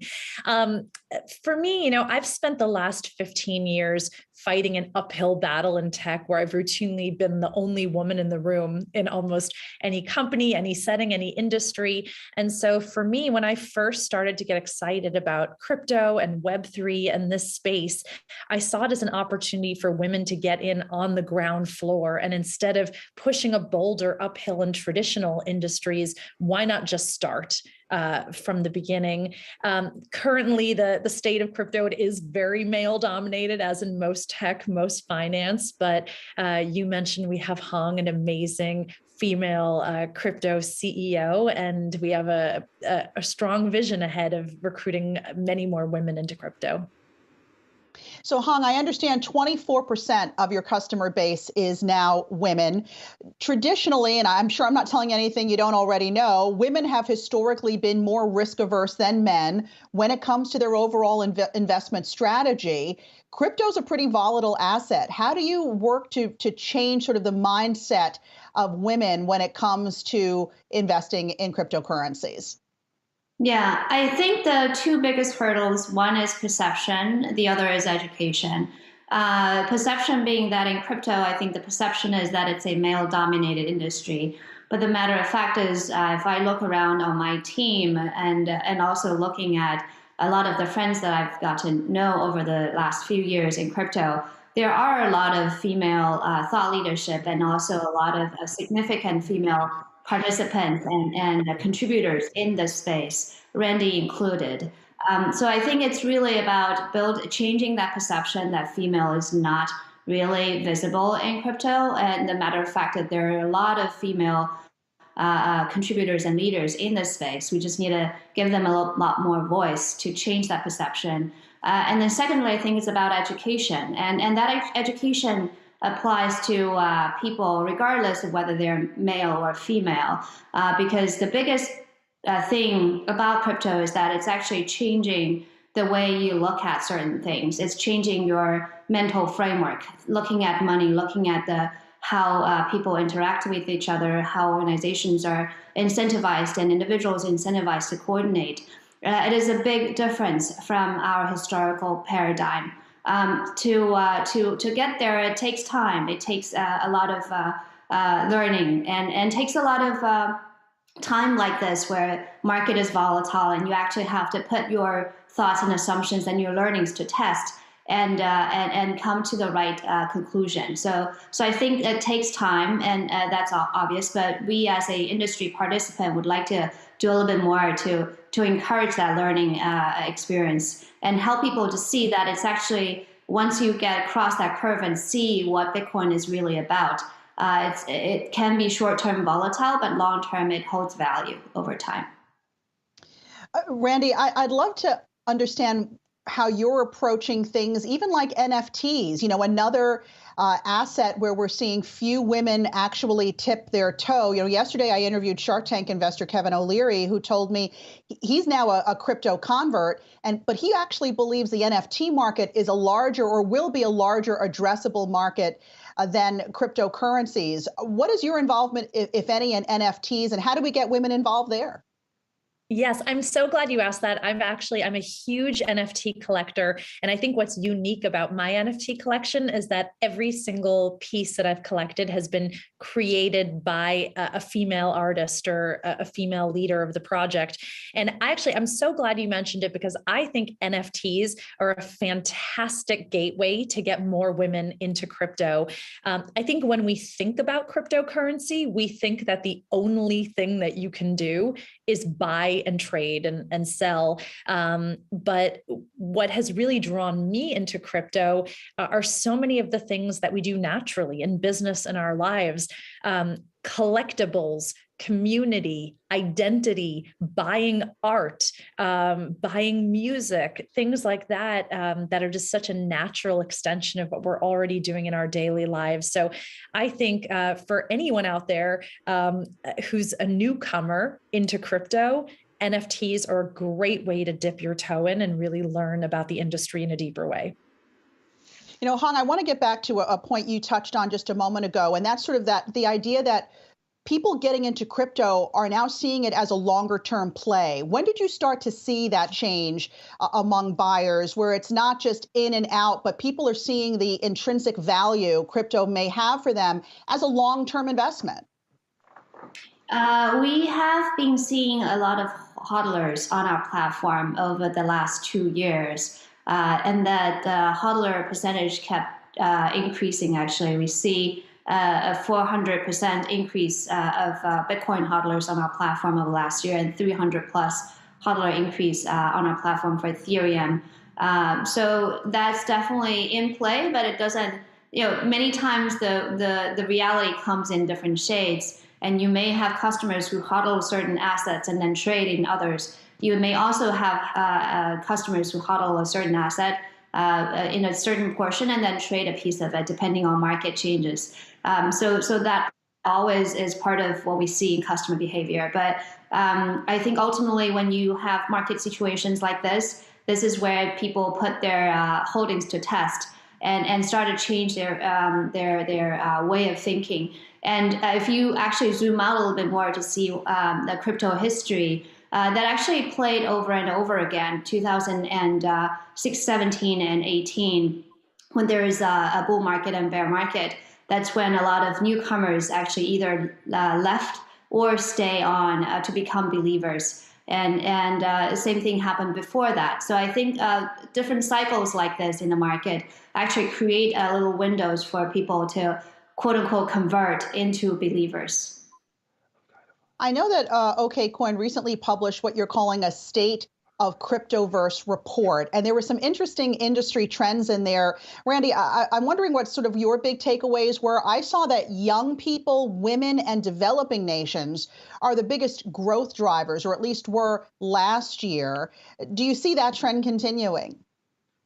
Absolutely. You know, I think that in the United States, we've been lucky to be able to have a degree of skepticism around crypto, because in general, you can trust the value of your money, the banking system. But there are so many places around the world where you can't, where thinking about creative and alternate forms of currency are crucial, not only just a nice to have. And so I think that was driving a lot of the trends last year and will certainly continue into this year. I'm also very excited about the launch of a lot of tokens that have social impact, that are tied to nonprofits, that are tied to causes. I think this is the year that we'll start to see people really thinking about the tokens and the cryptocurrency that they're investing in, not just in how much money it's going to make them, but in also some of the broader impact. And Hong, would just love your take on what we're seeing happening with cryptocurrencies here. I mean, I know it's early in the year. There were some folks who put Bitcoin at $100,000 in the next few months. Right now, it's at about 42, given back a lot of its recent gains. At the end of the day, Are some of these altcoins going to go away and we're going to see more money sort of centralized in a few coins like Bitcoin, like Ethereum? And what is your outlook for the price of Bitcoin this year? Yeah, I think first of all, volatility is going to be expected, and that's always the case in crypto. So anyone who gets into the space need to be thoughtful about how they allocate their wealth in different assets in the space. Number two, I think we will continue to see debundling of Bitcoin price and other crypto assets, given the fact that different crypto assets, including NFTs, are developing different use cases and attracting different communities. So I think it will take on different path as they continue to move forward. Bitcoin is still continue to be the king in the space. Compared to other crypto assets in the space, it's probably lower risk than many others out there. But again, the value propositions of those are very different. And then thirdly, I think we will see continued development and building activities in the space, either in Bitcoin, on Bitcoin, alongside Bitcoin, and also in Web3. A lot of infrastructure still need to be developed for the NFT and Web3 to really take off. So we'll continue to see that going on for this year. All right, and lastly, Randy, what excites you in the crypto space for this year? And in terms of your own portfolio, can you share with us, what kind of coins are you holding at the moment?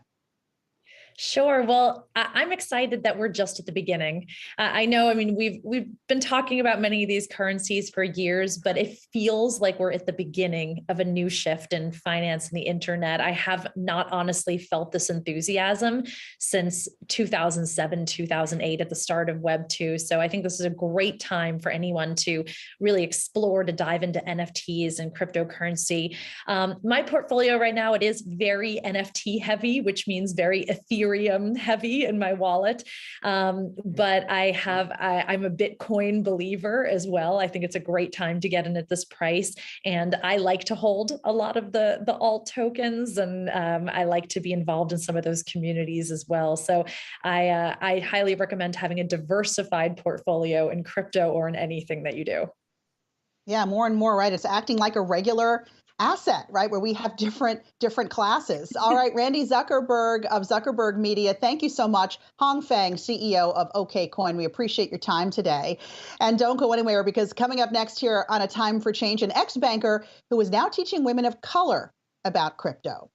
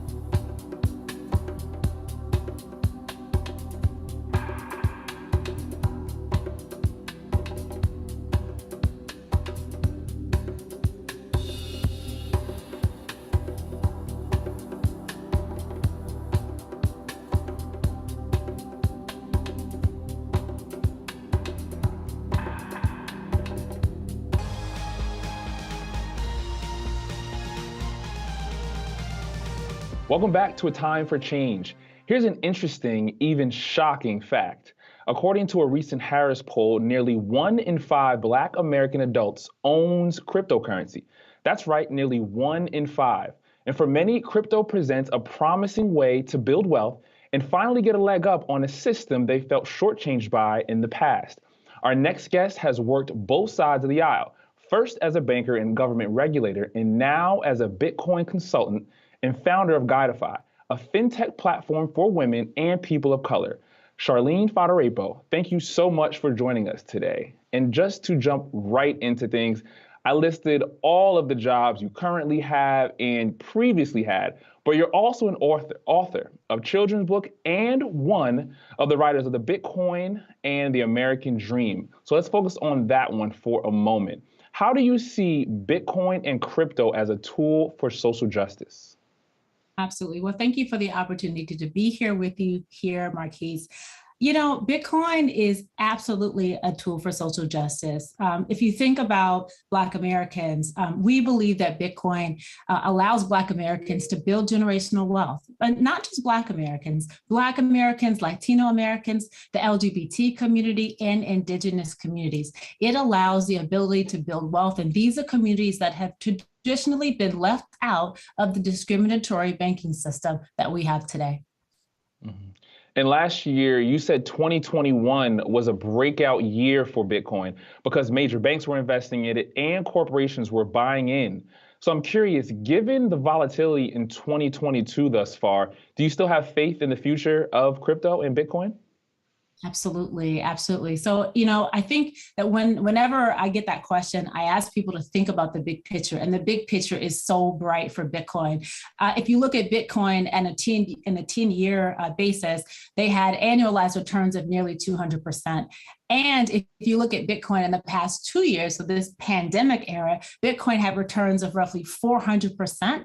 And in that same period, you saw gold had a return of roughly 15%, and the S&P delivered 42%. So those are amazing returns for any kind of asset class and incredible returns for Bitcoin. And then in terms of like looking forward, what we expect to see this year, 2021, is regulatory clarity. 2020, this past year was an incredible year for regulators to start thinking about Bitcoin. You saw the FDIC and the Fed work together for interagency guidance, and we expect to see more and more movement and more regulatory clarity. And as we know, when regulatory clarity is here, that builds trust, that builds security, and that will encourage more people to invest and hopefully more institutions to invest. Mm-hmm.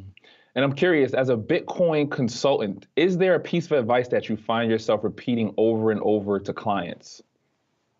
Absolutely. So I think Bitcoin is a different financial system, right? It encourages people to be their own bank, which encourages you to have a level of financial responsibility. So you have to consider self-custody to protect your Bitcoin. You have to be intentional about how you're transferring your Bitcoin. There are all of these skills that you need to learn if you want to be an avid crypto investor. Mm-hmm. And obviously, as someone experienced in the world of finance, you still couldn't find an ideal financial advisor for your family a couple years ago. It's a big reason why you started and created Guidify. So tell me a little bit more about the app and the full inspiration behind it. Absolutely. So Guidify is a company. We're a fintech platform. We connect Black women with financial advisors and financial coaches. And I started that company out of necessity. Like Marquise pointed out, I had a really hard time finding a financial advisor for my family. And when I asked my friends, I recognized that they were not using financial advisors because they had a hard time as well. And so we wanted to create this platform to make it easier for Black women and other women of color to find access to financial planning, financial coaching, and other financial education sources. Mm-hmm. And I'd love for you to expand. I love the fact that you're focusing specifically on women of color. Why was this so intentional for you? Well, women of color are the fastest growing group of entrepreneurs in the country. And also it was the group or the community that I was most familiar with. We're so focused on taking women from financial health to financial wellness to hopefully financial independence. And going back to Bitcoin, we believe Bitcoin and investing in Bitcoin is going to be a huge part of that story for the average Black woman and the average woman of color. And I'm curious, given your background in more of a traditional space, I'm curious, what are some of the things you've heard from critics that maybe say you're wrong? What are some of those misnomers? You know what? There's so much FUD in the crypto and Bitcoin space, fear, uncertainty, and doubt. There are a lot of people that talk about, they say that Bitcoin is not truly decentralized. They say that it's an asset bubble. But, you know, Marquise, what we find is that most people haven't taken the time to really understand the origins of Bitcoin as an asset class and look at the return profile. I mean, you cannot beat a 400% two-year return profile in any asset class. And that's why it was so important for us to write Bitcoin and the American Dream, and also my children's book, Sade Satoshi's. We believe there's a huge gap in information knowledge. And one of the things that's really important about the Bitcoin and American Dream book is that the audience of that book is very different. It is actually targeted for elected leaders, for lawmakers, and community organizers. We really wanted to make sure that there was a body of knowledge for that community to make good decisions. And then for Sade Satoshi's, I've written Sade Satoshi's because I'm trying to empower Bitcoin families. I want families and parents to be able to teach Bitcoin to their children, because Bitcoin is a tool to fix many of the monetary problems that we have in this world. Appreciate that. I'm still a little bit stuck on FUD, fear, uncertainty, and doubt. I think my next conversation with my girlfriend, I think I'm going to bring that up. What are your FUDs? So one of the things I want to bring up, I read in a Medium article from a couple years ago, you wrote about the both exhilarating and terrifying 30 days since you left working for the Federal Reserve. Obviously, this was in 2019 before the pandemic started, but I'm curious, what has the last 2 years been like, and what would you tell others about taking that leap of faith that you took? I love this question. It has been an exhilarating and fantastic ride. I think the journey of an entrepreneur is a journey that's not for everybody, but it is an amazing journey. And for me, it was one of the best career decisions I could have made. I encourage anyone thinking about entrepreneurship to really to lean into that thinking. I think walking in your purpose and your passion is something that's amazing. I think that if you're a person of color and you're thinking about entrepreneurship, just know that you have the ability to see problems that others can't see, and you can solve those problems. And we need those great ideas to make this world a better place. So I think it's so important. And I'm just excited. I'm excited that I get a chance to do this every day for my work. I love being able to support the financial lives and dreams of women. I love to be able to pour into and empower Black women. This is an amazing time for this brand new financial system. And I'm excited that more people of color and more Black people, more of the LGBT community, more people from indigenous communities are interested in investing in Bitcoin. I truly believe Bitcoin is the future of finance. It's the future of money, and everybody needs to get on board so we can push early adoption the way it needs to be, so that these communities can avoid the pitfalls and the barriers of our current financial system. Great. You're excited. I'm excited too. Charlene Foderapo, thank you so much for joining us today. Coming up, the U.S. Mint has begun distributing quarters featuring a well-known poet and activist. Find out who right after the break.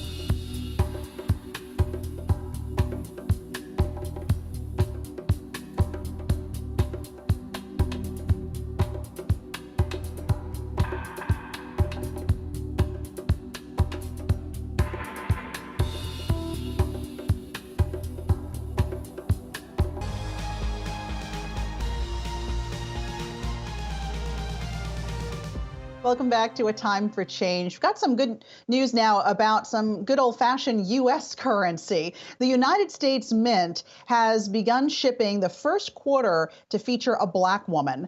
One side of the new 25-cent coin features the late Maya Angelou, the legendary poet, author, and social activist. The coin went into circulation this week. It's the first in a series of quarters designed to celebrate trailblazing American women. Now, 4 additional new coins will roll out this year, commemorating other female pioneers. And in a statement, U.S. Secretary of Treasury Janet Yellen said the redesigns offer, quote, a chance to say something about our country, what we value, and how we've progressed as a society. It's worth noting here, a spruced up image of George Washington remains on the heads side of the coin. There's a little something for all you coin collectors out there. And that's it for this week's A Time for Change. For Marquise Francis, I'm Alexis Christophorous. Thanks so much for being with us. But stay with us. Lots more ahead on Yahoo Finance Live, including in the next hour. Tesla's billion-dollar Austin factory is about to go online, what it means for the EV race, and we take a look at what's next for Disney. Stay with us.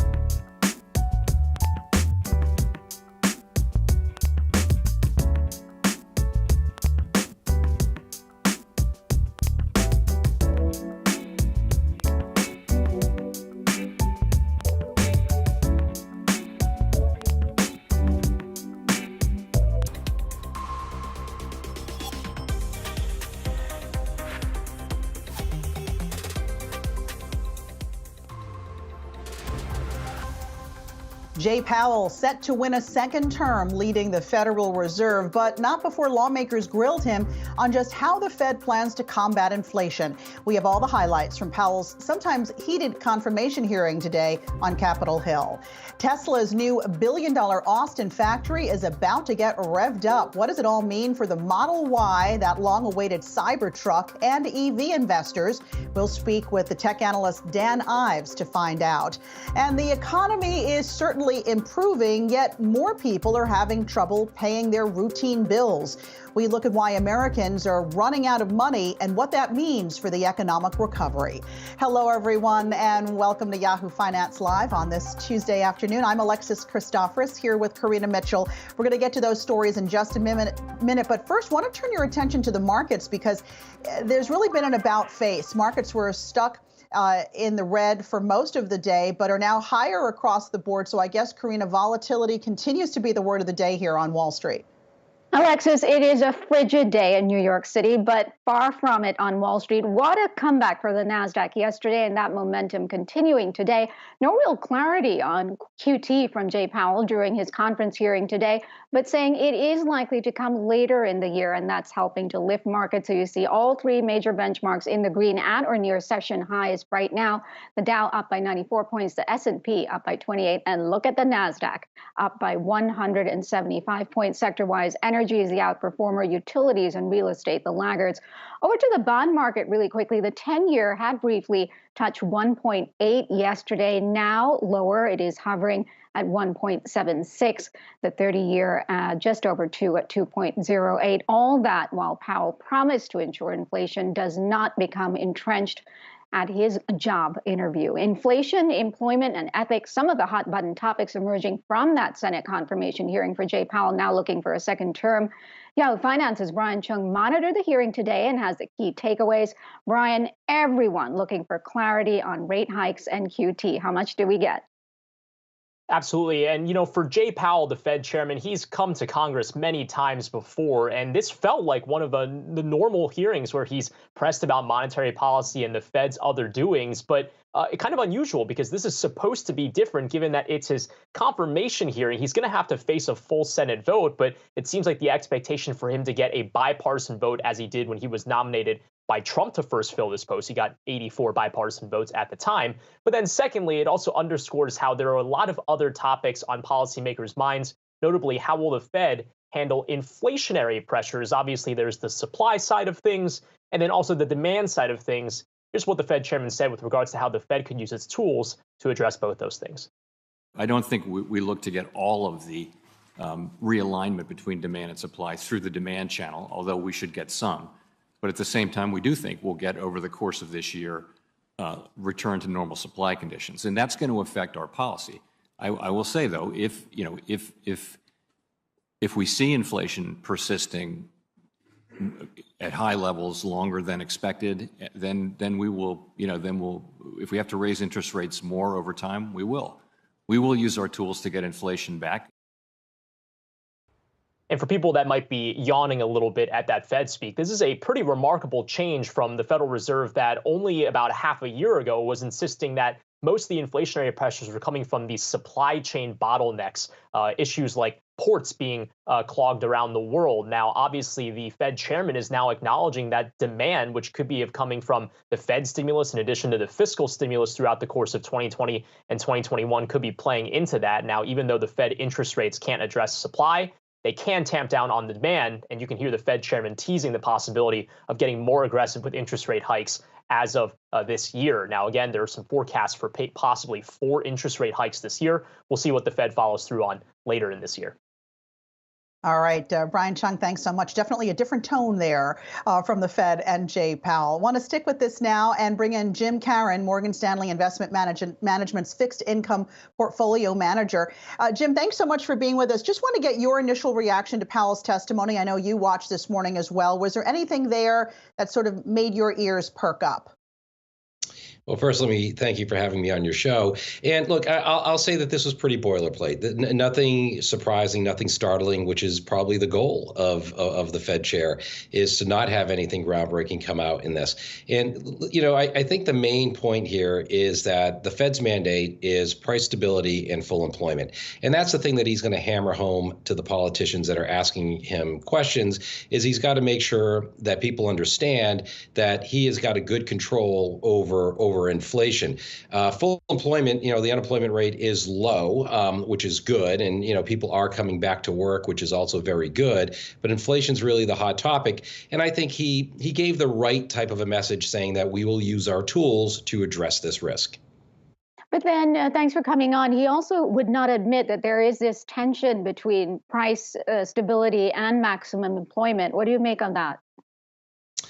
Yeah, so this is an interesting point here, right? Because, maximum employment, who are we talking about? What the Fed has been talking about is maximum employment needs to be broad and inclusive across all demographics. So the unemployment rate at 3.9% is the broad unemployment rate. But effectively, where the tension lies is that not everybody has 3.9% unemployment. For example, African American or Black unemployment is, somewhere in the 6% handle area. So how does the Fed justify hiking interest rates at this time in trying to slow the economy when not all demographics are at such low unemployment rates? And the way that he answered and the way that he responded to that made a lot of sense. And what he said was that, well, I think that if we let inflation run too high, then that would actually have more deleterious effects on just the broader society. So therefore, that needs to come under control. So it is a little bit of a trade-off, and there is some tension there, I think, as you rightly point out. Jim, to your mind, what's more important at this point, the Fed's attempts to normalize the balance sheet or those interest rate hikes? And I'm curious which one you think the market has already priced in. So the market's already priced in interest rates. Interest rate hikes are yesterday's news. The Fed's either going 3 or 4 times this year. The market is perfectly comfortable with that. I think the main thrust of policy right now is to address the balance sheet. And the reason is that if the Fed just hikes interest rates, then effectively what they're going to do is flatten the yield curve. All they're going to do is bring 2-year rates up and 10-year rates are going to stay relatively low. And that's not going to create a tightening of financial conditions, which is what they're trying to do to control inflation. So ultimately, what I think is that interest rate policy is complementary to balance sheet policy, meaning that if you do more of one, you can do a little less of the other. So yes, they're going to hike interest rates. That's the story for 2022.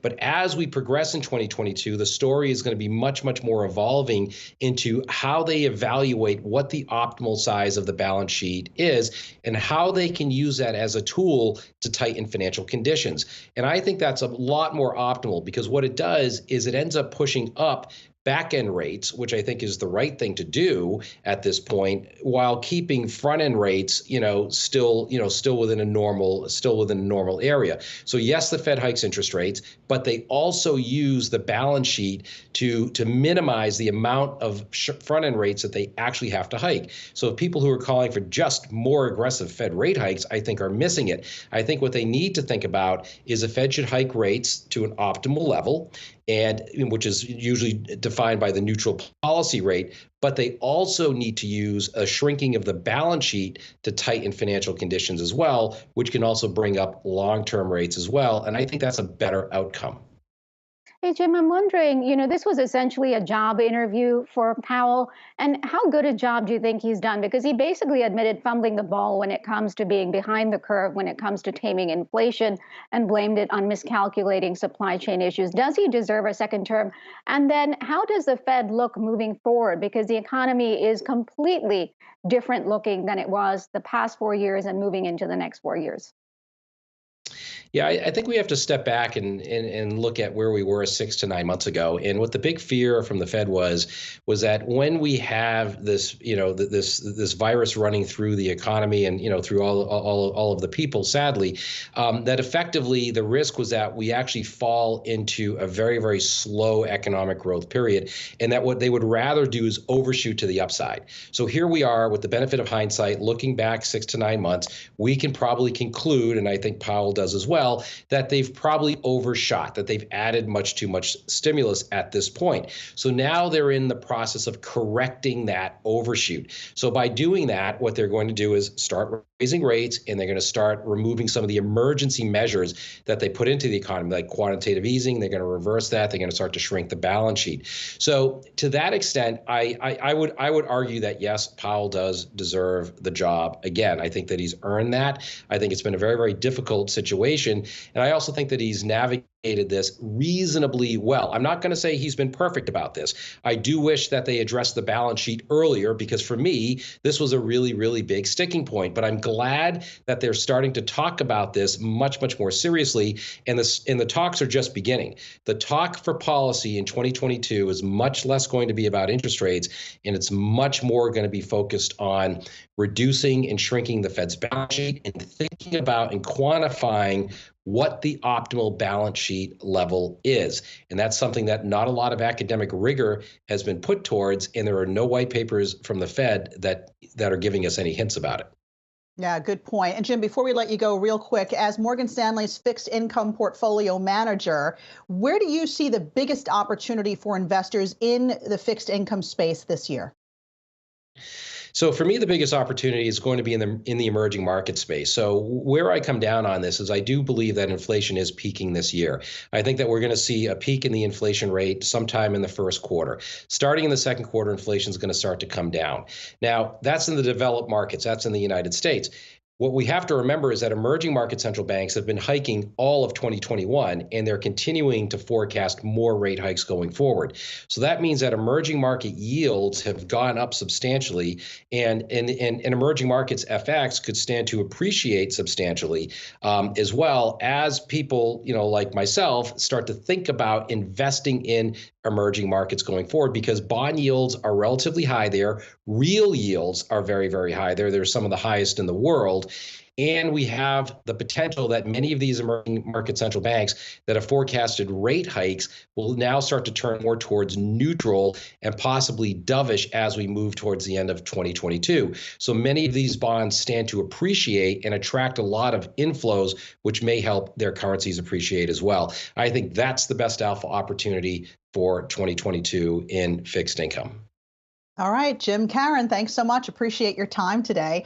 And coming up next, Tesla's pricey Austin plant about to go online, what it means for investors and for drivers, right after this.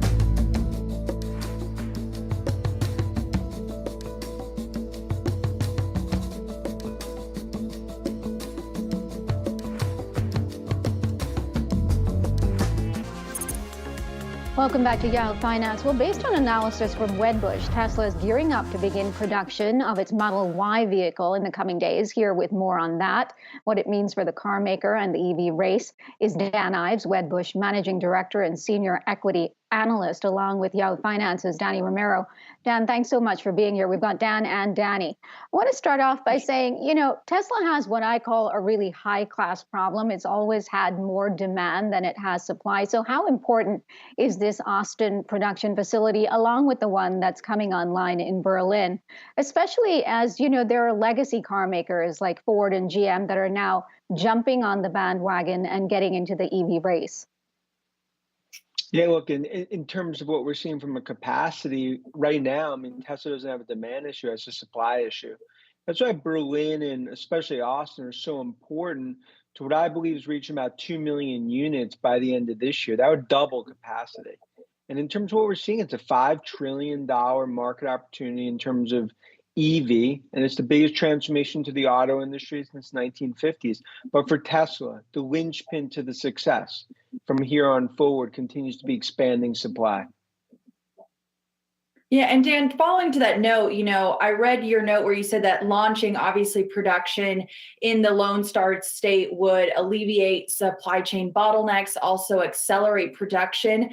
What are your expectations on how soon would cars begin to be rolling off the assembly line?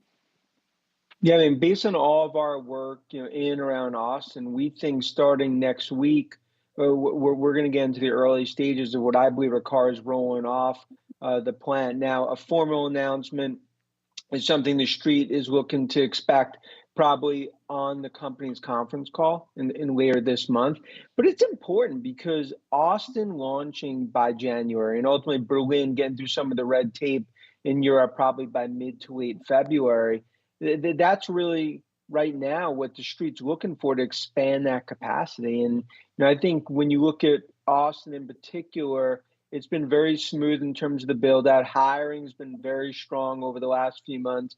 And that's why Musk has made such a bet on Austin in terms of that being really the golden jewel of the ecosystem.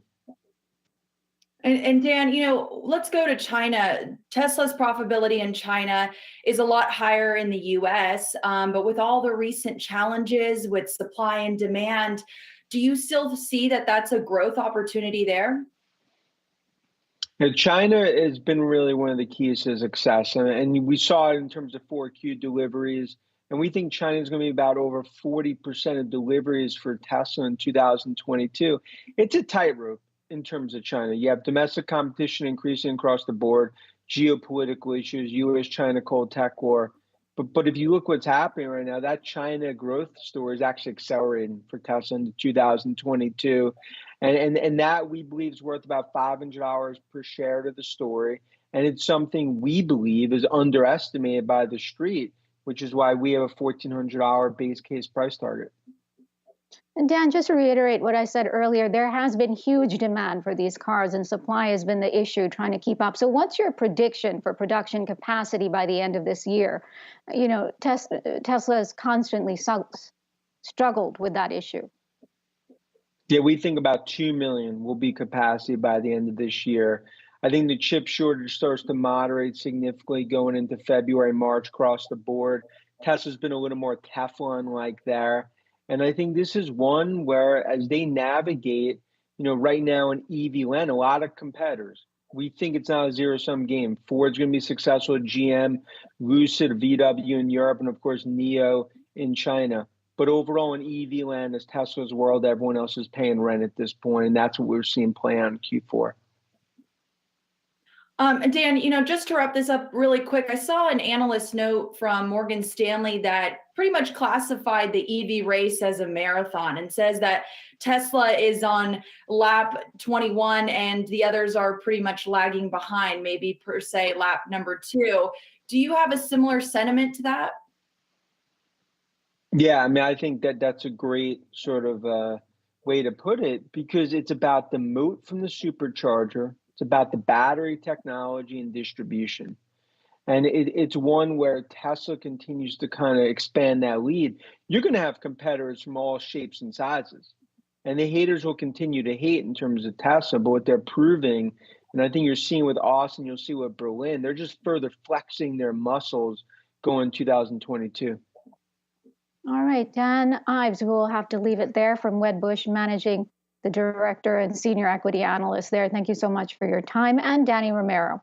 Coming up, the Great Resignation shows no sign of abating. More than 10 million jobs are open in the U.S. So why are there signs people are struggling to pay the bills? That story ahead.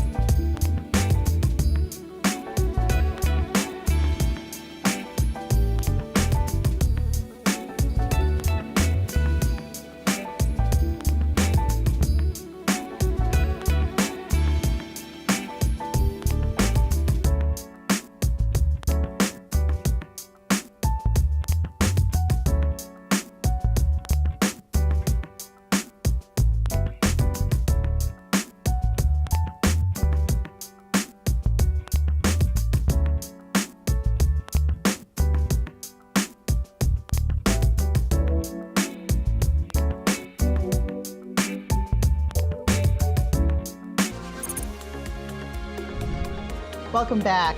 The economy is improving, yet more people are having trouble paying their routine bills. Yahoo Finance's Rick Newman joins us now with why more Americans seem to be running out of money. Hey, Rick, just recently, right, we were talking about Americans being flush with cash. So what's happening? Not everybody is flush with cash. This comes from Census Bureau surveys, and compared with the situation in May, which was about 2 months after Congress passed that last huge stimulus relief bill, more people say they are having trouble now paying normal household expenses, and fewer people say that household expenses are not a problem. So it's getting a little tougher to pay the bills. And we're also seeing an increase in people using credit cards to pay for routine household expenses.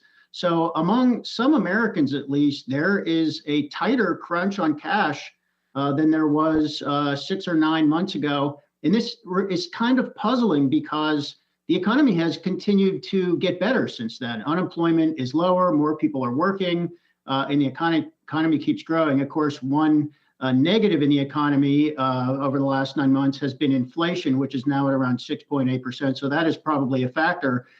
People might be going back to work, but inflation is rising more than their regular bills. So this is one of the reasons that Americans generally in a bad mood right now.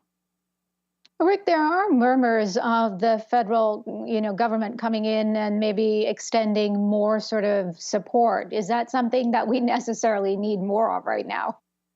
Well, it's a great question. Some people need it, but is it possible at a political level? It's unclear. Nancy Pelosi, the Democratic House Speaker, on one of the recent Sunday morning talk shows, she said it's possible we could see some additional relief funds for industries such as the restaurant industry, some leisure and hospitality. President Biden has not asked for that, and it seems very unlikely we're going to see anything on the scale of, another $1,200 stimulus check or more of that extended unemployment aid. That just seems to be politically unpopular at this point. So the most we might get in the next few months is something very targeted and way below that $2 trillion price tag from last March. Hey, Rick, real quick, we have 11 million job openings. So you would think that people who want a job can get a job. Why aren't those two things sort of meshing right now? A bit of a mystery, Alexis. A lot of those jobs might be postings that companies have open just to see if they can get a dream candidate, somebody who's overqualified. There are a lot of people who say, and I've been getting a lot of feedback from people saying, if there are all these jobs out there, why can't I find one? There are a lot of people looking for jobs. This is not just people sitting around hoping for a handout.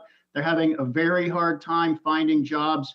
Companies are not all companies are offering pay raises and better benefits and more flexibility. So it's still pretty tough out there in parts of the labor market. This is part of an article that I wrote yesterday saying, look, the pendulum is swinging. And right now, all indications are that it's a tight labor market. And so that workers have the upper hand in asking for raises and things like that. But with a pendulum, it's always going to swing back in the other direction. And that seems to be coming up soon. So do you see more people sort of reaching out and going for the jobs and sort of, even if they have a boss they don't like or whatever, that they will sort of start jumping into the fray because you're seeing the stimulus money that's been in their bank accounts now start to dry up? It's one of the great questions. So a lot of analysts and some economists have said, look, one of the reasons more people are not looking for jobs is they've been getting these handouts from the government, and yet we have not seen this surge of new workers in the labor force now that most of that aid is gone. I think we have to remember COVID is still a big factor here. In at least a couple of different ways. There are some parents who would like to work but simply cannot. They have to take care of kids whose school schedules are being disrupted, or maybe they have sick relatives. Affordable childcare is very hard to find. And there are probably at least a few other million people who are worried about going back to a job because they don't feel it's safe. They think they could still get sick from COVID. So COVID is still in charge. We keep saying that, and that's true with a lot of these jobs. So once COVID, if we can just get it in retreat, I think we will certainly see more people coming out and looking for work. We certainly hope so. Rick Newman, thanks so much for that. And we have lots more Yahoo Finance Live to come right after this. Don't go anywhere.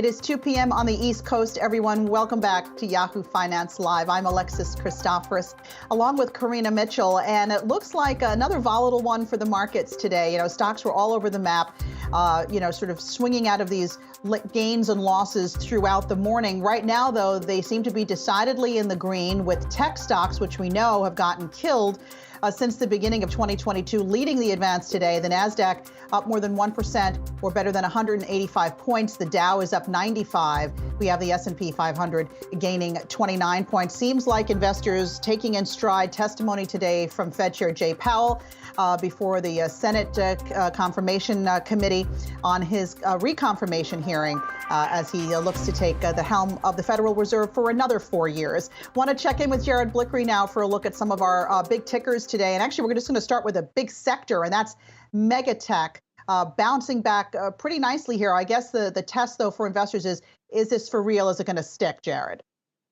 I think so, because we are at a critical point in the markets. First, let's go to the Wi-Fi Interactive. I just want to show the heat map for today in the Nasdaq 100, because a market turnaround from what we've been seeing over the, well, let's call it year to date. In fact, the move yesterday was instructive, because we got a nice rally starting about midday, and we can see over the last 2 days, we got Tesla up 3.5%, Alphabet up nearly 2%, NVIDIA and Amazon each up more than 1.5%. And basically everything that was getting hit this year is up today. So energy, well, that's a perennial sector that is up this year anyway. That is up 3%. We'll go over that at 2:30 today. But then we have tech, consumer discretionary, and communication services, each up about 1%. We'll call it that. That's where all the mega caps are housed. That has a lot to do with the losses that we've seen in the majors over the last few days. You take a look at what's happening in China. These stocks are flying today. There's some incremental news that the PBOC, the People's Bank of China, is continuing to ease. They're encouraging loan growth after being stunted for several quarters due to Delta. Then you take a look at the ARC innovation components. Let's put a 2-day look here. A lot of these are experiencing some nice gains. We got, we got Unity Software, that's up 8%, and we got CRISPR Therapeutics, that's up 7%, Teladoc up 6%, and you take a look at the software names. Wow, that is a completely different picture than we've seen from the beginning of the year. This is a 2-day look. Now, Zynga is kind of that's a takeover story, but set that aside. A lot of these stocks up 5-10% here, but let's do the year to date and really see not a lot of losses here that are being reclaimed. Again, Zynga kind of the outlier, and Playtika as well, but really seeing some extended losses for a lot of these software names. Is this going to stick, Alexis? I just want to point out something in our price action. This is going to be the NASDAQ futures here. Pretty technical setup. This is a 2-day view. We got a W bottom here yesterday. We have another one today off the Powell comments. And it's kind of off to the races. Now, looking at year to date, we are still in the S&P 500, about halfway, I would say, between the high spot and also the low spot. What does this mean for investors? We might see short sellers enter at about 4,700, but for now, I think investors celebrating the wins. And Jared, Intel doing some high-level poaching as Dream Team winning some praise after poaching the CFO from Micron Technology. That's right. And Pat Gelsinger really doing a number here on trying to take the company back. And Intel is one of the, I'm not going to call it a high flyer this year, but they have seen some decent gains, kind of bucking the trend. They just had a number of announcements out last week at CES. And as you noted, they now have taken David Zinsner from Micron. And Citi says about this, Intel now has a dream team, one of the best CEOs and one of the best CFOs in the semiconductor industry. Zinsner, quote, has driven higher operating margins at every public company he's been CFO at, although this hire doesn't change the challenges that the company is facing in terms of manufacturing delays and market share losses. They rate it neutral with a price target of 52, which is a little bit low the current price. But I'll just show you what chip stocks have been doing this year, and kind of a mixed board, but Intel is the high flyer so far. All right, want to get a check of Lululemon, because I guess it's just the latest retailer to get socked pretty hard by this Omicron surge, and now we have some analysts starting to cut their targets. What do you know? Yeah, let's take a look at the Wi-Fi Interactive one more time here. I'm going to put a 2-year chart so we can see what's been going on in the pandemic with Lululemon. Got that nice rise off the pandemic lows, and then it was choppy trading. Got a break to the upside late last year with a number of other stocks, but could be a false breakout. So now looks like we're heading back down to test, what, 290, 300, not quite there yet. So we'll have to see what comes of this. But I do have some commentary about the move. Telsey saying, relative to many other specialty apparel retailers, Lulu's downward earnings guidance revision was somewhat minor. Rates outperform with a price target of 470, quite a bit higher, but that is down from 515, and they're citing incremental challenges to visibility into 2022 amid Omicron. Guys? All right, thanks so much, Jared Blickery. Want to move to the markets now and bring in Simeon Hyman, Global Investment Strategist at ProShares. Simeon, I want to start with what Fed Chair Powell said today at that confirmation hearing. Among the things he talked about, he said the economy is strong enough not to have all that aggressive stimulus from the Federal Reserve, and also basically said, we're going to throw whatever it takes at higher inflation. If that means more aggressive interest rate hikes in the future, we're ready to do that. At this point, what is more important to this market, those interest rate hikes or normalizing the balance sheet? Let's parse this out for a minute. First, the inflation pressures are already subsiding a little bit. That old school measure, the Baltic Dry Index, which is a great measure of supply chain issues, is actually down 60% from its highs earlier in 2021. And even the ISM Manufacturing Prices Paid Index was at the lowest reading in quite some time. So inflation pressures are already mitigating. Again, Omicron wild card, but if that comes to at least a reasonable unwind, we're in a decent place with regards to inflation. Now let's talk about the Fed and what's important to markets. You can see, I would argue, from the equity markets that the equity markets are assuming that, or investors in the equity markets are assuming that inflation comes down to at least a low enough level to not bother stocks that much. Maybe that number is 3%, a little higher than the Fed's long-term average. But the Fed's activity, you need to split into two pieces. Number one, before you get to the rate hikes, you have to talk about tapering and the new news of the last 10 days, an accelerated unwind of the balance sheet. That's going to allow longer-term rates to rise, regardless of whether inflation comes down and regardless of whether and to what speed the Fed increases rates. Ultimately, those actions in and of themselves might mean there don't have to be too many rate hikes, but even if there are 2, 3, or 4 rate hikes, they're unlikely to flatten the yield curve in kind of the Paul Volcker style because we've got the removal of QE and the unwinding of the balance sheet that removes those suppressions of longer-term yields. Simeon, I guess buy the dip is alive and well. You see this remarkable turnaround in tech, now up, 181 points. It was in correction territory at one point yesterday. What do you make of that, and where does tech go from here? I think the perhaps misguided notion is this idea of duration in technology. So there's almost an overreach of trying to pretend that stocks are bonds. Well, the problem with tech stocks is they have really long duration.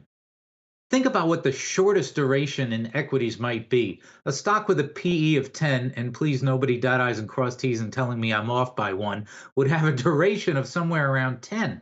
Now, the aggregate bond index only has a duration of about 5. So even the shortest duration stocks still have lots of duration risk in them. The issue with tech, I would argue, is not so much one of a little extra duration exposure because growth is further away, but it's simply one of valuation. And indeed, those the top heavy, largest cap tech stocks perhaps just were a little bit of expensive going into the end of this year, end of last year, and the beginning of 2022. But don't completely rule out good growth stories because that is the biggest defense against inflation. It is the growth of earnings and dividends. When you think about fundamentals, we need earnings to come in strong in order to sort of feed the rally on Wall Street. Which sectors, or if you can share specific companies, do you think are best positioned to provide that strong profit report, even in the face of high inflation and rising wages? Yeah, I'll split it into a couple of places. First, quality is a little bit on sale because of how far those mega cap tech names ran. So things like consistent dividend growers, you've heard us talk about the S&P 500 dividend aristocrats. They delivered almost double the dividend growth last year of the S&P 500. That's an important place that can thrive and deliver that dividend growth and earnings growth that will be really important. Now, there's also the cyclical opportunity. With interest rates, again, extremely likely to rise given tapering and the unwind of the balance sheet, you still have an opportunity to look at financials, energy, and materials in places where, let's say, inflation stays. That's a place where those stocks can persevere. And then finally, if this doesn't mean to stay away from technology, you can look for some of, shall we say, the older school dividend growing technology plays. Consider equally weight opportunities to invest in technology. There's a flavor of dividend aristocrats, the tech dividend aristocrats, where companies like Microsoft and Accenture live, things where, again, you have growth, not just of earnings, of dividends, to be a testament to the defense against inflation and rising rates. Simeon, we saw the 10-year yield stuck below 1.5 for the longest time, now seeing it rise and touch 1.8. As these rates continue to rise, how important is it to consider valuation? Because, last year was sort of close your eyes blindly and throw your money into anything you want and it would stick. Well, remember, valuation has come down substantially because earnings growth was so strong. So the S&P 500 went from somewhere around 30 times to somewhere around 25 times. And with about a 15% consensus growth for 2022, you're looking at an S&P 500 that's somewhere in the low 20s.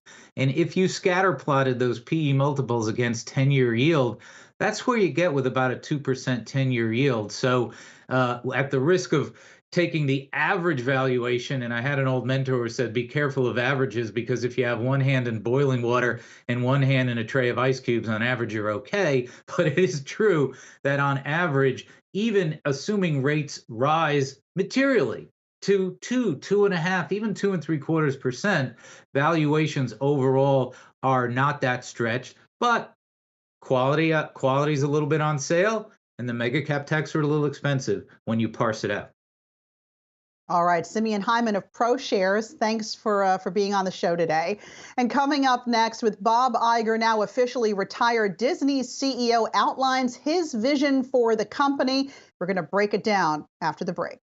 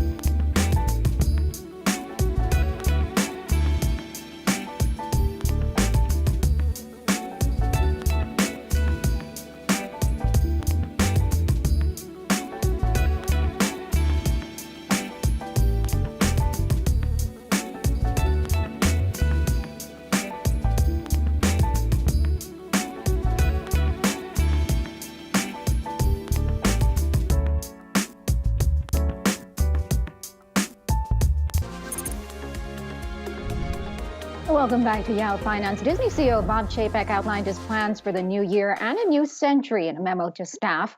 That as the entertainment giant prepares to celebrate its 100th anniversary and looks to recover from what was less than a magical year last year. Here with details is Tuna Amobi, CFRA research, media, and entertainment analyst. Thanks so much for joining us today. So Chapek took the helm from Bob Iger nearly 2 years ago, and this was his first big message that he sent out. And he has a mission based on 3 pillars of strategies. I want to go through each of them. The first one is storytelling excellence, and that is something that Disney has always prided itself on and something that has stood out and made it unique. That's absolutely right. I think as I kind of parse what Chapek was saying, my sense is that for the most part, the strategy is going to be unchanged. Disney's always been huge in terms of storytelling, and that kind of harkens back all the way back to the times of Michael Eisner. Bob Iger brought a new dimension to it. Chapek, what he's doing is to pretty much signal to investors, listen, there isn't going to be any major change. The one thing that I noticed a little bit different is less emphasis on international expansion. If you remember last year, Disney closed about 100 international channels and took a $5 billion write-down. And the reason for that is that they are now pivoting more aggressively to streaming. And this year is going to be, I would say, make or mar year for Chapek. As you know, the stock has underperformed in the past year, and now it seems like the honeymoon period is actually over, and he's going to be feel the pressure to perform going forward. Yeah, certainly it seems like Chapek is paying a lot of attention to movies and to streaming, as you say, Tuna. And we saw that they just announced that their animated coming-of-age comedy, Turning Red, is going to skip that March theatrical release and debut right on Disney+. This is after they did this with Soul and Luca.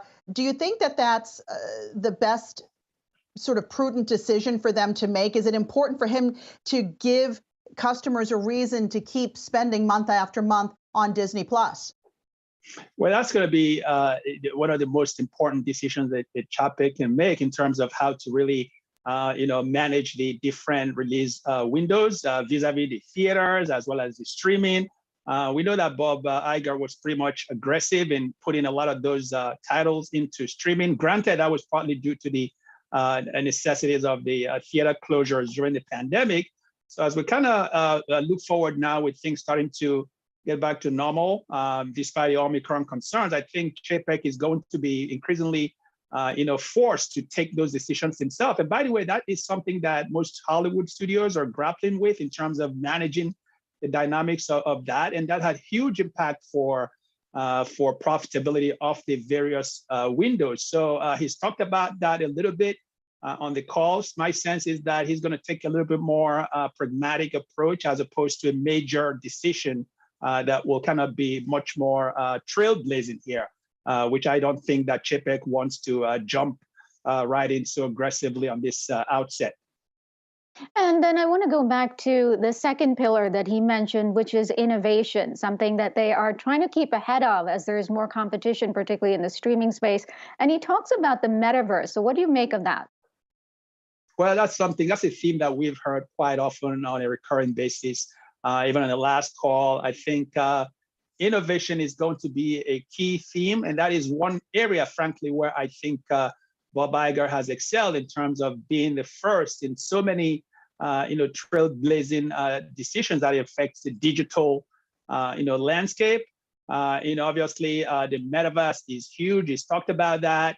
I don't think, frankly, at this point that that the company has a pretty specific handle in terms of how all of their various things are going to interplay in the metaverse, and that is something that not just content providers, but even the platform provider and tech companies are also grappling with. But what he's saying is that they are going to try to be at the forefront in terms of using the metaverse to maintain various digital touch points, which at the end of the day is really the bread and butter of how Disney monetizes its content. And he also said there would be relentless focus on the audience, which makes sense. All right, we will have to leave it there. Tuna Amobi, CFRA Research, Media, and entertainment analyst. Thank you so much for your time today. We're going to take a quick break, but coming up on the other side of it, Novavax was a part of the JP Morgan Healthcare Conference earlier today. Ahead, we hear from the CEO on the fight against COVID. Stay with us.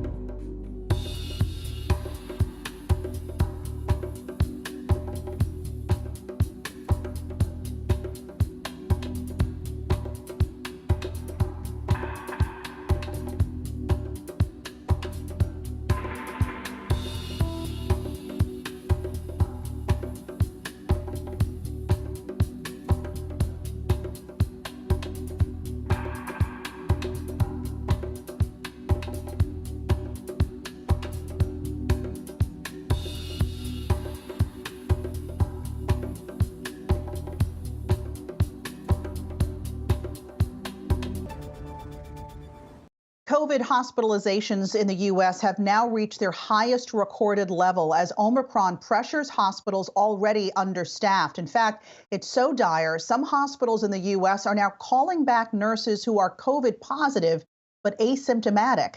Meantime, big banks are cracking down on unvaxxed employees. JP Morgan and Citigroup warning this week that some workers will lose their jobs if they don't get the shot. Our health reporter Anjali Kamlani joining us now with more. Anjali? That's right, Alexis. So we've heard from, as you mentioned, the big banks. So let's start with Citi, which had already implemented a strict vaccine mandate for its employees starting in October, saying that they had to be vaccinated by this Friday or have to go on unpaid leave and possibly lose their jobs by the end of the month. That now compared to JP Morgan, which is implementing sort of a kind of reflecting what we see really across the country, which is just patchwork of policies depending on the location of the employees. He did say, the CEO did say that we're looking at New York specifically, and New Yorkers will have to be vaccinated in order to keep their jobs, especially those in the Manhattan offices. And by comparison, again, looking at United, really enforcing another vaccine mandate there and emphasizing the fact that employees who have been vaccinated have really helped keep the network flowing, even though the company has had to scale back on certain on routes as well. But they do have at least one solid point to help enforce those mandates, and that is 0 deaths. That's something CEO Scott Kirby emphasized in a memo to employees. Back to you. And Anjali, I know that you sat down with Novavax's CEO, Stanley Erck, just on the heels of their emergency use authorization application for their COVID vaccine in South Africa. What did he tell you? Well, it was a wide-ranging conversation, but specifically, the company is now basically firing on all cylinders. The company has been, of course, struggling in the past year to get to the finish line for emergency use authorizations, and in one fell swoop has managed to get the authorizations in three pretty large markets. That's the World Health Organization to supply the world, the European Union, as well as India. So based on that right now, already shipping out to Europe, applying to another number of countries, and expecting to get those authorizations in really within the next 2 months. And that includes the US, which they have supplied all the data to the FDA and are waiting to hear back, and expect to have some movement by next month. And this is certainly a significant shift compared to where they were this time last year. Here's a little bit of what Stanley Erck and I had to discuss. We have shipped our first product to Europe. We've actually shipped our first product to Indonesia. We shipped 10 million doses. We focused on low and middle income countries first. And we are now actually vaccinating people, which is a terrific feeling. And I think that all is going to happen is going to accelerate over the coming couple of quarters. The hard part is you have to balance in this first quarter as you're launching and you're trying to get product globally and trying to get it to low and middle income countries at the same time you're trying to fulfill other obligations. It'll be a little bit rocky at first, but it's going great right now. And so the production sites have scaled up and we're starting to make lots and lots of product. I want to touch on that, Stan. Can you fill us in a little bit about that ramp up, and maybe a number on how many doses per month you're anticipating, throughout the year as you continue, especially as we know that you're suddenly met with all of this demand at a time when people didn't necessarily expect you would. Well, we are. We expected we would, and what we expected is starting to happen. We are on track to do what we have said we would do, which is to get to the point where we can make a couple billion doses this year. So we're at a rate in this quarter of over 200 million doses per month by the end of this quarter, and that's going to satisfy a lot of this demand. But the markets, the market for primary vaccination, 2-dose vaccination, which is now being talked about as 3-dose vaccination, is unsatisfied. There are 30 to 40 in high-income countries. There are 30% of the people are not vaccinated, and in low and middle-income countries, it's a lot bigger. And in fact, when you're talking about a 3rd dose and perhaps a 4th dose boosting, 90% of the world's population haven't had that yet. So we've got a lot of work to do ahead of us, but we're on track to do it.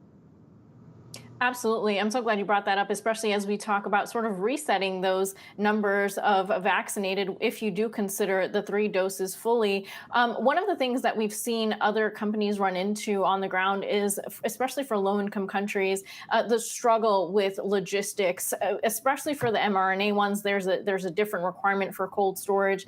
Have you already had discussions, and do you already have a solid plan to be able to get those injections in arms, considering the struggle that there is? We do. There are over 1 billion doses of vaccine distributed throughout the world, particularly in low and middle income countries.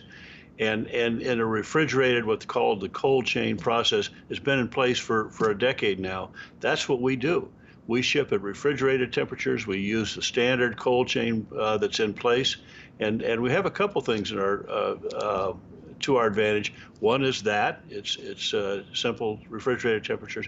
Number 2, it's stable. We've got a stability of 9 months instead of 6 months, and that helps a lot in the distribution chain. And then finally, we ship it in a vial that's all pre-mixed. You don't have to do anything to it. You just stick a needle in, and it's all pre-formulated. So a lot of benefits to our vaccine and distribution. Stan, Zach here. Thanks again for coming on. I mean, when we talk about kind of the roles that now each one of these vaccine makers is going to have to play, it does seem like Novavax stepping into the fold here across the globe is going to be rather important when it comes to equality in getting them into the arms of everybody across the globe. A lot of experts have been saying that that's really kind of the reason why we saw Omicron spread as quickly as it did, was because global vaccination rates are so low. I mean, would you say that it's fair to call Novavax now, as it steps into the fold, maybe the most important player in really getting this under control?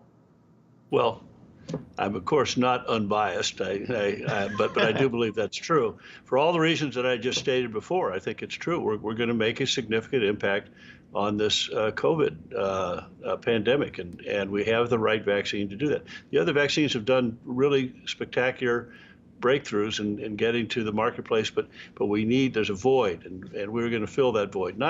It's not exclusively low and middle income countries, because high income countries need this. We need to get past the vaccine hesitancy. We need to get boosters that are safe and efficacious, and we have data to show that ours does exactly that. Stan, I want to talk about that safety part of it. After hitting the market, we saw each vaccine company, one after another, hit certain concerns. Do you have any insight right now, or do you have any things that you're looking for that you might have considerations of as the vaccine gets rolled out into the market, and a backup plan or a plan of action in case you do see some safety concerns? Well, we have what we call a benign safety profile. There's a couple things you think about. One is tolerability, how much local and systemic reactions there are, and how long they last. And I think we have the best tolerability profile there is. Safety, to be fair, we don't have tens of millions of doses out there yet, and so you don't have the opportunity to see what rare or infrequent events there are. We haven't seen any or much, and our label will reflect that. But we have a very standard protein-based vaccine that has so far proven safe in not only COVID, but we've used it in flu and we've used it in malaria. So we're pretty confident. So as you can hear, a lot really to play with, especially in terms of still a global market to meet the demands of. Back to you. Far-reaching interview. Great information there. Anjali Kamlani, thank you. Coming up next, we're going to recap the day in oil. Plus, is it time to dump your crypto ETF? We'll speak with an expert right after this.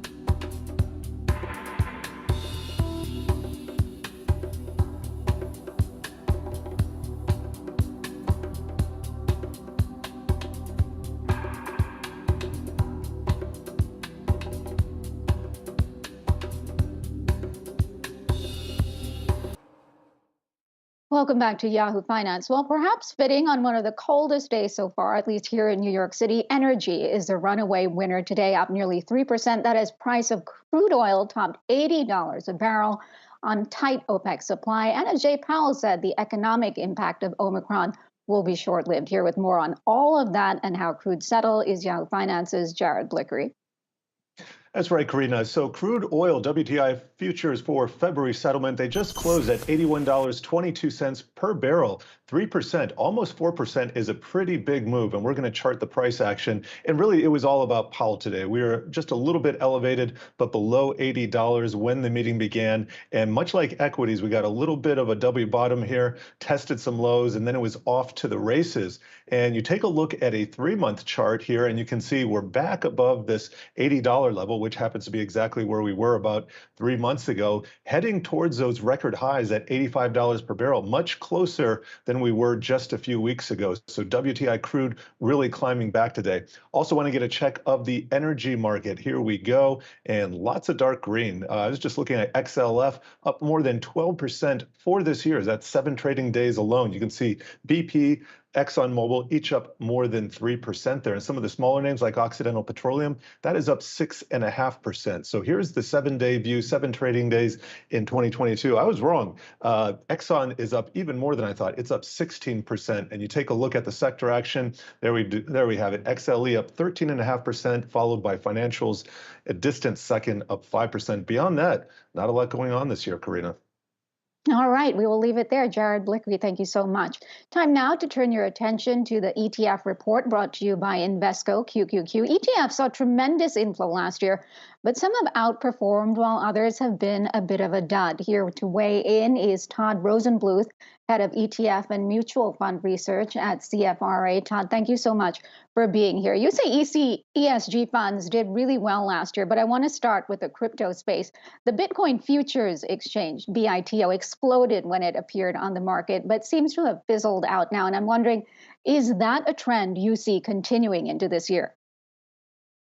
Well, we saw record demand in 2021 for the Bitcoin futures-based ETF BITO. It was the fastest to get to over $1 billion. It got to $1.4 billion in the first couple of days. We've seen, of course, since then, the price of Bitcoin has fallen sharply. There's now about $1 billion in overall assets, which is actually a sign of comfort to us that investors have stayed loyal to this risk-on asset, despite the fact that we are headed into more of a risk-off environment. But we think investors that want to get exposure should also look at the various blockchain-related ETFs. And I think we highlighted BITS, which is a global X ETF that combines blockchain and Bitcoin futures together. And it's doing better today in a risk-on environment, I believe, but it also has, of course, struggled in the risk-off trade that we saw starting 2022. So I want to get to those points you made on ESG investing, because I think the perception is all this money, is flowing into that space. Was that indeed the case for 2021? And what does it look like so far here early in the new year? Well, off of a very small asset base, we saw strong demand for ESG products, broad-based equity products that are tied to various sectors. And we've seen demand for iShares products, for Vanguard products, for DWS Extractors products in 2021. About $15 billion went in to the 10 largest of these broad asset-based products. They only have about $50 billion in overall assets. But what was impressive to us at CFRA is that 7 of these 10 largest products outperformed the S&P 500. Not by a lot, but by 100 basis points here or there for many of the products, some that are tied to the S&P 500. So let me give a couple of examples. SNPE and EFIV, that's a SPDR product and a DWS product. They outperformed the broader S&P 500 index using the same constituent list, but excluding companies that don't meet that same ESG criteria and having heavy weightings in sometimes companies like Microsoft that score relatively well versus what you'd find in a more market cap weighted product. And so, there is this misconception that if you invest in ESG funds, you somehow are sacrificing return in order to be socially or environmentally conscious. Is that actually the truth? Well, that's the fear that people have, and that's what skeptics say. But the data shows that ESG ETFs tend to be closely aligned from a sector perspective to the broader S&P 500, and as such, they're more likely to only outperform or underperform if they do by a slight amount. So many of those ETFs that we talked about, in fact, all of the ones that I think you showed on the screen, have a weighting within energy companies. They're the best of the best energy companies. They might be Exxon and Chevron, not for the environmental reasons necessarily, but for the social or the governance reasons that you'd find. If you want to avoid energy, there's ways to do that with ESG-oriented products, focusing on more the clean energy or the E part of the ESG pillar. But if you want to track the broader markets with ESG products, you can do that, feel good about what you're doing, and likely perform in line or perhaps even better if you're using the right products. And Todd, just in this environment of higher interest rates for 2022, do you see investors moving away from growth, going more to value? Where do you see the money starting to flow already? Well, we're starting to see value-oriented products. You showed earlier XLE and XLF, that's the energy sector spider and the financial sector spider, that have performed well. They're seeing strong demand. We've seen broader banking-related products also be in demand. Value has done very well to start the year. They tend to do better, value-oriented ETFs, in a rising interest rate environment because that hefty weighting towards financials and less exposure typically to technology, which tends to struggle initially out of the gate in a rising interest rate environment. So we think we're seeing value ETFs get an initial day in the sun to start 2022. We'll see if that persists throughout the rest of the year.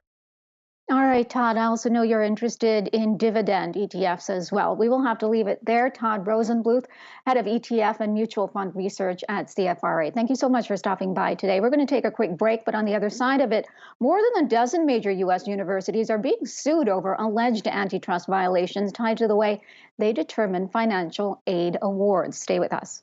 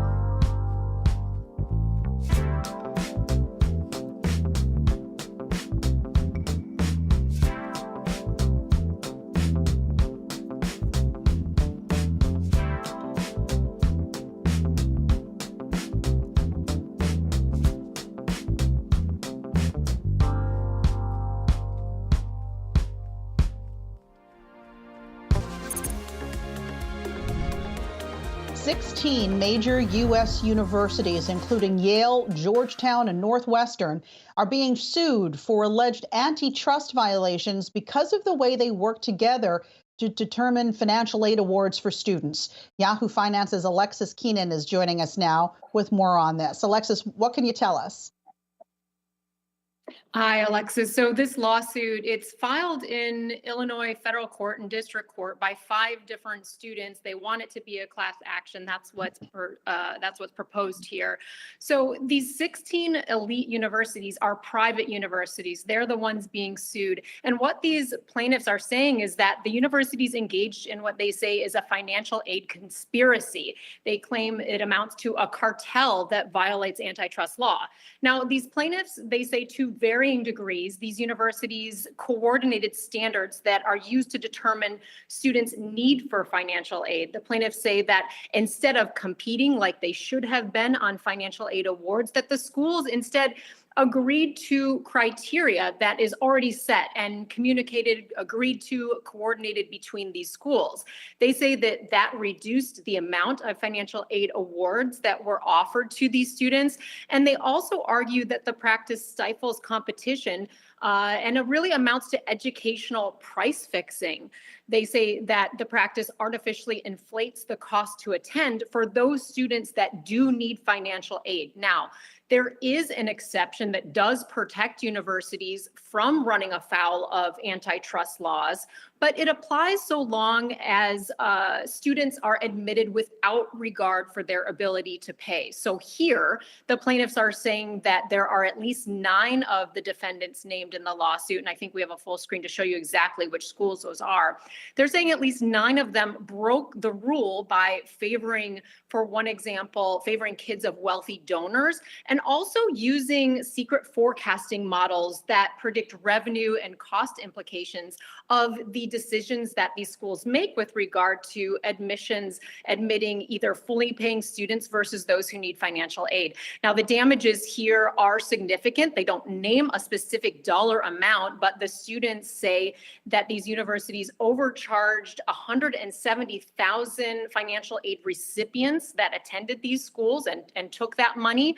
And they say that that was by at least hundreds of millions of dollars in this case. We did reach out to a handful of these schools. So far, we've heard back from Yale's media relations director, who said that Yale's financial aid policy is 100% compliant with all applicable laws. So a lot to unpack here, and yet another lawsuit against universities based on the way that they make admissions decisions. Alexis, I've got to say, this is a story that hits really close to home. There have been so many changes and issues since my 2 graduated from college a couple of years ago, and now legacy admission also coming under scrutiny. Right. So there is a large amount of discussion in this 60-page complaint that goes school by school, and they're extrapolating very specific instances of where representatives of the universities talk about the way that they make decisions. And there's a lot of quotes, there's a lot of news articles referenced here. And they basically go school by school saying that, look, a lot of these schools have admitted that sometimes there are different standards for evaluating students who are legacy students or those whose parents are prospective benefactors and who can make sizable donations to these colleges. So there's just a lot in this complaint. There's a lot of allegations. We still need to hear more from these schools and how they intend to defend themselves and perhaps ask for this case to be thrown out. That'll probably be the first step. But it'll be very interesting to see what they say here, because there are a lot of citations to interviews with school representatives where they definitely admit that there are different standards applied and that there are metrics that are used to figure out how does the school end up with a budget in the long run that allows it to keep flourishing and keep offering what they want to their students. All right, Alexis Keenan, thanks so much for breaking that down for us. You're right, lots to unpack there. Coming up, Starbucks commits more than $1 billion to diversity. We've got all the details straight ahead.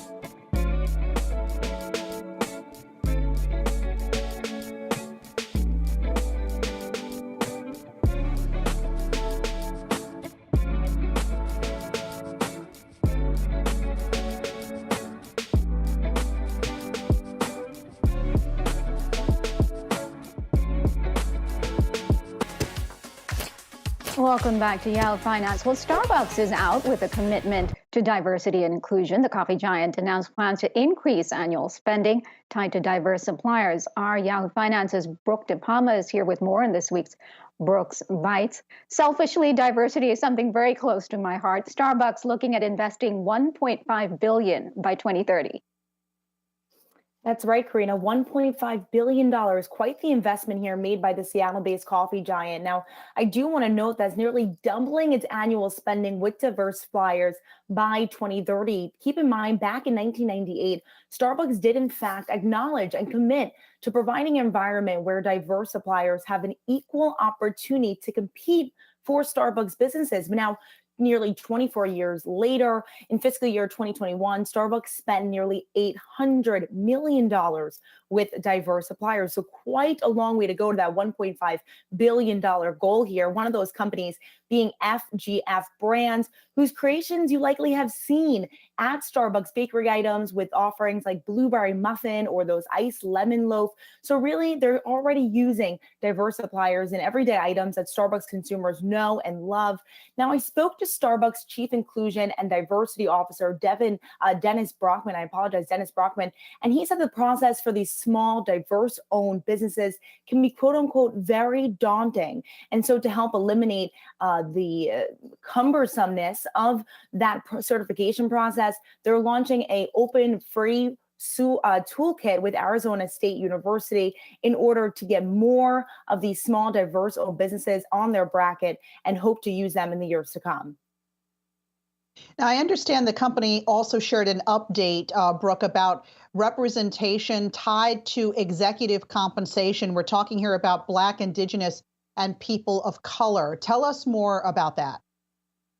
Alexis, that's right. Back in October of 2020, Starbucks set out a goal to achieve Black, Indigenous, and people of color representation by 2025 and actually tied it to executive compensation. Of course, we saw many companies do these efforts and goals after the murder of George Floyd in May of 2020. Now, that in particular is 30% representation at all corporate levels, 40% at all retail levels, and 40% at all manufacturing roles. Now, what they updated here, Alexis, is they shared how exactly they're doing in their 2021 workforce diversity report. That's U.S. Starbucks it's disclosing. So these numbers are as of October 3rd, 2021. If we want to take a deeper dive into that, about 51.8% of its workforce is white, 7.7% is Black, 28.5% identify as Hispanic or Latinx, 5.9% as Asian, 4.9% multiracial, 0.6% as American Indian or Alaskan Native, and 0.5% as Native Hawaiian or other Pacific Islander. So quite a way to go to work towards those major goals set by 2025, now just 3 years away. But I do want to note that this comes at a time when this week, the National Labor Relations Board certified the results of last month's election for the Genesee Street store in Buffalo. That's one of the stores that looked to unionization efforts in hopes that they would have more of a representation and voice at a corporate level for the company. Now, I did in fact ask Dennis, all these major efforts at a time when recruiting a workforce in general is extremely difficult.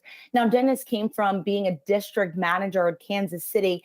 And what he said was that I believe that companies who are doing this work today will not be who are not doing this work today will not be in existence in 20 years from now. So he felt that it was extremely crucial that not only do they identify this work, but they put efforts behind it and update us yearly. All right, we will leave it there. Brooke DePalma, thank you so much for that report. We're almost out of here, but let's get a quick check of the markets. They are at or near session highs. The Dow is up 179 points, the S&P better by 39 points, and the Nasdaq up by 212 points. That about does it for myself and Alexis Christoforous, but there is much more Yahoo Finance after the break as we take you to the closing bell and beyond.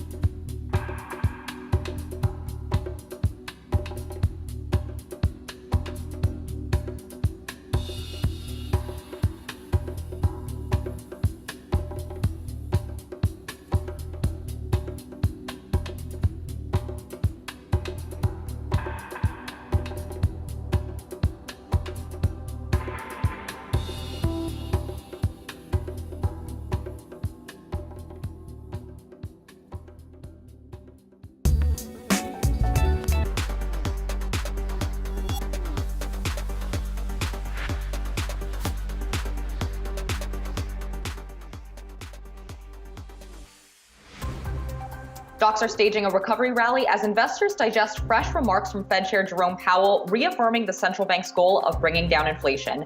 Traders are also looking ahead to tomorrow's consumer price index, which is expected to show inflation jumped by the most since 1982 in the final month of 2021. We'll discuss the outlook for prices, Fed policy, and what this all means for your portfolio with BMO Capital Markets Chief Investment Strategist Brian Belsky. Plus, the White House is expanding coverage for COVID-19 testing. Later this week, insurance companies and health plans will be required to cover 8 free over-the-counter at-home COVID tests per month per person. We'll discuss the latest with Raymond James Washington Health Policy Research Analyst Chris Meekins. And Fubo TV shares are roaring higher after the company said it expects its latest quarterly and full-year sales to top previous estimates, with subscribers set to exceed 1.1 million. David Gandler, CEO of the TV streaming platform, joins us later this hour. We have less than 60 minutes to go in this trading day. I'm Emily McCormick. And I'm Adam Shapiro. A lot to digest in the next 2 hours, but we've already got a lot of it to bite off because we saw Jay Powell testifying today. At one point, markets were in the red, but look at this. We've got the Dow now up about 0.5%. The S&P 500 up almost a full percent, up 38 points. You got the Nasdaq also recovering. It's up over 200 points, up about almost 1.5%. But the key here is what's coming down the pike and the promise from Jay Powell to rein in inflation. Let's go to Brian Chung to help us figure out what that means when the Fed chair won't give us a date when they'll do liftoff, but promises when they need to, they will. Well, you know, it's funny. Everyone was looking at the details to see whether or not the Fed chairman had revealed anything new about monetary policy. And people may have forgotten that this is actually Fed Chairman Jay Powell's renomination hearing, because the Biden administration did announce back in late November that they were going with Fed Chairman Jay Powell and giving him a second term at the helm of the very important central bank. And that was his hearing today. But of course, the expectation is that he will sail through nomination with a bipartisan amount of support. And that's because he's already done it before. When he was appointed by Trump, he got 84 votes in a split U.S. Senate at the time, sailing to confirmation. And that's likely going to be the case again this time. So, of course, the focus really shifted to how will the Fed tame inflation? And for the Fed, it's always boiling down to their dual mandate of maximum employment and stable prices. And here was the Fed chairman's assessment of where they stand on both of those things. Take a listen. To get the kind of very strong labor market we want with high participation, it's going to take a long expansion. We can see that participation is moving only very slowly. And to get a long expansion, we're going to need price stability. Right. And so in a way, high inflation is a severe threat to the achievement of maximum employment and to achieving a long expansion that can give us that.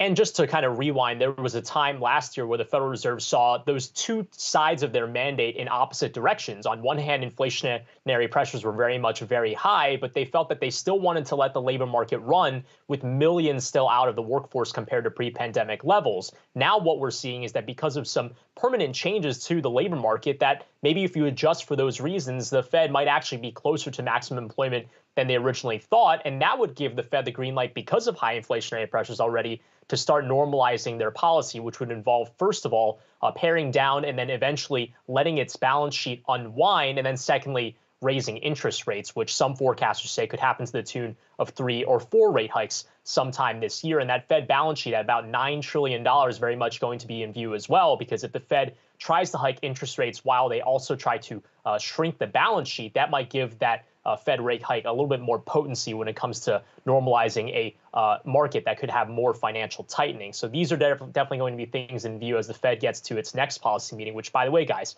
only 2 weeks away from now. And Brian, we know you'll be tracking that closely, as well as the nomination hearing of Fed Governor Lael Brainerd for Fed Vice Chair later this week as well. Let's stick with the topic of the markets and the Fed with our next guest. Brian Belsky is BMO Capital Markets Chief Investment Strategist. He joins us now. Brian, thank you so much for being with us. Looking at the market reaction to Fed Chair Jerome Powell's hearing from this morning, we have U.S. stocks turning positive, tech is outperforming, and Treasury yields are retreating, especially on the long end of the curve. What do you think that markets heard that they're responding to from Powell? Well, Emily, so great to see you, and thank you so much for having us on Yahoo, first hit of 2022 on your network. So we always love being on with you. So I think the key thing in its testimony was this whole notion of extrapolating duration. If you're a fixed income investor, duration and convexity matter the most.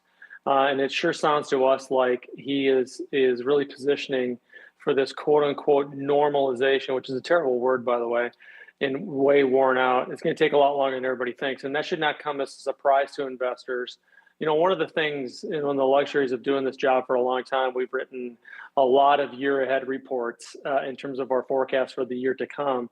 And we tend to get really reflective. So we kind of went back and looked at what we were writing in 1998, but then also 2009, 10, 11, when we were actually quite critical of the Fed, thinking that they should be more aggressive in terms of pulling back QE. And it took a lot longer for them to do that. In fact, they didn't pull back QE until 2014. So again, I think the biggest comment on most investors' mind that we talk to around the world would be a quote unquote policy mistake, Emily, that the Fed might be too aggressive.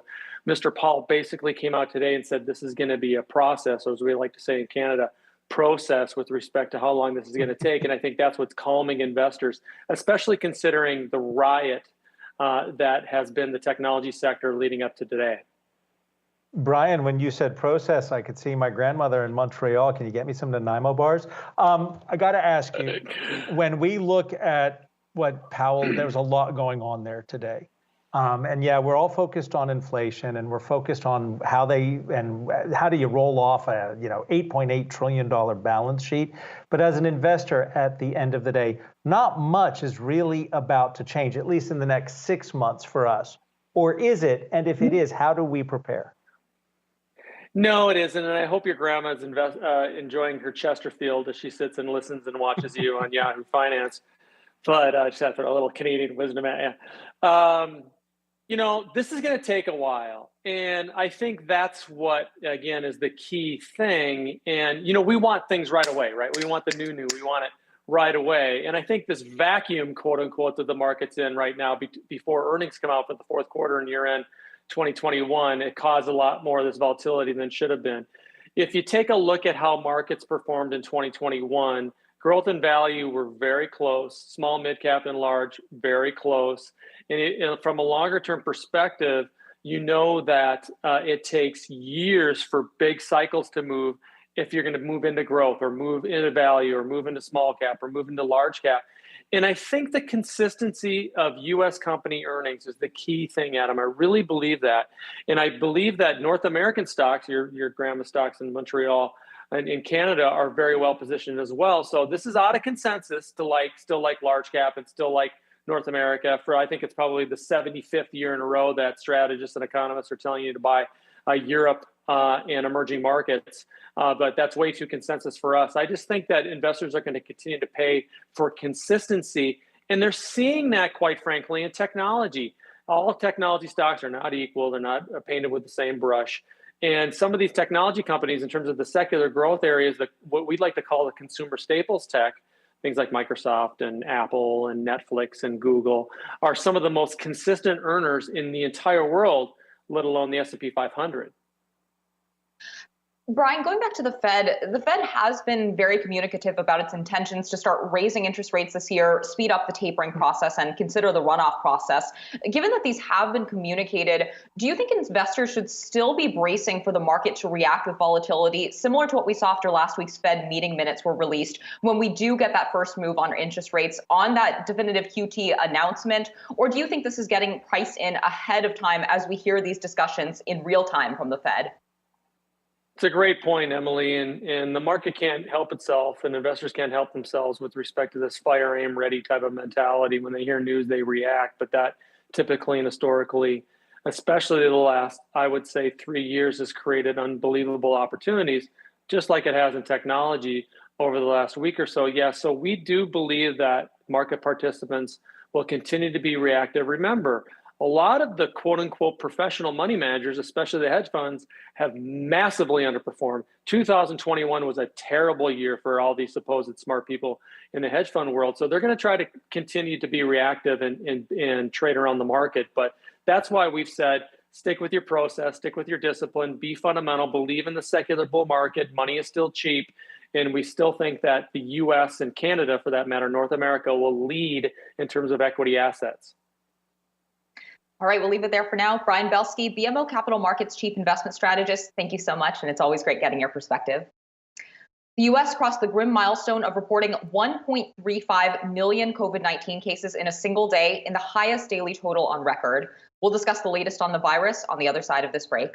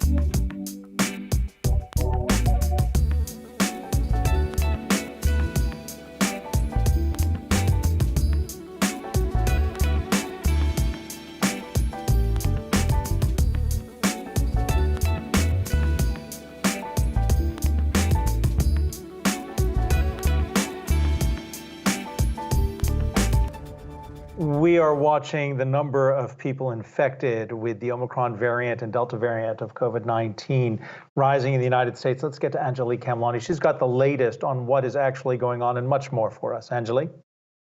That's right, Adam. Unfortunately, we are continuing to see numbers rise and really report record-shattering numbers, both in cases and hospitalizations. 1.35 million cases in the U.S. in a single day reported yesterday, and today crossing that mark of 140,000 hospitalizations, and that is a new record for the U.S., surpassing last year's numbers.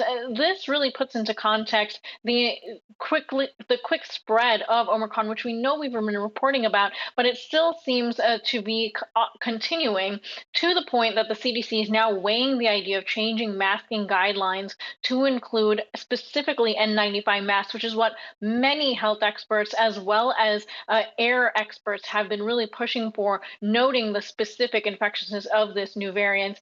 And all of this, of course, as we continue to wait to see vaccinations pick up around the world. The second half of 2021 really was a focus for many vaccine companies.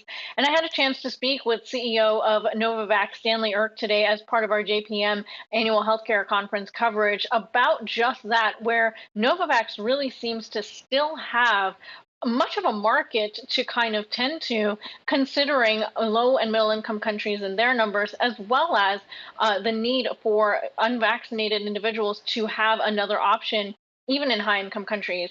Listen to what he had to say. We expected we would, and what we expected is starting to happen.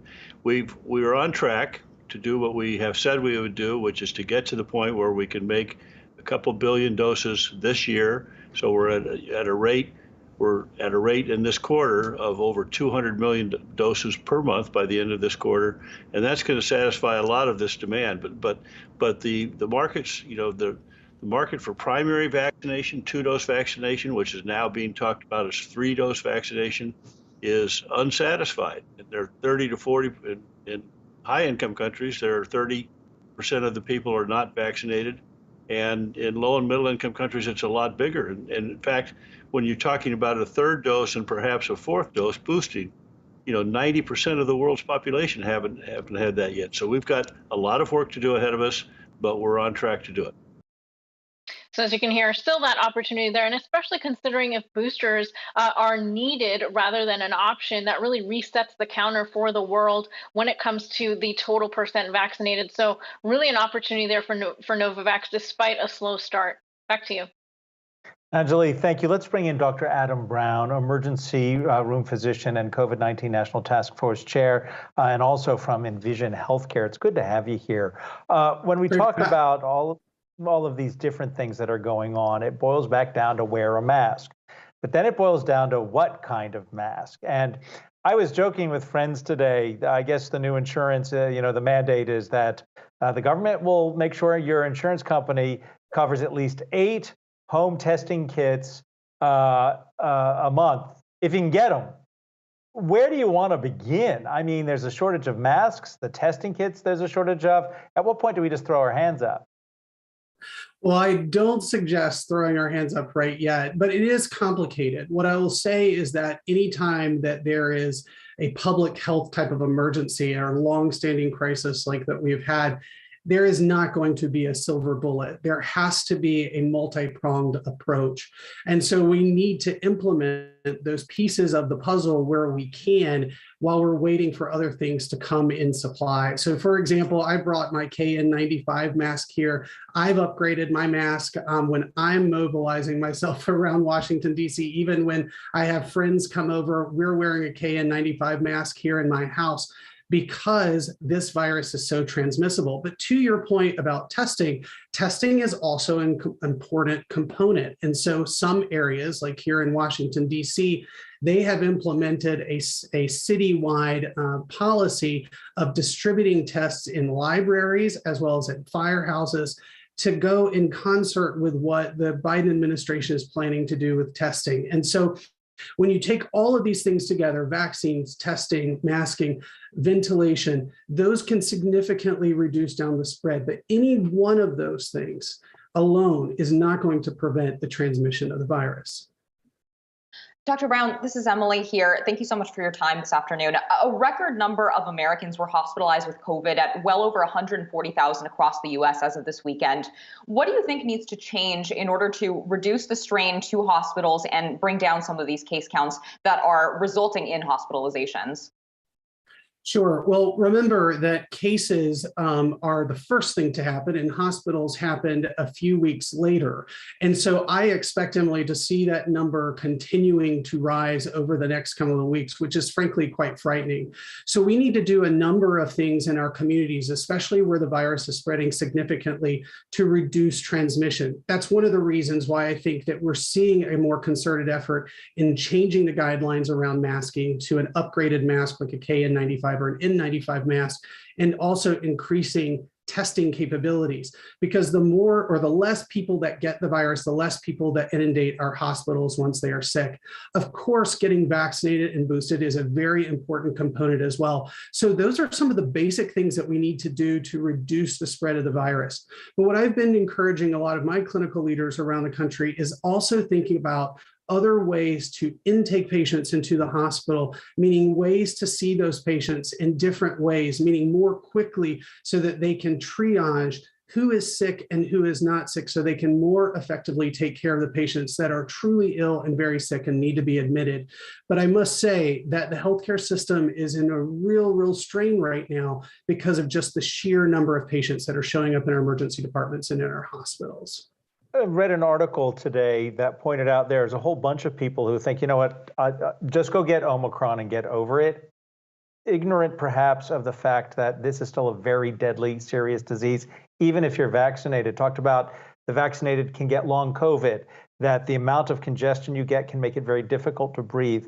For those who are vaccinated, what warnings do you have about that attitude of, you know what, if I get it, it'll help, I'll get some kind of super immunity? I cannot disagree with that idea strongly enough. I had COVID during the summer, and I still am not back to where I was over the summer with my exercise tolerance. And I was vaccinated as well and had a breakthrough infection. And so while some people say that Omicron is mild, which frankly, that needs to be eradicated from our lexicon at the moment when we are talking about Omicron, I highly encourage people not to do that. More studies are coming out, Adam, showing that there are long COVID symptoms in a large portion of patients and also with children as well. So we need to do what we can to prevent getting the virus. And if we do, we need to limit the spread to other people. So I disagree with that strongly, especially seeing some of the evidence that's coming out about long COVID symptoms. Even long COVID symptoms with people who have relatively more simple cases that are more aligned to colds. But I have a lot of colleagues and friends that are vaccinated and boosted that also have COVID as a breakthrough or Omicron that are having pretty significant illness. This is not just between a case of someone having something that's you live with it or you die with it. There's a lot of area in between getting hospitalized and having significant disruptions to your life and to your health. So I don't think that's a great plan. Dr. Brown, executives at Pfizer and Moderna have recently been discussing needing potentially another booster shot later this year to continue providing robust protection. So do you expect to see that we will be needing additional doses of a COVID-19 vaccine later this year or perhaps in additional years down the line as this virus evolves? Well, the short answer is I think that's the case. It's only been a few months and many people have gotten boosters. And so there's studies that are ongoing that are looking at the antibody levels within the body and also seeing how the body responds to various variants that come along. We already know that the vaccines that people got over the summer were slightly less responsive to Delta, and now with Omicron are slightly less responsive than that. So I expect as more variants come online, which there will be more variants, there may have to be some modifications made to the vaccine, or there may need to be more boosting that occurs. As a matter of fact, the CDC is looking at even a fourth dose of vaccine for immunocompromised individuals. And then in other countries like Israel, for example, they're looking at a fourth dose of vaccine for older individuals as well. So I do expect, Emily, to answer your question more simply, is that we will likely have to continue to get vaccinated, just like we do with the flu vaccine every year. And there may have to be modifications to those vaccines, or there may be straight boosts from an original form of vaccine. And so that we'll have to see as more studies come online. We appreciate your joining us always. Dr. Adam Brown is an emergency physician and COVID-19 National Task Force Chair with Envision Healthcare. All the best to you. When we come back, we're going to switch gears. How about a good cup of Joe? How about a union vote? How about Starbucks? Danny Romero fills us in on the latest.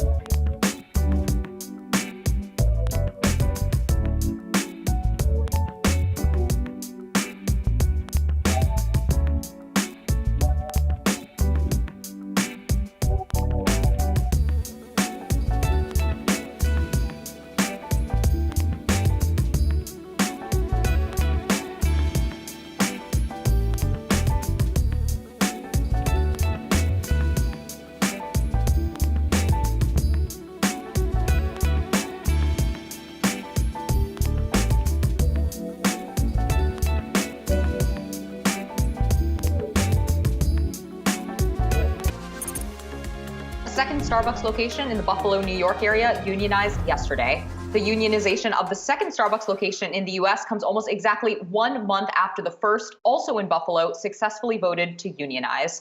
With more on that, we're joined by Yahoo Finance's Danny Romero on how the momentum is growing for national recognition. Danny, what's the latest? Emily, yeah, and another victory for Starbucks baristas in upstate New York.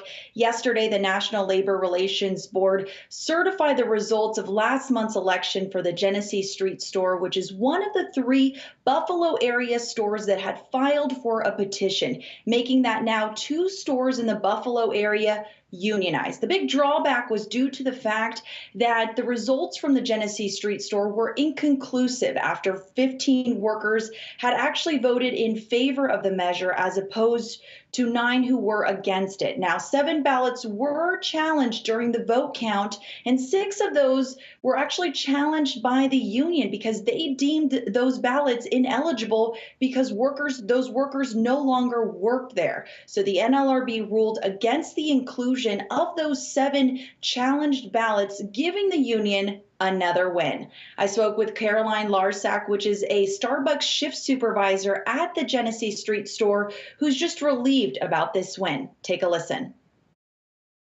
It was incredible. I felt like everything finally paid off. You know, it was great to see Elmwood win and lead and being that first big push, but being able to join in with that and follow that just makes it feel so much better. Now, Starbucks has the option to file an appeal within the next 10 days, asking the NLRB members in Washington to review the regional director's ruling. Now, I did reach out to Starbucks, and a spokesperson told me that they're actually going to be evaluating their options and whether or not they will or will not appeal. Now, it's also still unclear whether or not if Starbucks has even started the negotiating process with that first Buffalo area store that unionized. Adam, Emily? Danny, are the analysts saying anything about the impact from this movement to organize at Starbucks? Yeah, I think the business angle is really in focus right now, but it's still really unclear and also too soon. But Wall Street analysts are eyeing this movement for sure. Brett Levy, an executive director at the MK Partners, wrote in a note to clients about the questions that he's actually focusing on. And that regards about, will this become more of a common, will it change the cost structure of Starbucks? Will it materially impact the execution of operating models? And he wrote in his note that the answers are really unknown and likely won't be answered in quite some time. But when I spoke with that shift supervisor at that Genesee Street store,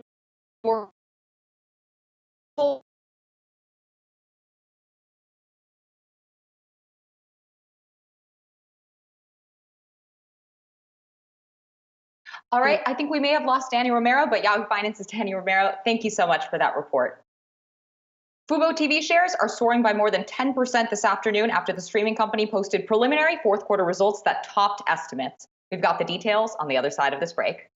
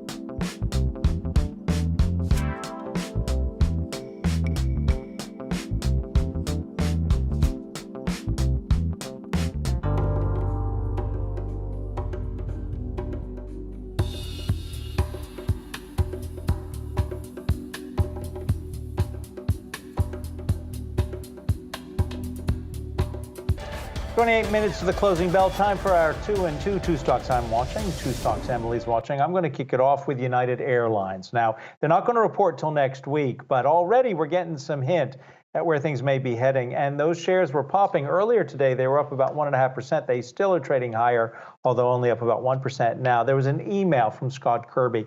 He's the CEO. Talked about the canceled flights because of COVID staffing issues.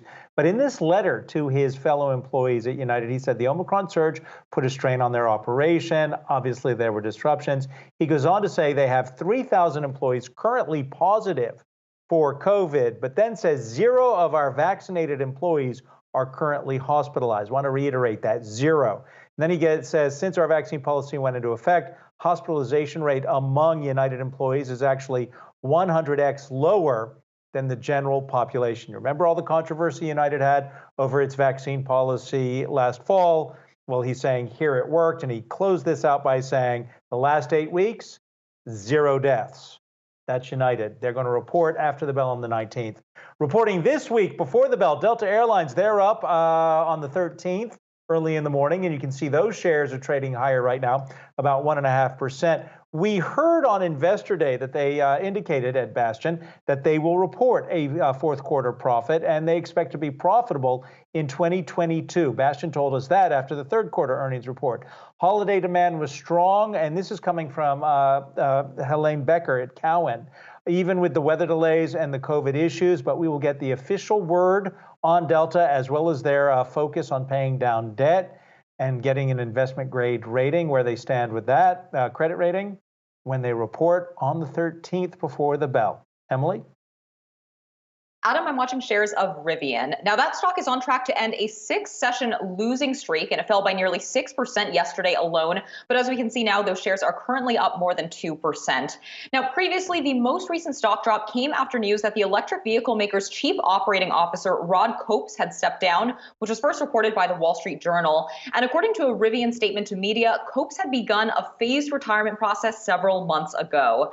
But even before this executive departure news, Rivian stock had already been under pressure after saying late last month that it would fall, quote, a few hundred vehicles short of its goal of producing 1,200 units for 2021. Now, in a filing yesterday, Rivian specified that it produced 1,015 vehicles last year and delivered 920. The stock is trading back above its IPO price of $78 per share this afternoon after briefly falling below that level during the overnight session earlier. Then there are shares of Abercrombie and Fitch. Now, this stock is on a tear today after highlighting improving sales trends coming out of the holiday season. Now, that helped overshadow lowered guidance for the fourth quarter, with Abercrombie saying its fourth quarter revenue will come in light compared to its previous estimates, and it now sees fourth quarter net sales rising by 4 to 6% compared to the year ago period. Now, Abercrombie attributed this to port and transportation delays and lack of inventory, but here's the part of the statement that Wall Street is seeing as the silver lining. CEO Fran Horowitz said in the statement, quote, "We believe that if we had the inventory on hand, we would have delivered sales within our previous outlook range. Post-holiday, as inventory has landed, we have experienced an acceleration in sales trend." So it's also possible, again, that Abercrombie was seen as not as bad as feared given this pre-announcement, given what others in the apparel industry have been guiding towards, since we did get some weaker than expected and lowered sales guidance from peer retailer Lululemon yesterday due to virus-related impacts. Adam? All right, Emily, if you have not cut the cord yet and you're not streaming TV, what are you waiting for? Millions already there. Want to read something to you from Wedbush. It's a note about Fubo TV, which came out with preliminary fourth quarter yesterday. We got some guidance, but here's what they're saying at Wedbush about Fubo, showing their intent to not only rapidly expand product offering, but also global footprint. While that likely extends the road to profitability, we think it greatly increases the scale of future profitability. Goes on to say that they maintain their outperform rating on Fubo TV. Why listen to Wedbush, right? Let's bring in the CEO from Fubo TV, David Gandler, who's also the co-founder and the CEO. And one of the things that they're applauding you for, you took heat for this, we talked about it the last time you were here, was the acquisition of Molotov. How is that now integrating with where you're taking Fubo? Yeah, look, well, first, Adam, thank you for having me and Happy New Year. It's been a very strong year. Obviously, the market fluctuations don't really impact operations, but we have been executing as promised on all cylinders. And the Molotov acquisition allows us to really extend our vision, not only geographically at some point, but we think we can do this very efficiently, given the quality of the team, and some of the technology that they've built and their understanding of our business model, given that we're both virtual MVPDs. So we're super excited about that. The integration process is underway as we speak. Obviously, given Omicron, some of the in-person meetings had to be postponed, but things are moving forward and we're super excited about 2022. David, this is Emily here. Taking a look at your pre-announcement from earlier, you mentioned that paid subscribers at year-end are expected to exceed 1.1 million. Your prior guidance was for as much as 1.07 million. Given that you are a streaming platform, you're considered a business that has benefited from stay-at-home behavior. What has really been driving this acceleration when we've been seeing some other streaming platforms struggling with churn and continuing to build on subscriber counts? Yeah, great question, Emily. So first of all, Fubo has a sector-leading NPS score of 65, which is very important because it really highlights the quality of the platform, which is evident in our churn results. We're going to improve this quarter, or the fourth quarter, I should say, roughly about 200 basis points, which means that it's really our 13th consecutive quarter of improved churn. Product features continue to play an important role in our ability to attract sports customers. The overall experience coupled with the price, we think is really a key driver in our ability to continue to take market share. You also mentioned that the pandemic has obviously played a role in our ability to continue to grow our business. I would like to highlight the fact that 2022, although we are seeing interest rates creep higher, which has impacted the price of growth stocks, what we do believe is that the increase in inflation will also help us drive subscribers going forward. As you know, discretionary income tends to come down during periods of higher inflation. And with higher inflation, people spend less money going to restaurants and traveling and spend more time at home. And given the cost of a virtual MVPD subscription, relative to a cable subscription, we think that will also enhance our ability to drive subscribers in 2022. We've also talked with you in the past about being at the forefront of engagement. I mean, look, if you're streaming from one of the competitor services that competes with you, you're still a passive viewer, whether you're doing old-fashioned cable or streaming. You're engaging people in so many ways that can generate revenue with sports. But I wanted to dig in on something because you understand the sports world. There's this news that huge players like Apple may be negotiating for rights to Major League Baseball. As you look at your future, and you're going to be up against a almost $3 trillion market cap company bidding for sports licensing, how do you beat Apple? Yeah, good question. So there's always a positive and a negative. On the one hand, the positive is that it is a $3 trillion market cap, and as we continue to improve our business to create a better product, we certainly anticipate transferring some of that enterprise value over to Fubo, and there's a lot of that enterprise value there. So we're very happy about that component.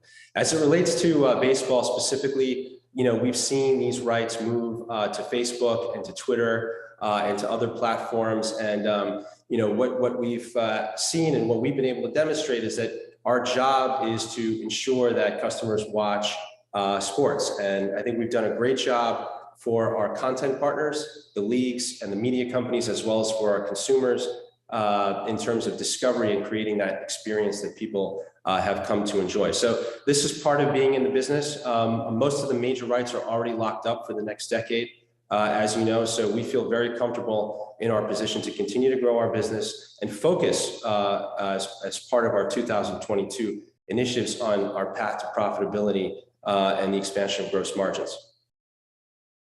In addition to streaming, Fubo also has a growing sports betting business with Sportsbook, and that's now available in both Iowa and Arizona. I'm wondering, what will the next state or states be, and what are the hurdles left to clear to continue this expansion? Yeah, well, thank you, Emily. Well, as you know, we announced our desire to enter the sports betting space in January, actually 12 months ago. And it's pretty amazing. We haven't gotten credit for it yet, but we have delivered on that promise to launch within 12 months. We did that in 2 states, as you've noted. There are a number of other states that we're looking to launch, in the next couple of months, New Jersey being one of the states in that lineup. We'll continue to expand the footprint for gaming, because really the key that nobody's been able to unlock so far is casual wagering. Right now, you have an enormous number of people that have been betting, whether through retail or through illegal, bookmakers. And right now, there's an opportunity for those people to play, but casual gaming is still an area where we think we're well positioned, just given our sports first video product. So we'll look to continue to expand geographically and focus on creating a better integration between our TV product and the book. And hopefully that will allow us to increase our subscriber funnel as well as our gaming funnel to drive our flywheel. The company is Fubo TV. The co-founder and CEO is David Gandler. It was good to have you here, David. All the best as you go into 2022. We look forward to the updates. When we come back, though, we're going to get an update on crypto. We've been watching the sell-off in Bitcoin, although today they seem to have turned it around a bit. But look, 42K off of when it was, around $66,000. Are there dark days now in crypto, or are they over? We'll hit that after the break.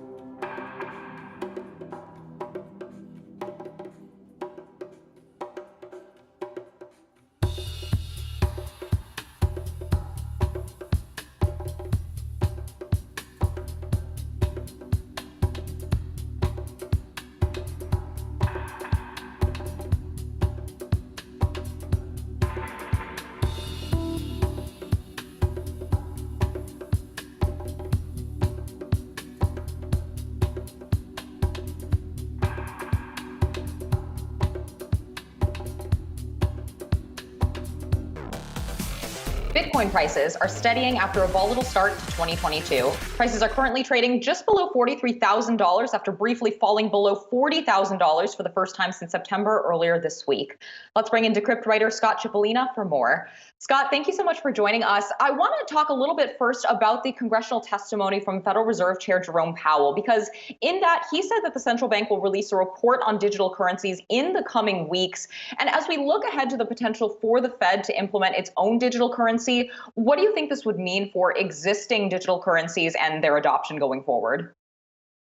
Thanks, Emily, and Happy New Year. Well, I think that first and foremost, we should take this with a pinch of salt and just remember that this report has been pushed back a few times before, but as Jerome Powell said, we should be expecting this now in just a few weeks.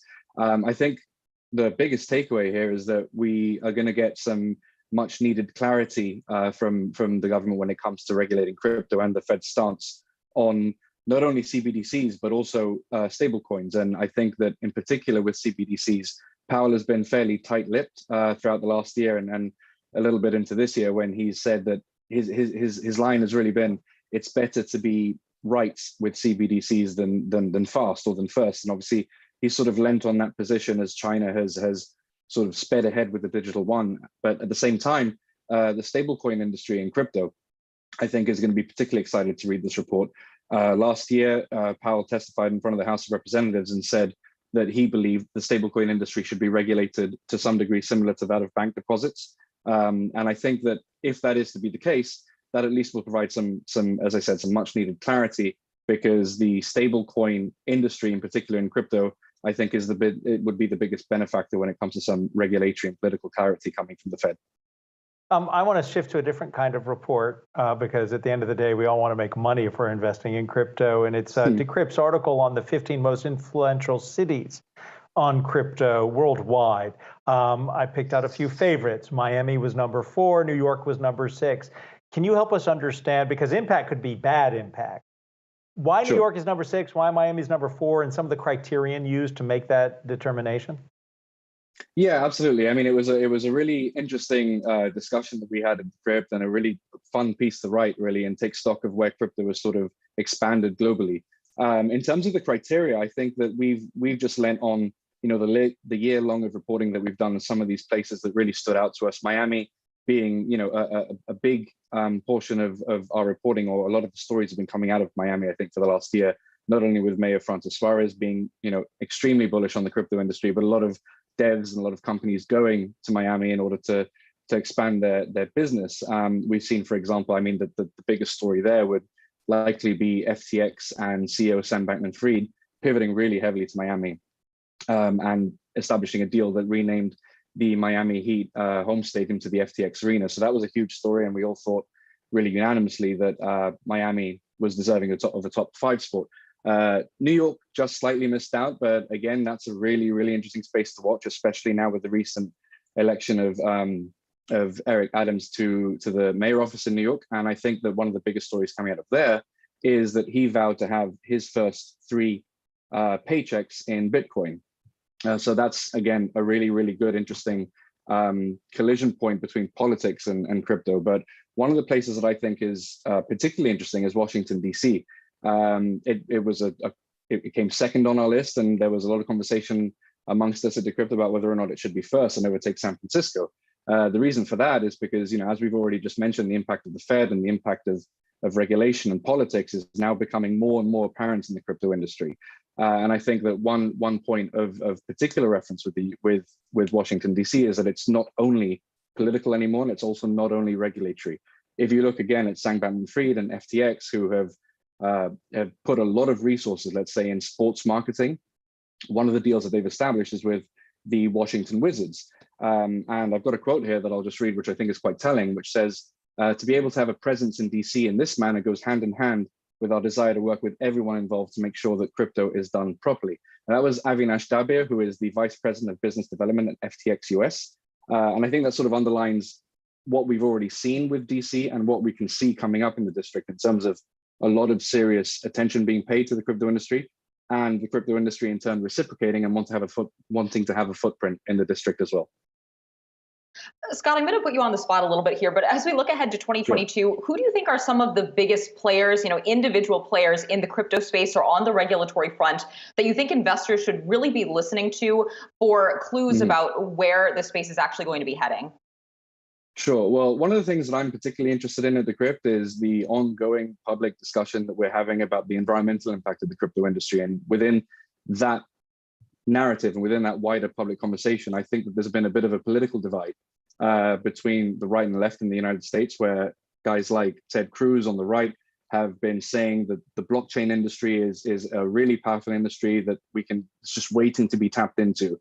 But then we've got folks on the left like Elizabeth Warren saying that the climate impact of the crypto industry is something that we really need to clamp down on. And she actually went on record last year and said that one of the easiest things that we can do to help with climate issues or climate related issues is to clamp down on the crypto industry. So I think that that would be, if I was to give any sort of suggestions to people of who they want to be listening to, I think in the same sort of realm of political influences of a crypto and Washington DC, those are two very big political names in the United States that I think have generated a lot of headlines over the year for crypto. And I don't think that will stop anytime soon. All right, Scott Cipollina, Decrypt writer, thank you so much for your time. Thank you. Coming up, we've got the countdown to the closing bell. Keep it right here on Yahoo Finance Live.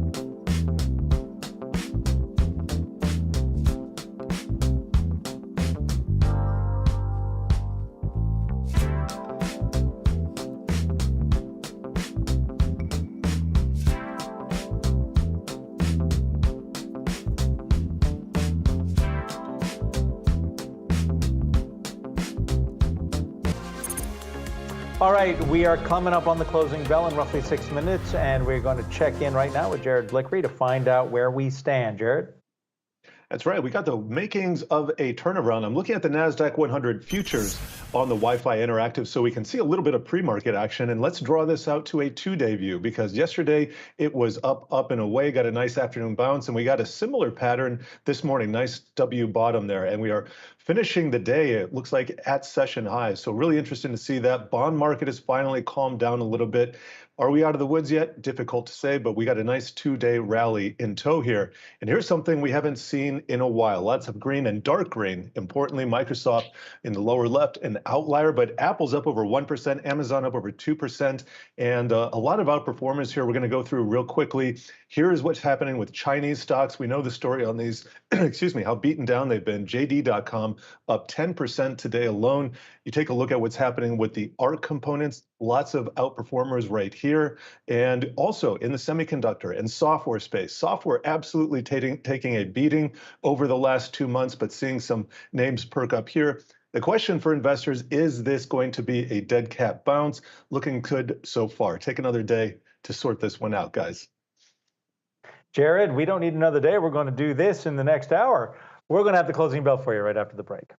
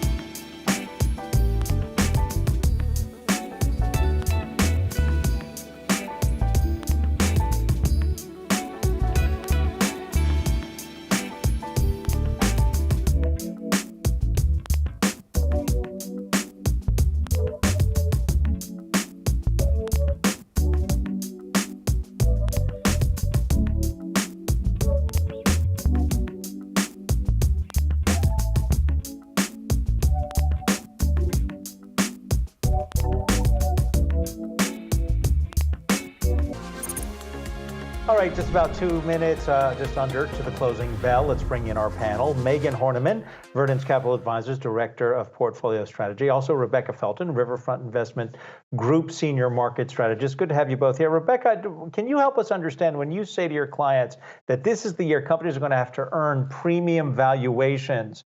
What as investors, and we only have about a minute, I apologize, but what does that mean for us? We're looking for companies with consistent ability to grow not only earnings, but cash flow, the strong balance sheet. So we are still leaning into growth. We have obviously added back some value, but we're taking the barbell, and we believe that companies are going to deserve a premium if they can earn their way through this period. That sounds intriguing, and I want to follow up with that, but we're going to take a pause now to set up for the closing bell. Because let's see where these markets are going to settle. It looks as if the Dow is going to be up just under 0.5%, up 159 points. We'll have the S&P 500 gaining as well, almost a full percent. We'll see if it can push in the last 30 seconds of trading. It's up 40 points. Nasdaq is going to be up about 1.4%, up about 200 points. And when you take a look at sector action, we've been talking a lot about energy. It is up big time today, up 3.2%. Last 52 weeks, energy is up almost 59%. Here's the closing bell.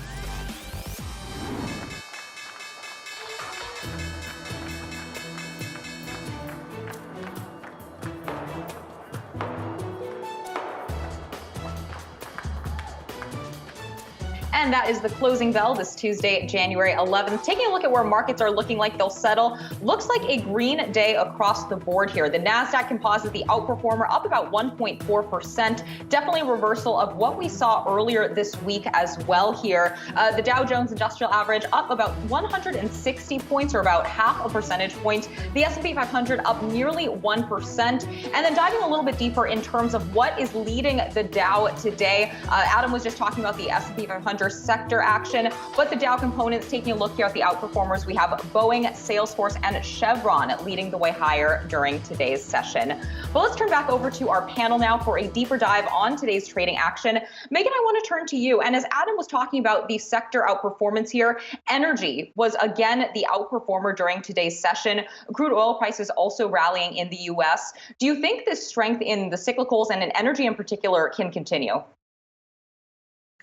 I think it's not going to be a smooth sailing rise higher across the cyclicals. I still do think you'll get some tug of war like you saw today, where some money may rotate back into those growth sectors when you see interest rates decline or the Fed put some inflation fears at ease. But in the long run, over the next year, I still think from a valuation and a fundamental basis, the best place to be is in those cyclicals.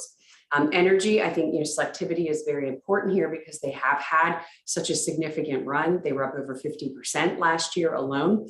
But some other areas in the value or cyclical sectors are financials. They should do better as interest rates rise. Industrials should do better as the world continues to recover. So we still do think and have a little bit more of a tilt towards that area of the market. Based on what Megan just said, Rebecca, with a rising interest rate environment and inflation, I mean, we're going to get the read tomorrow on CPI. Not all cyclicals are the same. Some of them would be susceptible to consumers who might be afraid to spend money, or might feel they have to spend money now before prices go up even higher. Well, again, there's probably room for both. We do expect these headline numbers to be somewhat unsettling, if you will, tomorrow, but we do expect inflation to normalize by the end of the year in a 2.5–3.5% range. So we have added back to our financial as well as industrial exposure, particularly in areas exposed to infrastructure, but we still have a healthy mix of growth, specifically technology, software services, and that sort of thing, because we do believe that there will be volatility as we continue to move through the recovery, and it's best to, go into these slowly in terms of not going too far into cyclicals at this point. Megan, speaking of inflation, I also want to ask about Fed Chair Jerome Powell's testimony before Congress earlier today. And a key quote from that was, if we have to raise rates more over time, we will. Put this in context for us. Do you think these remarks signal anything about how willing the Fed might be at this point to raise rates by more than the 3 times that the Fed has previously telegraphed? I think he has to be a little bit hawkish here in this committee, because the biggest fear right now is that the Fed's behind the curve on inflation. Whether or not they end up doing that, I think it's way too early to tell. The one thing that might put some people's mind at ease is, yes, this week I think we'll get some ugly numbers again. But let's see in the next couple of months, I think you're going to have a lot of volatility around not just the inflation numbers, but also maybe some of the spending numbers from the consumer side, confidence numbers, all of these being temporarily impacted by Omicron. So it's going to be really difficult to kind of get a good gauge of what's truly going on in the economy. These should all fade in the second half of this year, but I don't doubt that in the next few months that there will be some volatility in the economic data. So the Fed's got to kind of straddle themselves on both sides of it, that they're not behind the curve on inflation and that they can be flexible if they need to be, if the economic outlook doesn't pan out the way that they expect. Rebecca, you've also pointed out that you're underweight fixed income and your balanced strategies. The primary purpose that most of us would perhaps go to fixed income is some kind of protection against volatility in equities. Do you see that there's going to be a lot of volatility in 2022? So our instinct's going to be to run to underperforming bonds. I mean, what do you do? We're not there yet, Adam. In our most recent risk reduction moves, we actually put some money back into cash because we expect that there will be more opportunities to put money to work. So we are remaining fixed in our fixed income underweight. Megan, I want to ask you the same question here. As we think about where Treasury yields, where bonds and fixed income may actually be heading this year, do you think it is time for investors to be allocating potentially a little bit more heavily into this space, especially as we have this rising interest rate environment? No, I would agree with the other guests. I think it's way too early. I actually would still be very defensive on the fixed income positioning. I think interest rates are going to rise throughout 2022, and what happens in 2023 will be dependent on how far and fast the Fed has had to go with interest rates, what it looks like for balance sheet reduction, what the economic outlook looks like, and then if the inflation numbers do come down the way that most estimates do forecast. But right now, I think it's there. Your positioning in fixed income is not to neglect it altogether because it is a portfolio diversifier, but be defensive. I agree as well with the prior guests. There's nothing wrong with cash. I know no one likes it. It's not earning you anything, but it's going to be there in times of volatility to make adjustments to your portfolio. So we like to have a little bit of dry powder from the cash position. Over the past 6 months, we have been taking the opportunity to shorten up our duration in our portfolios. So we are underweight duration to our benchmarks. We favor those floating rate instruments and short duration fixed income as opposed to being even intermediate at this point.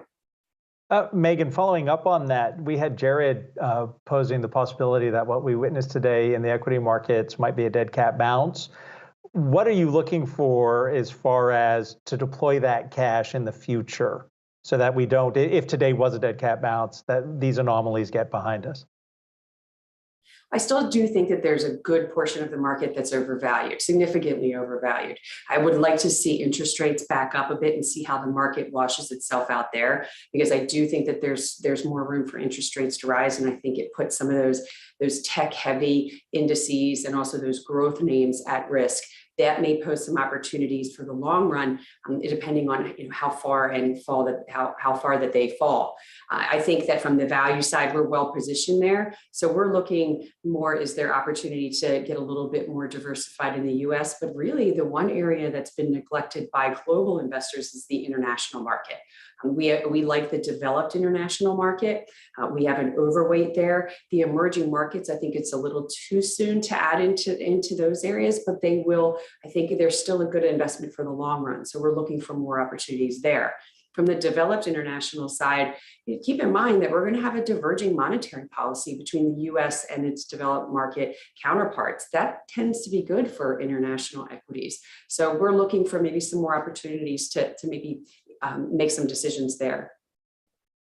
Rebecca, as we head into quarterly earnings season, I do want to ask, you did mention in your notes that the street is going to be focused on mentions of inflation, shortages, or suggestions that demand is slowing. Where or what sectors do you think some of these concerns might be most pronounced and might actually be starting to be alleviated? Well, folks who are going to be watching transcripts, we saw in December how inflation mentions had gone up, and that's what everybody's going to be keying on. Certainly, labor costs are going to be of issue. That's going to be very prevalent in the transcripts for the services area in particular. So it's going to be likely that companies that miss or are very pessimistic in their outlooks will probably be punished in this area. But we are still expecting net for earnings growth to be positive, not just in Q1, but throughout the remainder of 2022. We talk about these kinds of issues, and we always root the question here at Yahoo Finance with help us understand how we and the people watching can make money. And Megan Horniman and Rebecca Felton, you've both helped us answer that question a little bit as people try to make their strategies for 2022. Just want to remind you, Megan Horniman is Verdence Capital Advisors Director of Portfolio Strategy. Rebecca Felton is Riverfront Investment Group Senior Market Strategist. All the best to both of you. Jared Blickery, you got one last big take for us? That's right, and I'm writing about it. You can find this on Yahoo Finance, our website. Now, I want to go to the Wi-Fi Interactive because I have a Flourish graph. This is a still, but you should check it out. It's interactive to the downside. This goes from 0% to negative 80%. That is the drawdown of every stock in the Nasdaq 100 from their 52-week high. Way down here at minus 80% is Peloton. Then we have Pinduoduo down about 72%.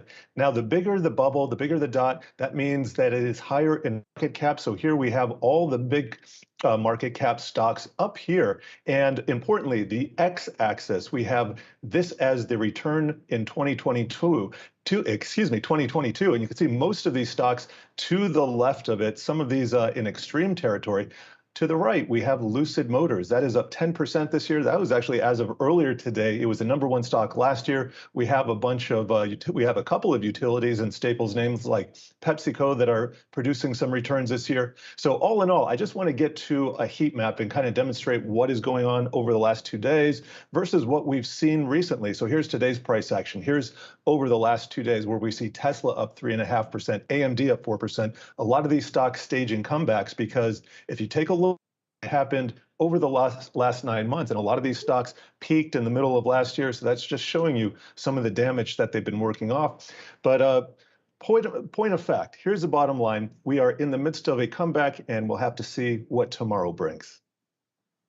All right, as Kitty Scarlett O'Hara said, tomorrow is another day. Jared Blickery, thank you very much. Chris Meekins, Raymond James analyst, is going to join us after the break. Talk about this latest move to have insurance companies cover the bill for in-home COVID tests, assuming you can find an in-home COVID test to buy.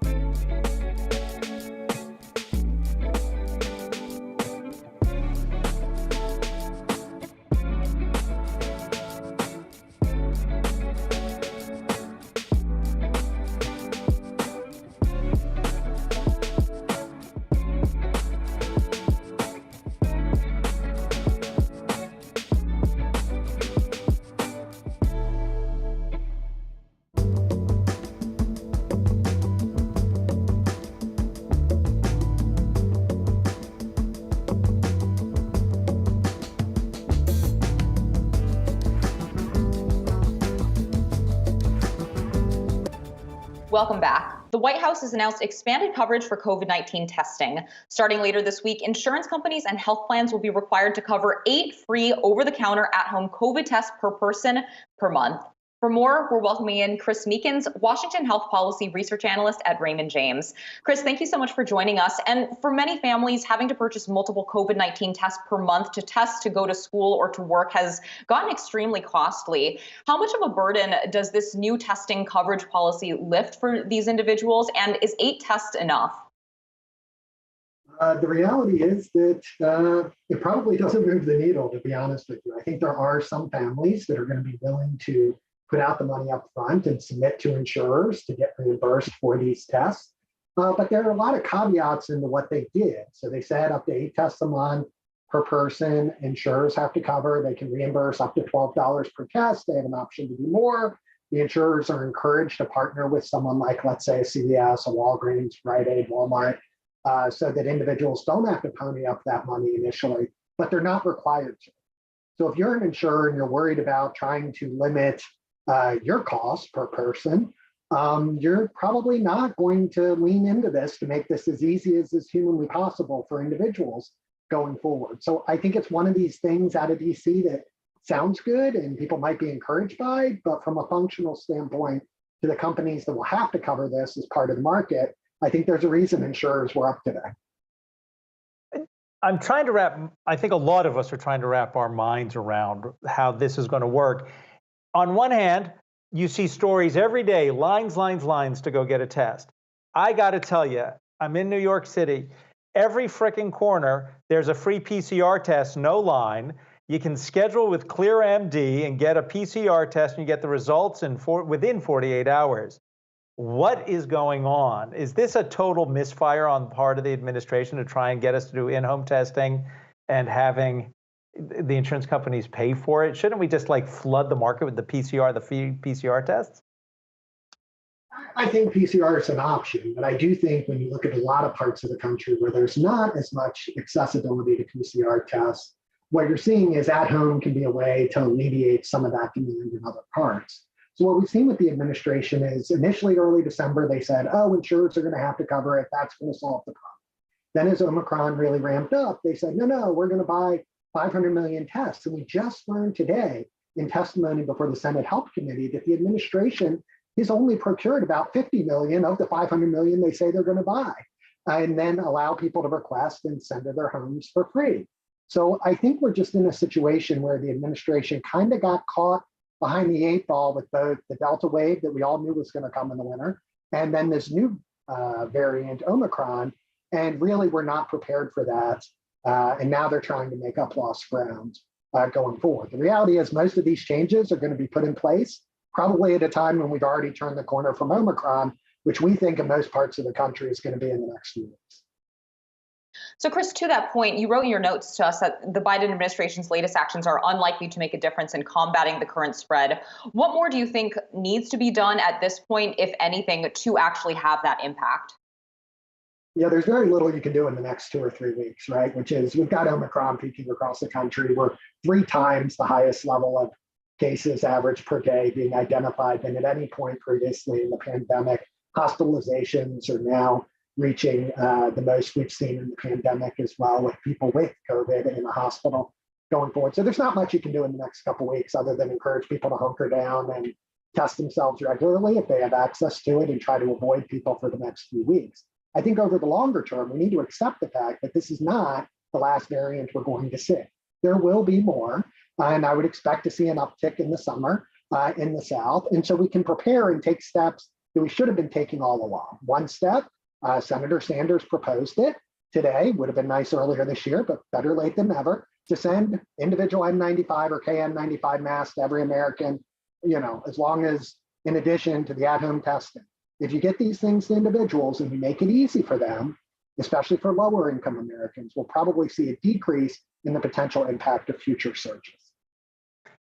When we look at the insurance companies and the hit to their bottom lines, since they are for profit, from COVID, is it going to be big or is it really quite minuscule when you're talking about an industry, the healthcare industry, that's in the multi-trillions of dollars?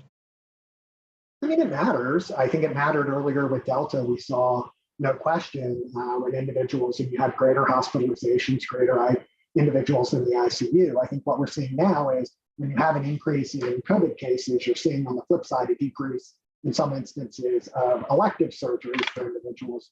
So it's a bit of a wash. So the early days of COVID, they saw dramatically lower costs.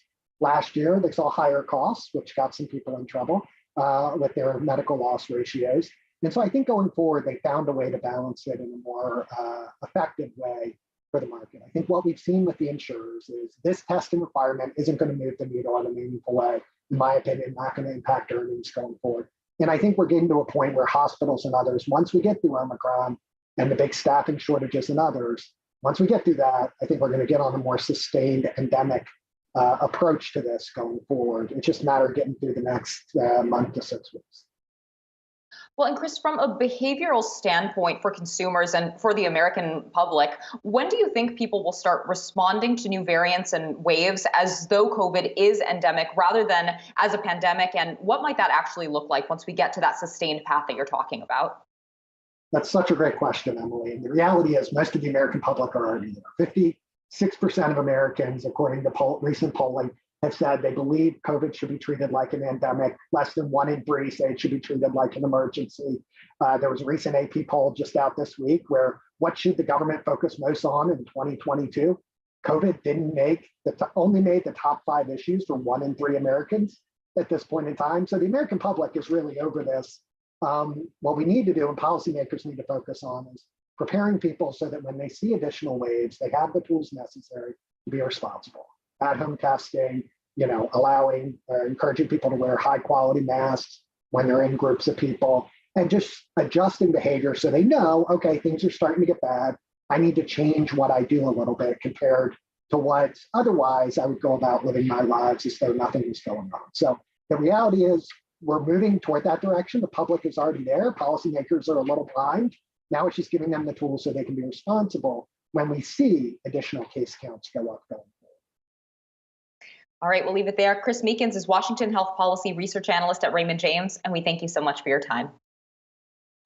After getting a boost from stimulus out of Washington last year, Americans may be running out of money. We'll discuss what this means for consumer spending and the labor market with Yahoo Finance's Rick Newman on the other side of this break.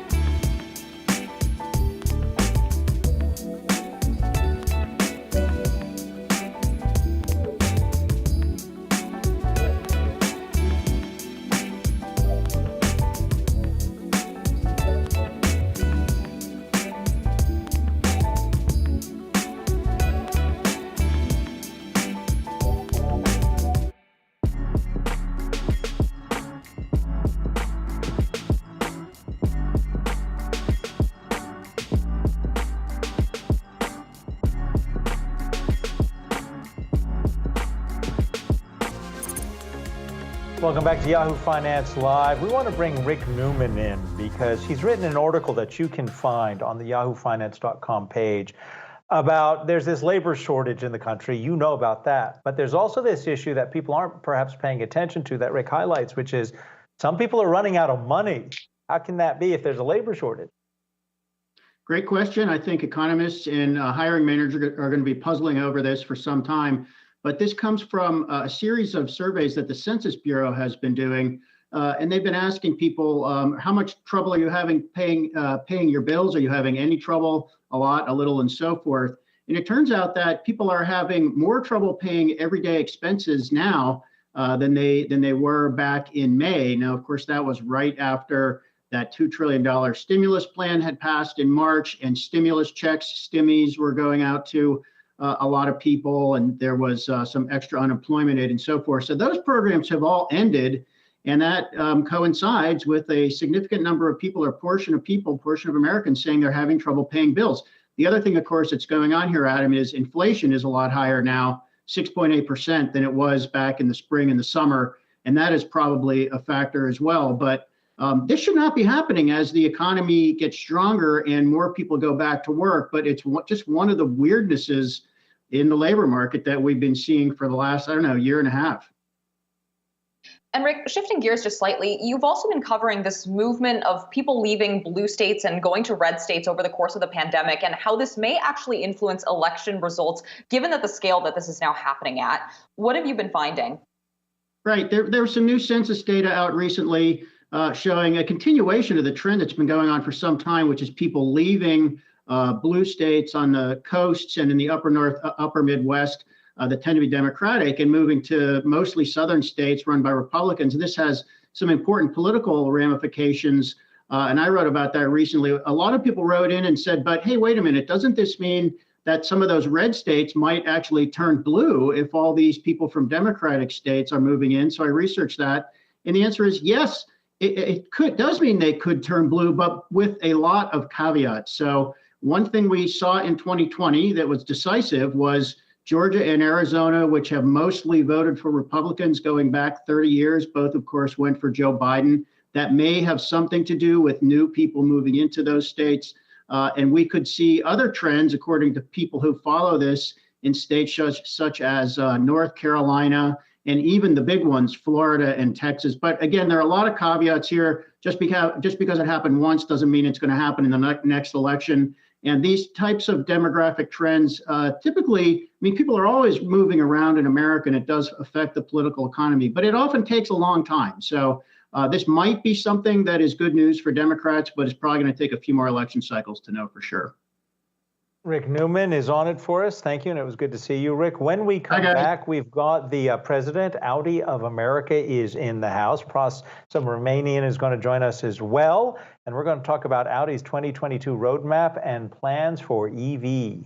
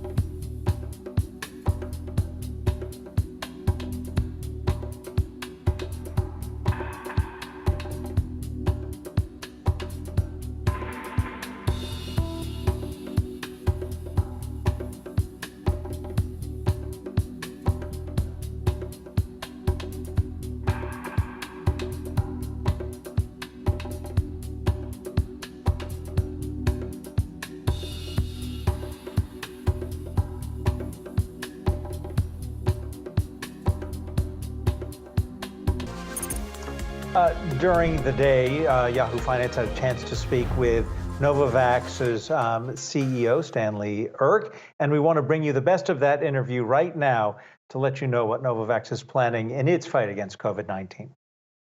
We have shipped our first product to Europe. We've actually shipped our first product to Indonesia. We shipped 10 million doses. We focused on low and middle income countries first, and we are now actually vaccinating people, which is a terrific feeling. And I think that all is going to happen is going to accelerate over the coming couple of quarters. The hard part is you have to balance in this first quarter as you're launching and you're trying to get product globally and trying to get it to low and middle income countries at the same time you're trying to fulfill other obligations. It'll be a little bit rocky at first, but it's going great right now. And so the production sites have scaled up and we're starting to make lots and lots of product.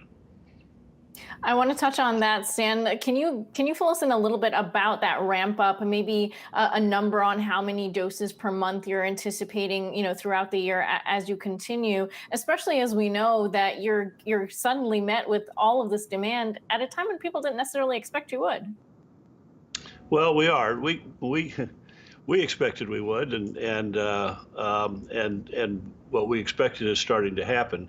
We are on track to do what we have said we would do, which is to get to the point where we can make a couple billion doses this year. So we're at a rate in this quarter of over 200 million doses per month by the end of this quarter, and that's going to satisfy a lot of this demand. But the markets, the market for primary vaccination, 2-dose vaccination, which is now being talked about as 3-dose vaccination, is unsatisfied. And there are 30 to 40 in high-income countries, there are 30% of the people are not vaccinated.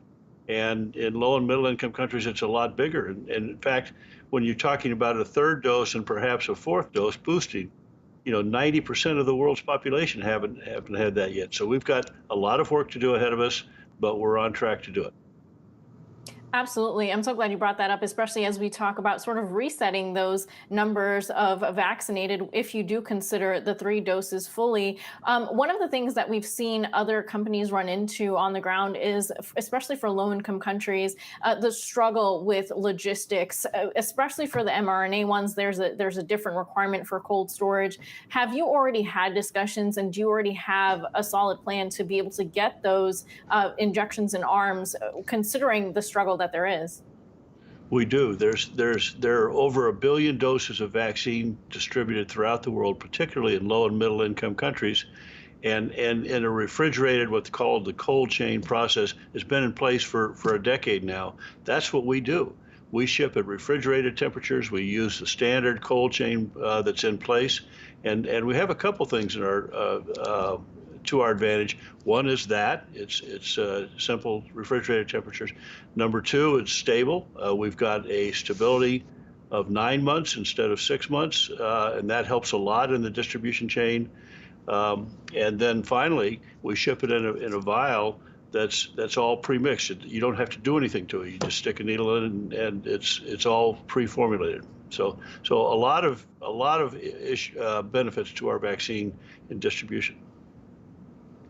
Stan, Zach here. Thanks again for coming on. I mean, when we talk about kind of the roles that now each one of these vaccine makers is going to have to play, it does seem like, Novavax stepping into the fold here across the globe is going to be rather important when it comes to equality in getting them into the arms of everybody across the globe. A lot of experts have been saying that that's really kind of the reason why we saw Omicron spread as quickly as it did, was because global vaccination rates are so low. I mean, would you say that it's fair to call Novavax now, as it steps into the fold, maybe the most important player in really getting this under control?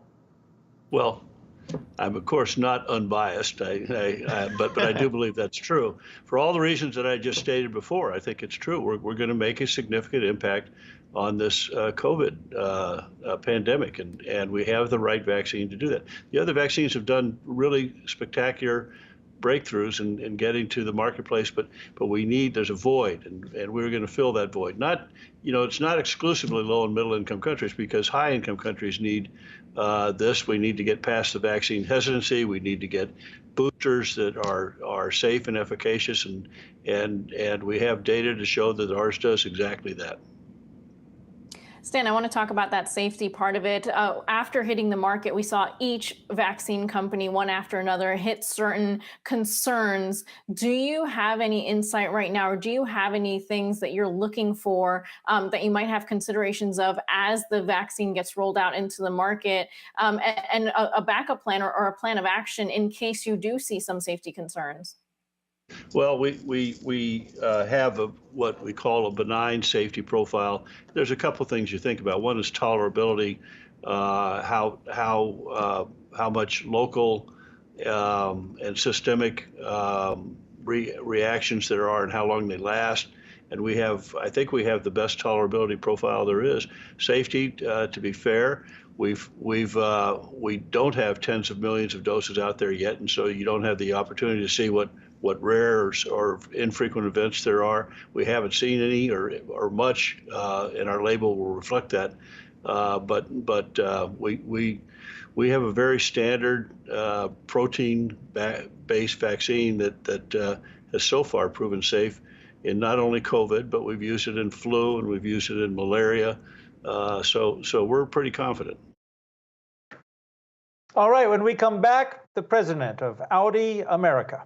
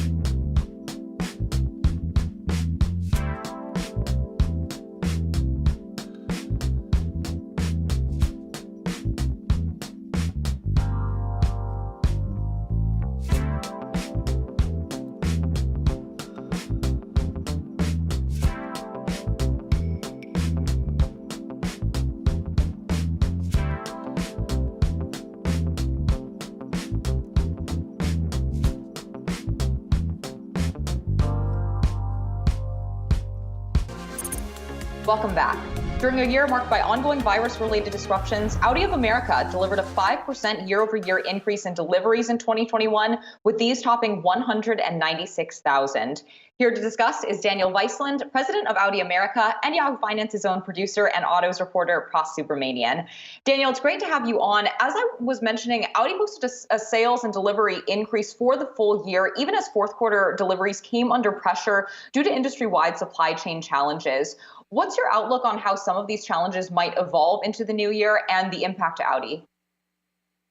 I mean, what is important, it's not just a 5% increase we had over last year. What I'm most proud of is that we really increased our EV sales by over 50%.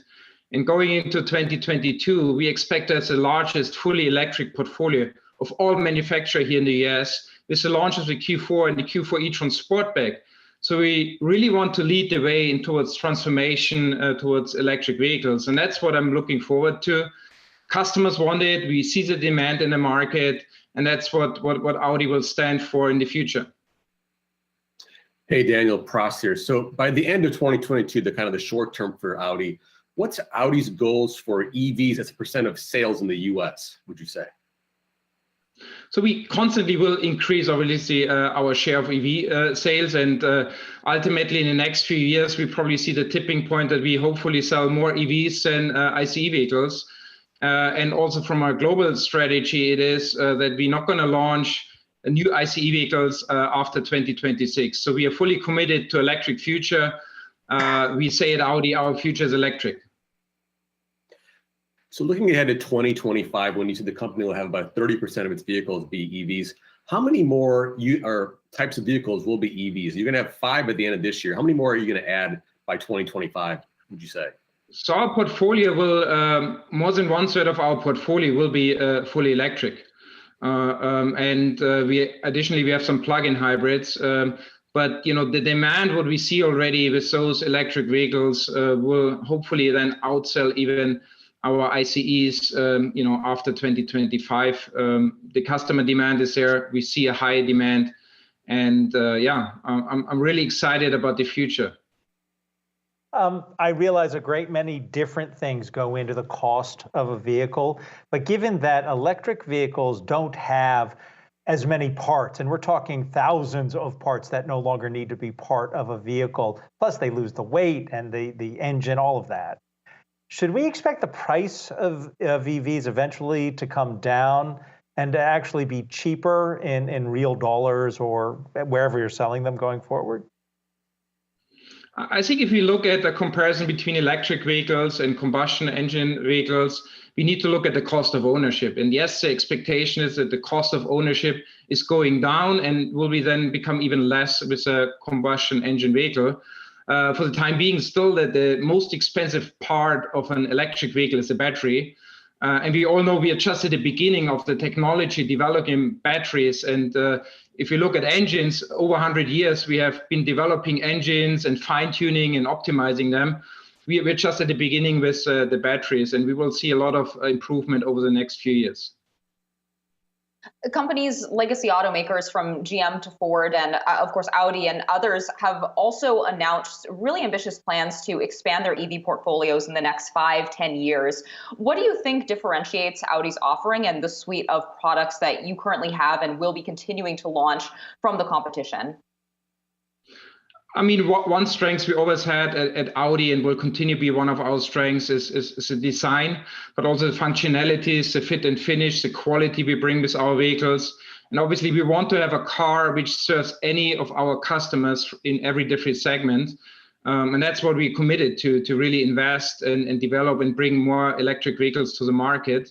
And as I said earlier, look, we don't plan to launch any ICE vehicle after 2026 anymore.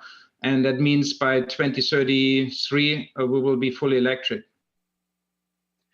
Hey, Daniel, I know your background is in sales. That's what you kind of cut your teeth in. And, the Q4 e-tron is going to start around $45,000, a great starting price there for that car. What else do you need to do to convince buyers to go fully electric? And we see so many reports and studies about US buyers not wanting to go there just yet.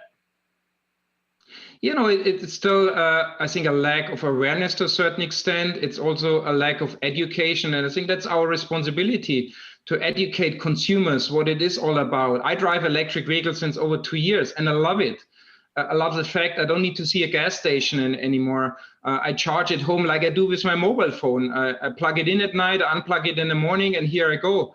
And the acceleration, and I know that I'm doing something good for the environment, saving our planet, the future of our children and grandchildren, and that feels good to drive an electric vehicle. I may have missed this, and I just wanted to hit it again. In our lifetimes, hopefully we all have long lives, we will see the elimination 100% of the internal combustion engine. Is there a date by which you think we would actually witness that? Yes, so next century for sure, beginning of the 2030s. We will see the run out of the ICEs. There's not a committed or exact time yet, But for sure, we are fully committed to go fully electric, and yeah, we will see it next century for sure, the end of the ICs. Hey, Daniel, one concept that caught my eye recently was the Audi Grand Sphere, that really elegant looking sedan, very long, very sporty looking, but it looks like it could be a future Audi in the not too distant future. Is it sort of hinting at new design language or even a possible new car in the Audi range? Yes, for sure. It basically combines what the future of Audi is all going to be about. It's a car, provides more space for the customer, more safety with level 4 autonomous driving, and that's just the next step at Audi. And the Grand Sphere definitely stands for this next big step, and we will probably see the car pretty soon also in the US market. Hey, sorry, one more, Daniel. I've got to ask you about the Q5, right? That sold 60,000 cars last year. It's your number one selling vehicle. Clearly, Americans love it. They love SUVs. They love gas-powered cars. But when do you think we would see a point, or what year will we see the point where the Q4 e-tron sells 60,000 units? It's not just the Q4 e-tron. We're also going to bring some other like a Q6 e-tron to the market in the next few years. So, we know that the market is calling for SUVs. The market is actually calling for electric vehicles. And we try to offer something for everybody, starting with the Q4, Q6, and more to come, Q8 e-tron. So I would not rely only on one single model. We want to offer a variety of products for our customers. All right, Daniel Weisland is president of Audi America, and Pras Subramanian is Yahoo Finance's own producer and autos reporter. And we thank you both so much for being here. The Golden Globes had a different look this year. The ceremony took place on Sunday with no red carpet and no live telecast. We'll break it down on the other side of this break.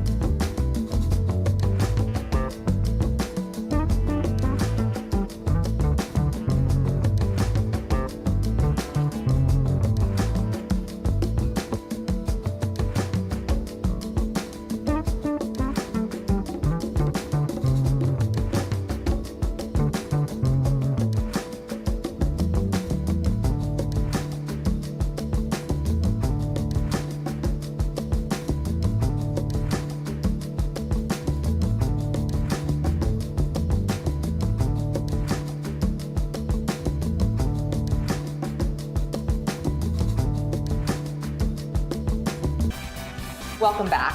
A scaled-down Golden Globes took place this past weekend with no red carpet and no primetime telecast. Instead, winners were announced on Twitter. Yahoo Finance's own Alexandra Canal has the details. And Ali, this was a major departure from what we've seen from previous Golden Globes. Break down for us what led to this virtual event and what you think this signals for the industry.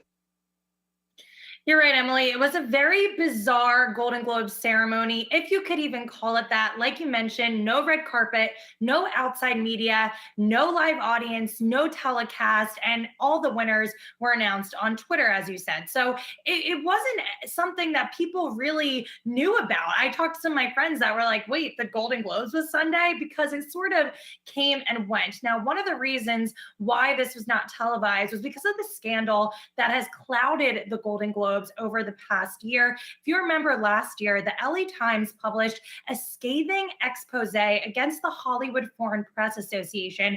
Those are members that vote for the annual Golden Globes every single year. And according to that report, there were allegations of self-dealing, bribes. The report also noted that out of the 87 members at the time, not one of them was Black. So following that, NBC, which had previously televised the ceremony, decided to pull out. They left the door open for 2023 if the HFPA had some structural changes. So the HFPA did respond rather quickly. They hired their first chief diversity officer. They created new rules that ban members from receiving gifts from studios, and they added 21 diverse members. Of that class, 29% identify as Black. However, a lot of people still think this was just too little, too late. And this controversy, coupled with the fact that we had the pandemic that has really caused a lot of these award shows to change their format, go virtual, it's leading to further questions about the format of the award show.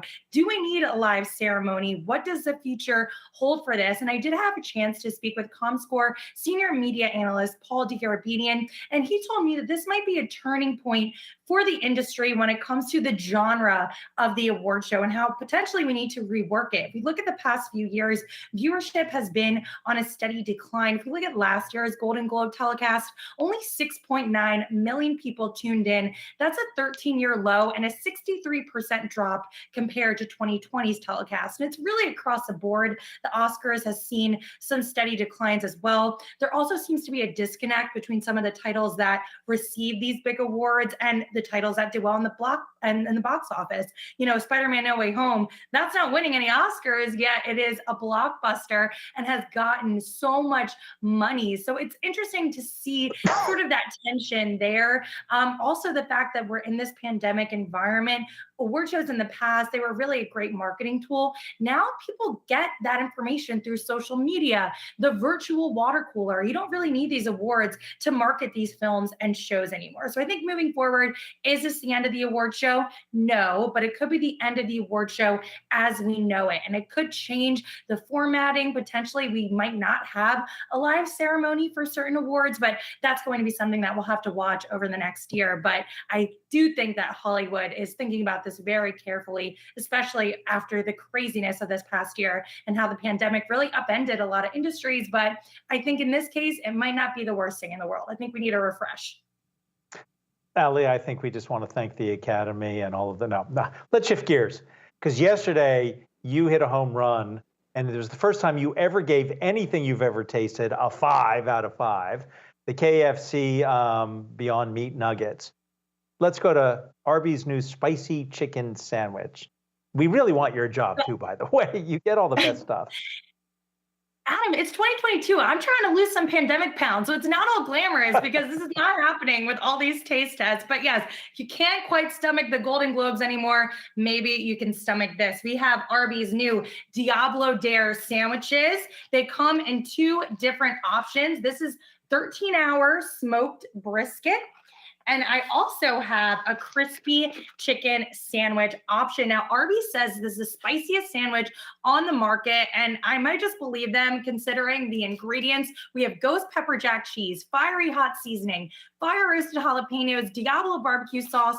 It's served on a toasted red chipotle bun, and it comes with a free vanilla milkshake. Yes, apparently the sandwich is so spicy that you need a milkshake to help wash it down. So we'll see. Yesterday, I tried the KFC Beyond Meat chicken nuggets and I choked on air. Will I choke this time around? Let's see. I'm going to try the chicken sandwich first.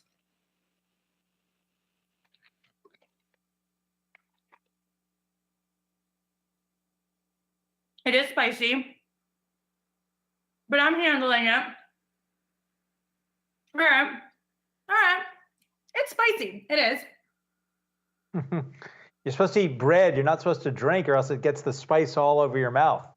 Apparently the vanilla milkshake is good. All right, I'm going to try this to be fair. This is the smoked brisket version. Okay.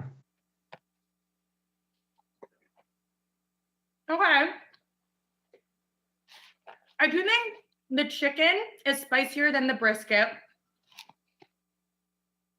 But the spiciest sandwich on the market, I'm not quite sure. They're trying to appeal to those customers that really want a ton of spice.